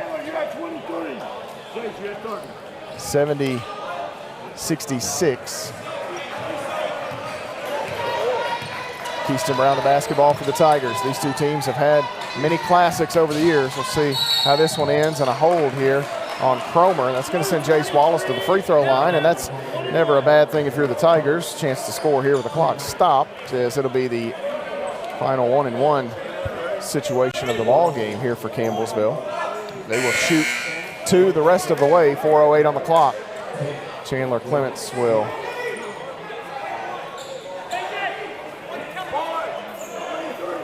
Chandler talk about he's getting held down there. Wallace, free throw on the way, and he missed it short off to the left. Let's get a stop, guys. Need to stop here big. Peyton with the basketball, 70-66 the score. Hands it off to Henson. Henson into the middle, gets the Sousa in the air, and that jumper no good off the mark. Cromer knocked it away. That guy has been the difference here. Yep. Fitzgerald. And live ball steal. They're going to go to 26 on the shot clock. Number 1 carries every time. Every time. So this will Come on, White. Come on, White. be a baseline or a sideline out of bounds there. Fitzgerald pitches it in to Isaiah Payton. That offensive rebound, or the steal by Cromer off that rebound, giving Cumberlands another chance here. Henson, left side Ramey, now Fitzgerald. Key defending. Fitzgerald goes right at him. Contested hook, no good. Ball batted in by Cromer. I'll tell you what, he's been the difference in this one. 72-66. The Sousa driving in, and we're going to have an offensive foul called against the Sousa. And it's going to be the first on Malachi, 6 on Campbellsville as a team. I'll tell you, the whistle has not been kind this season to the Tigers, and tonight has done absolutely nothing to change that. 72-66. Ramey out front. Fitzgerald bluffs the pass, now drives, shot up, no good. Wallace the rebound. It goes out of play as he gets some contact from behind by Ramey a little bit. Lost the handle. Campbellsville, I just kind of, you laugh about it or you cry about it. Well, you do. No luck at all. And the guys have got to be a little mental strong, like right there. Instead of going for the rebound with one hand, go with two and grab it. Because what you do when you go with one, you allow that defender to get in there and knock it away, and you're just not strong enough to be able to hold on to it. So 6-point margin here. I believe this is the largest lead for it is for the Cumberlands, yes. So it's been at 4 a couple of times. Things getting a bit dicey for the Tigers. Try to come back here. Fitzgerald holds it. He'll give it to Henson. No, he keeps it. Cromer works off the screen into the middle, backs away. Now goes left. Oh, he stumbled. Matt Cromer, I don't know how he didn't hurt himself. That whole leg collapsed. Called for steps. I thought they were going to give him an injury timeout there. Wouldn't be the first of the night, would it? 72-66.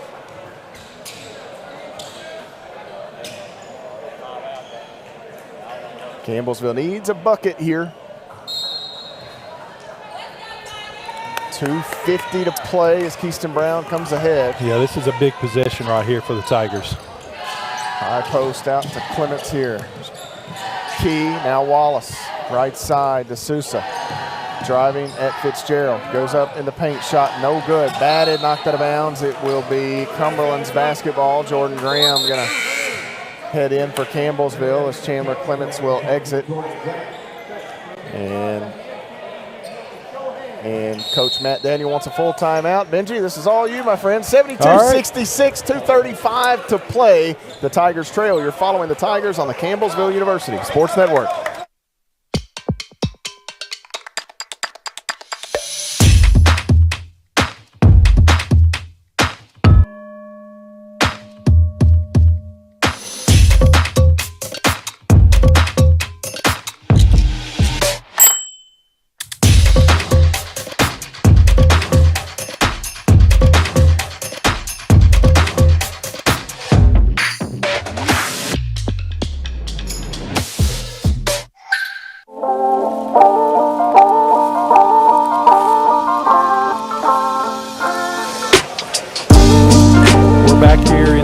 The Powell Athletic Center, Campbellsville trailing the University of Cumberland 72-66 with 2 minutes and 35 seconds left to go here in this ball game.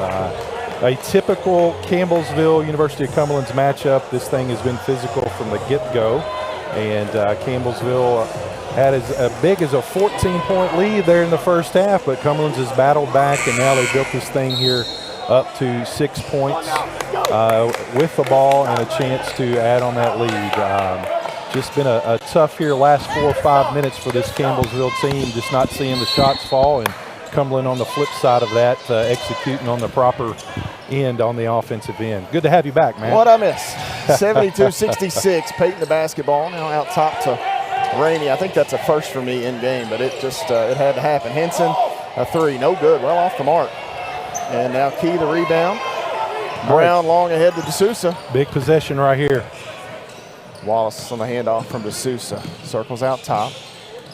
Now on the wing, D'Souza again.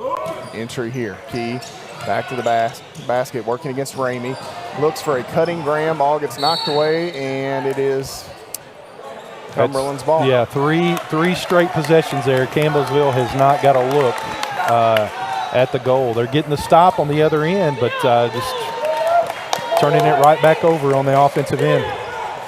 72-66. Tigers need another stop here.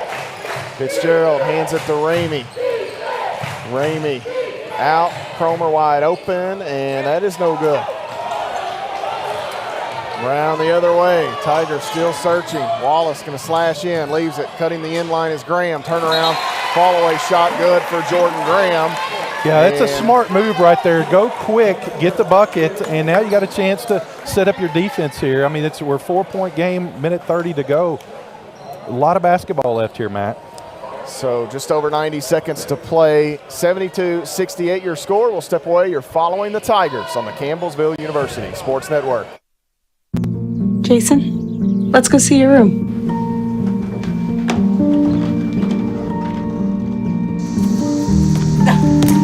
No, that's not right.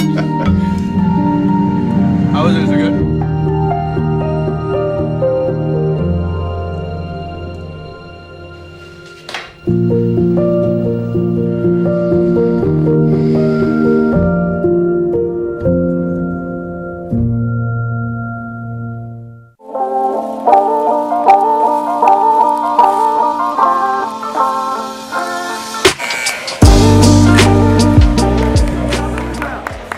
72-68, 133 a play. Cumberland's leading Campbellsville University here in the Powell Center. These two teams will meet again down the line February the 18th. That'll be the final game of the season for the two clubs.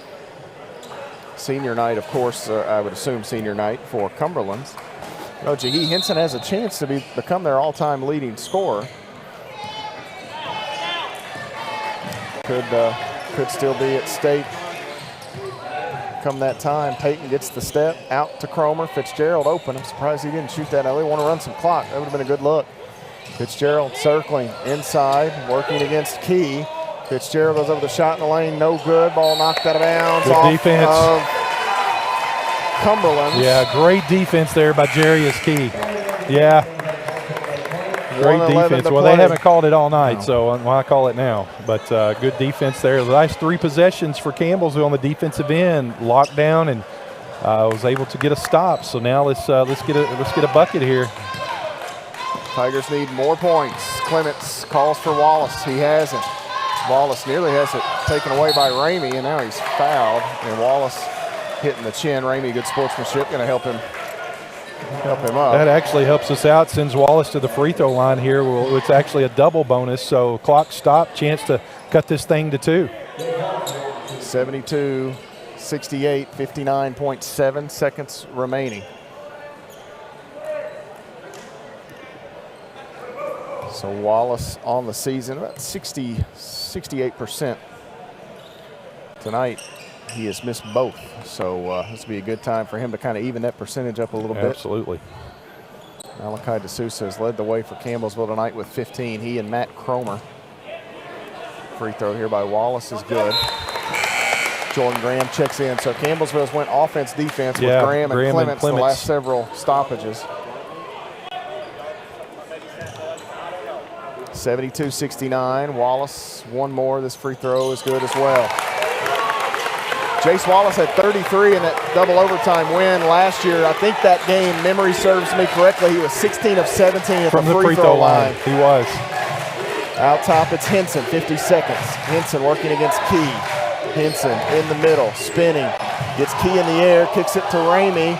Ramey out, Henson can't shoot it. Peyton bluffs the shot, he'll drive in. Campbellsville trying to switch up. Ramey's shot no good, long rebound right back to him. Campbellsville can still play for a stop. There's a 13, 14-second differential between the two.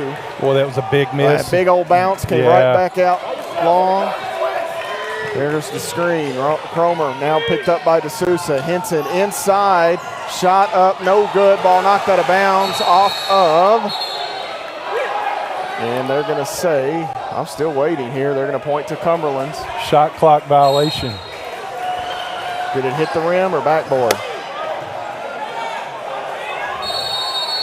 And I don't know. Can we get a replay here? I thought it did, but shot clock, hard to tell from here. 72-70. We'll keep it here, Zach, if you get that replay. Let's see. I thought it hit the rim. Henson driving in there. 2 on the shot clock. No. Did that hit the backboard or the shot clock? It did not hit it. That's wow.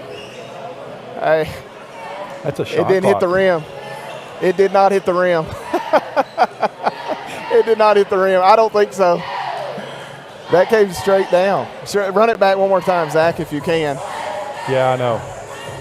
Let's see here. There's no. So when it comes down, the angle.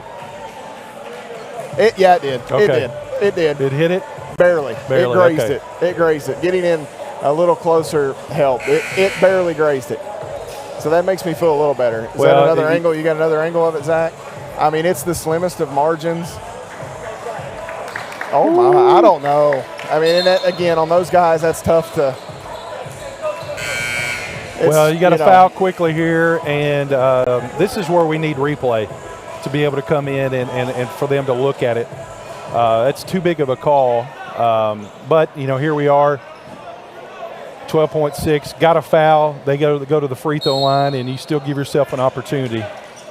So for Campbellsville, you have to foul quickly, and they'll foul Jahi Henson. So the guy that has had a stellar career for Cumberlands will go to the line here. 2 makes it awfully difficult. 1 leaves the door cracked open just a bit. Jace Wallace picking up his first foul here.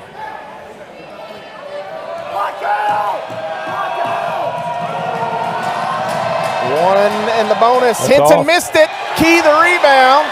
Here comes Wallace.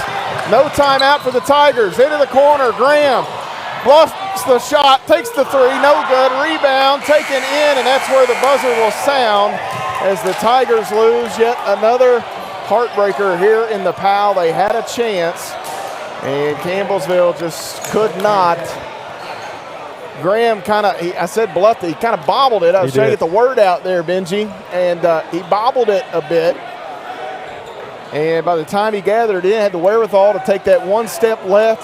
Pretty good look, all things considered. Yeah, it was a good look, and I tell you, I'm proud of how Campbellsville down the stretch here battled on the defensive end and kept them at 72 to give yourself an opportunity to have a shot there at the end. Love the effort.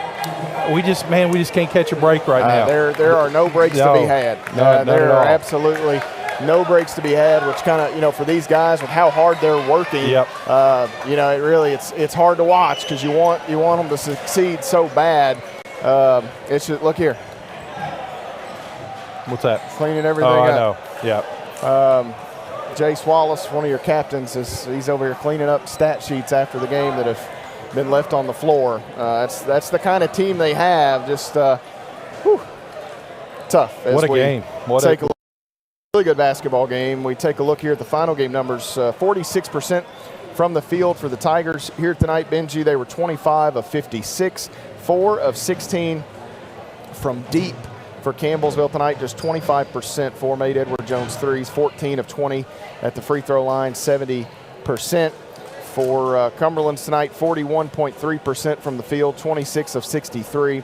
They were just, let's see here, they were 31% from deep. They shot 29 three-pointers, hit 9 of them, and 11 of 14 at the free throw line for the Patriots, 78.6%. For Campbellsville, led in scoring tonight by Malachi D'Souza with 15. D'Souza was 6 of 11 from the floor, 4 rebounds, 2 assists, 2 steals. The Tigers get 13 from Jace Wallace, 5 rebounds, 3 assists for Jace tonight. 10 from Chandler Clements off the bench. 8 apiece for Keyston Brown. Brown had 3 assists tonight.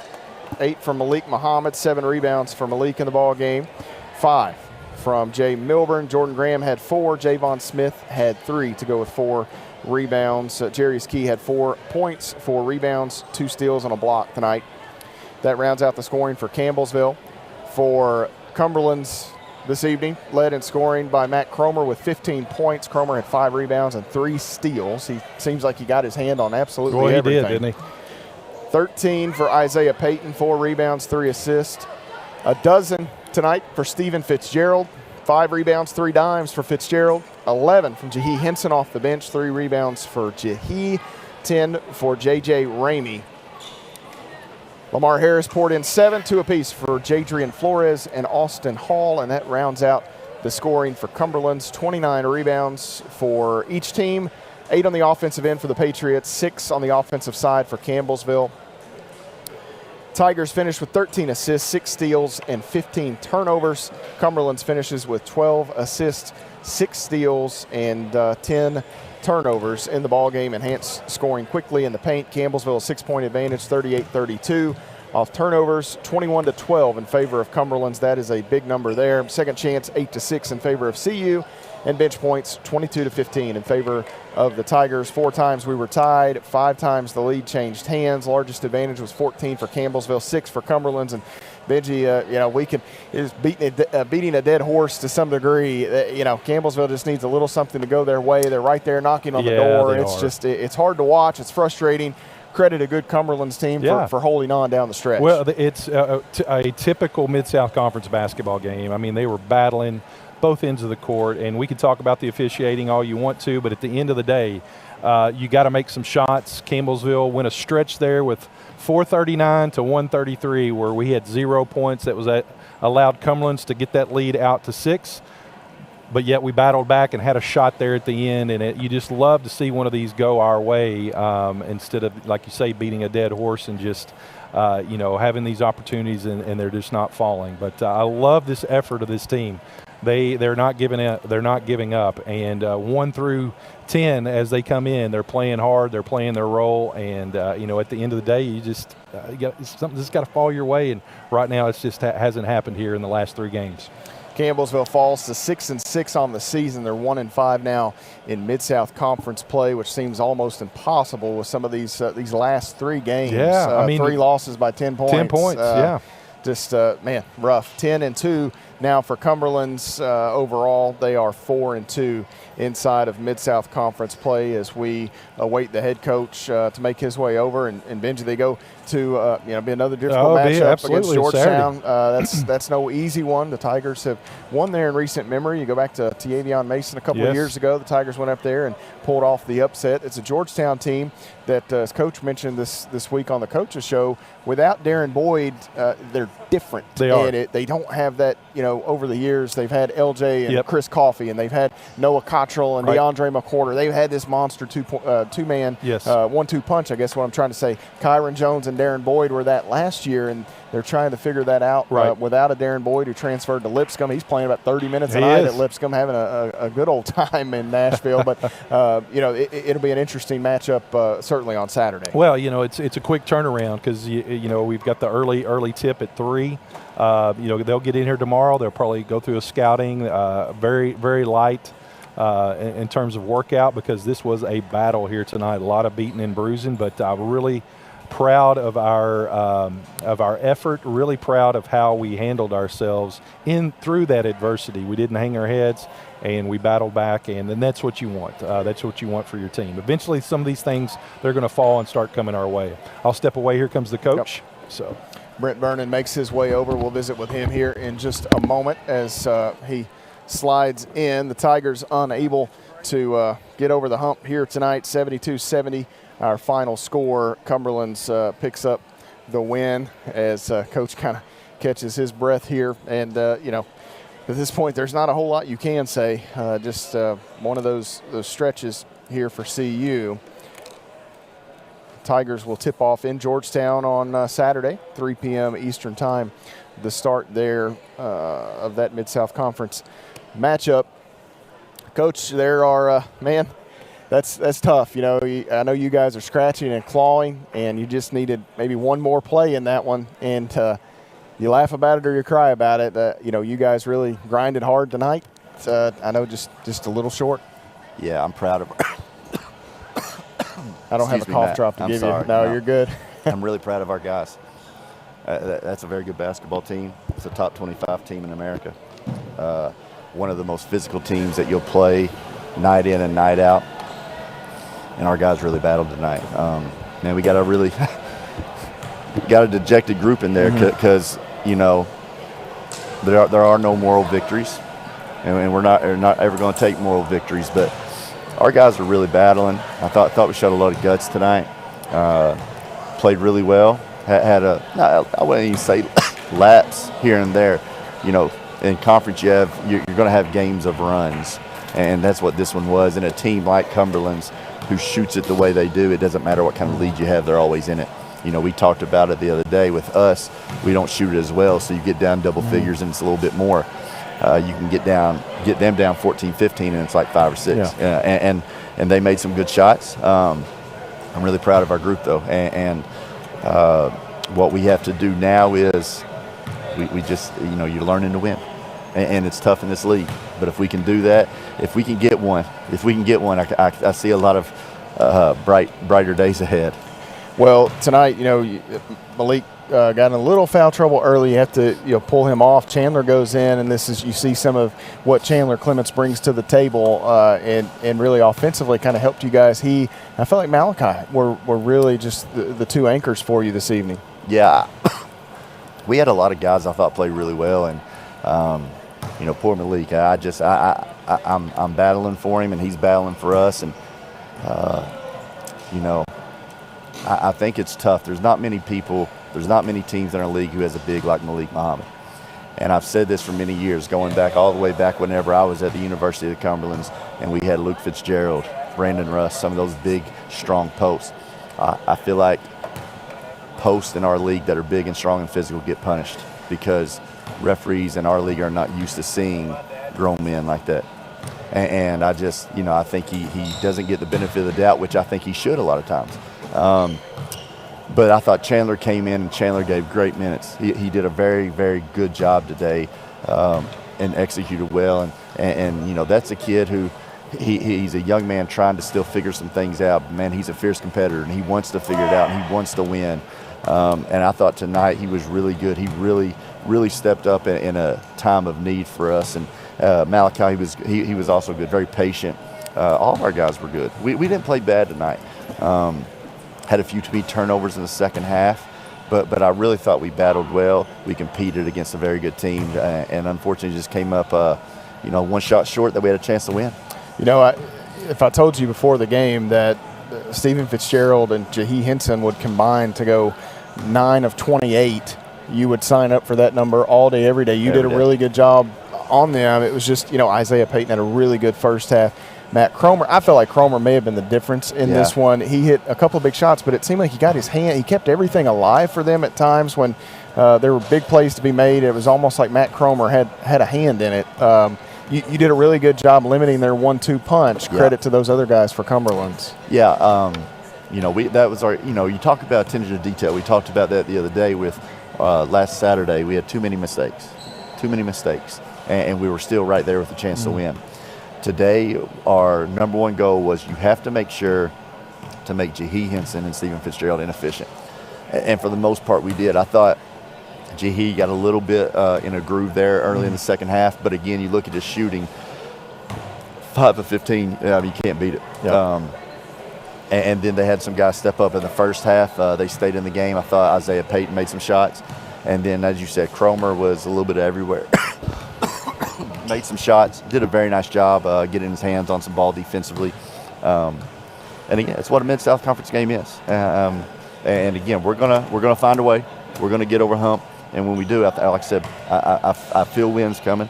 It's learning to win and figuring this thing out when it's close. Unfortunately, you get to go to a top 10 Georgetown club on Saturday, such as life in the Mid-South Conference. Georgetown, you know, they have been that perennial power throughout go back to however long you want to go back. That's a tough place to play, Davis Reed Alumni Gym, and certainly a place that if you can pick up that win, that's a good place to start it and get it rolling downhill for you. It is, and you know, I'm as crazy as it may sound. I know we're sort of sliding a little bit, but I love the fact that we're playing Georgetown. It's a great opportunity to play a great team, and I want it to be when we get one. I want it to be against a team like that. So. We've got to recover over the next 18, 20 hours. We have to get in here tomorrow and really, really game plan hard so our guys can understand the magnitude of what Georgetown is going to do. It's obviously short turnaround, but it's a great opportunity for us, and it's going to be a great challenge. And I'm looking forward to it. I think our guys are. They can be a little dejected tonight, but tomorrow it's got to be right back to work and working to figure this thing out and turn the corner. It's time to turn the corner for us, and we're close, but it's no more close. We got to figure it out and turn that thing. Saturday it is. Thanks, brother. Brent Vernon and the Tigers fall here to a very good Cumberlands team tonight. Your final score 72-70. We say a special thank you to those who have made our broadcast possible tonight, including Campbellsville University President Dr. Joseph Hopkins, as well as Vice President for Athletics Rusty Hollingsworth and Athletics Director Jim Hardy. We also say a special thanks to the Sports Information Department for all of their hard work here this evening, and all of those who have produced our broadcast, both on television and our streaming platforms, as well as radio. Tori Cox producing back in the AutoSmart studio. Zach Wilson, Colin Sheffield, CJ Burgess, and all of those guys that have helped us out as well. Benji Kelly on color commentary here tonight. From the Powell Athletic Center, I'm Matt Payton signing off. Again on Saturday, the Tigers and Lady Tigers in action. 1 o'clock in Georgetown, Kentucky. Coverage begins at 12:45 for our women's ball game. The Tigers follow at 3 p.m. You've been following the Tigers on the Campbellsville University Sports Network.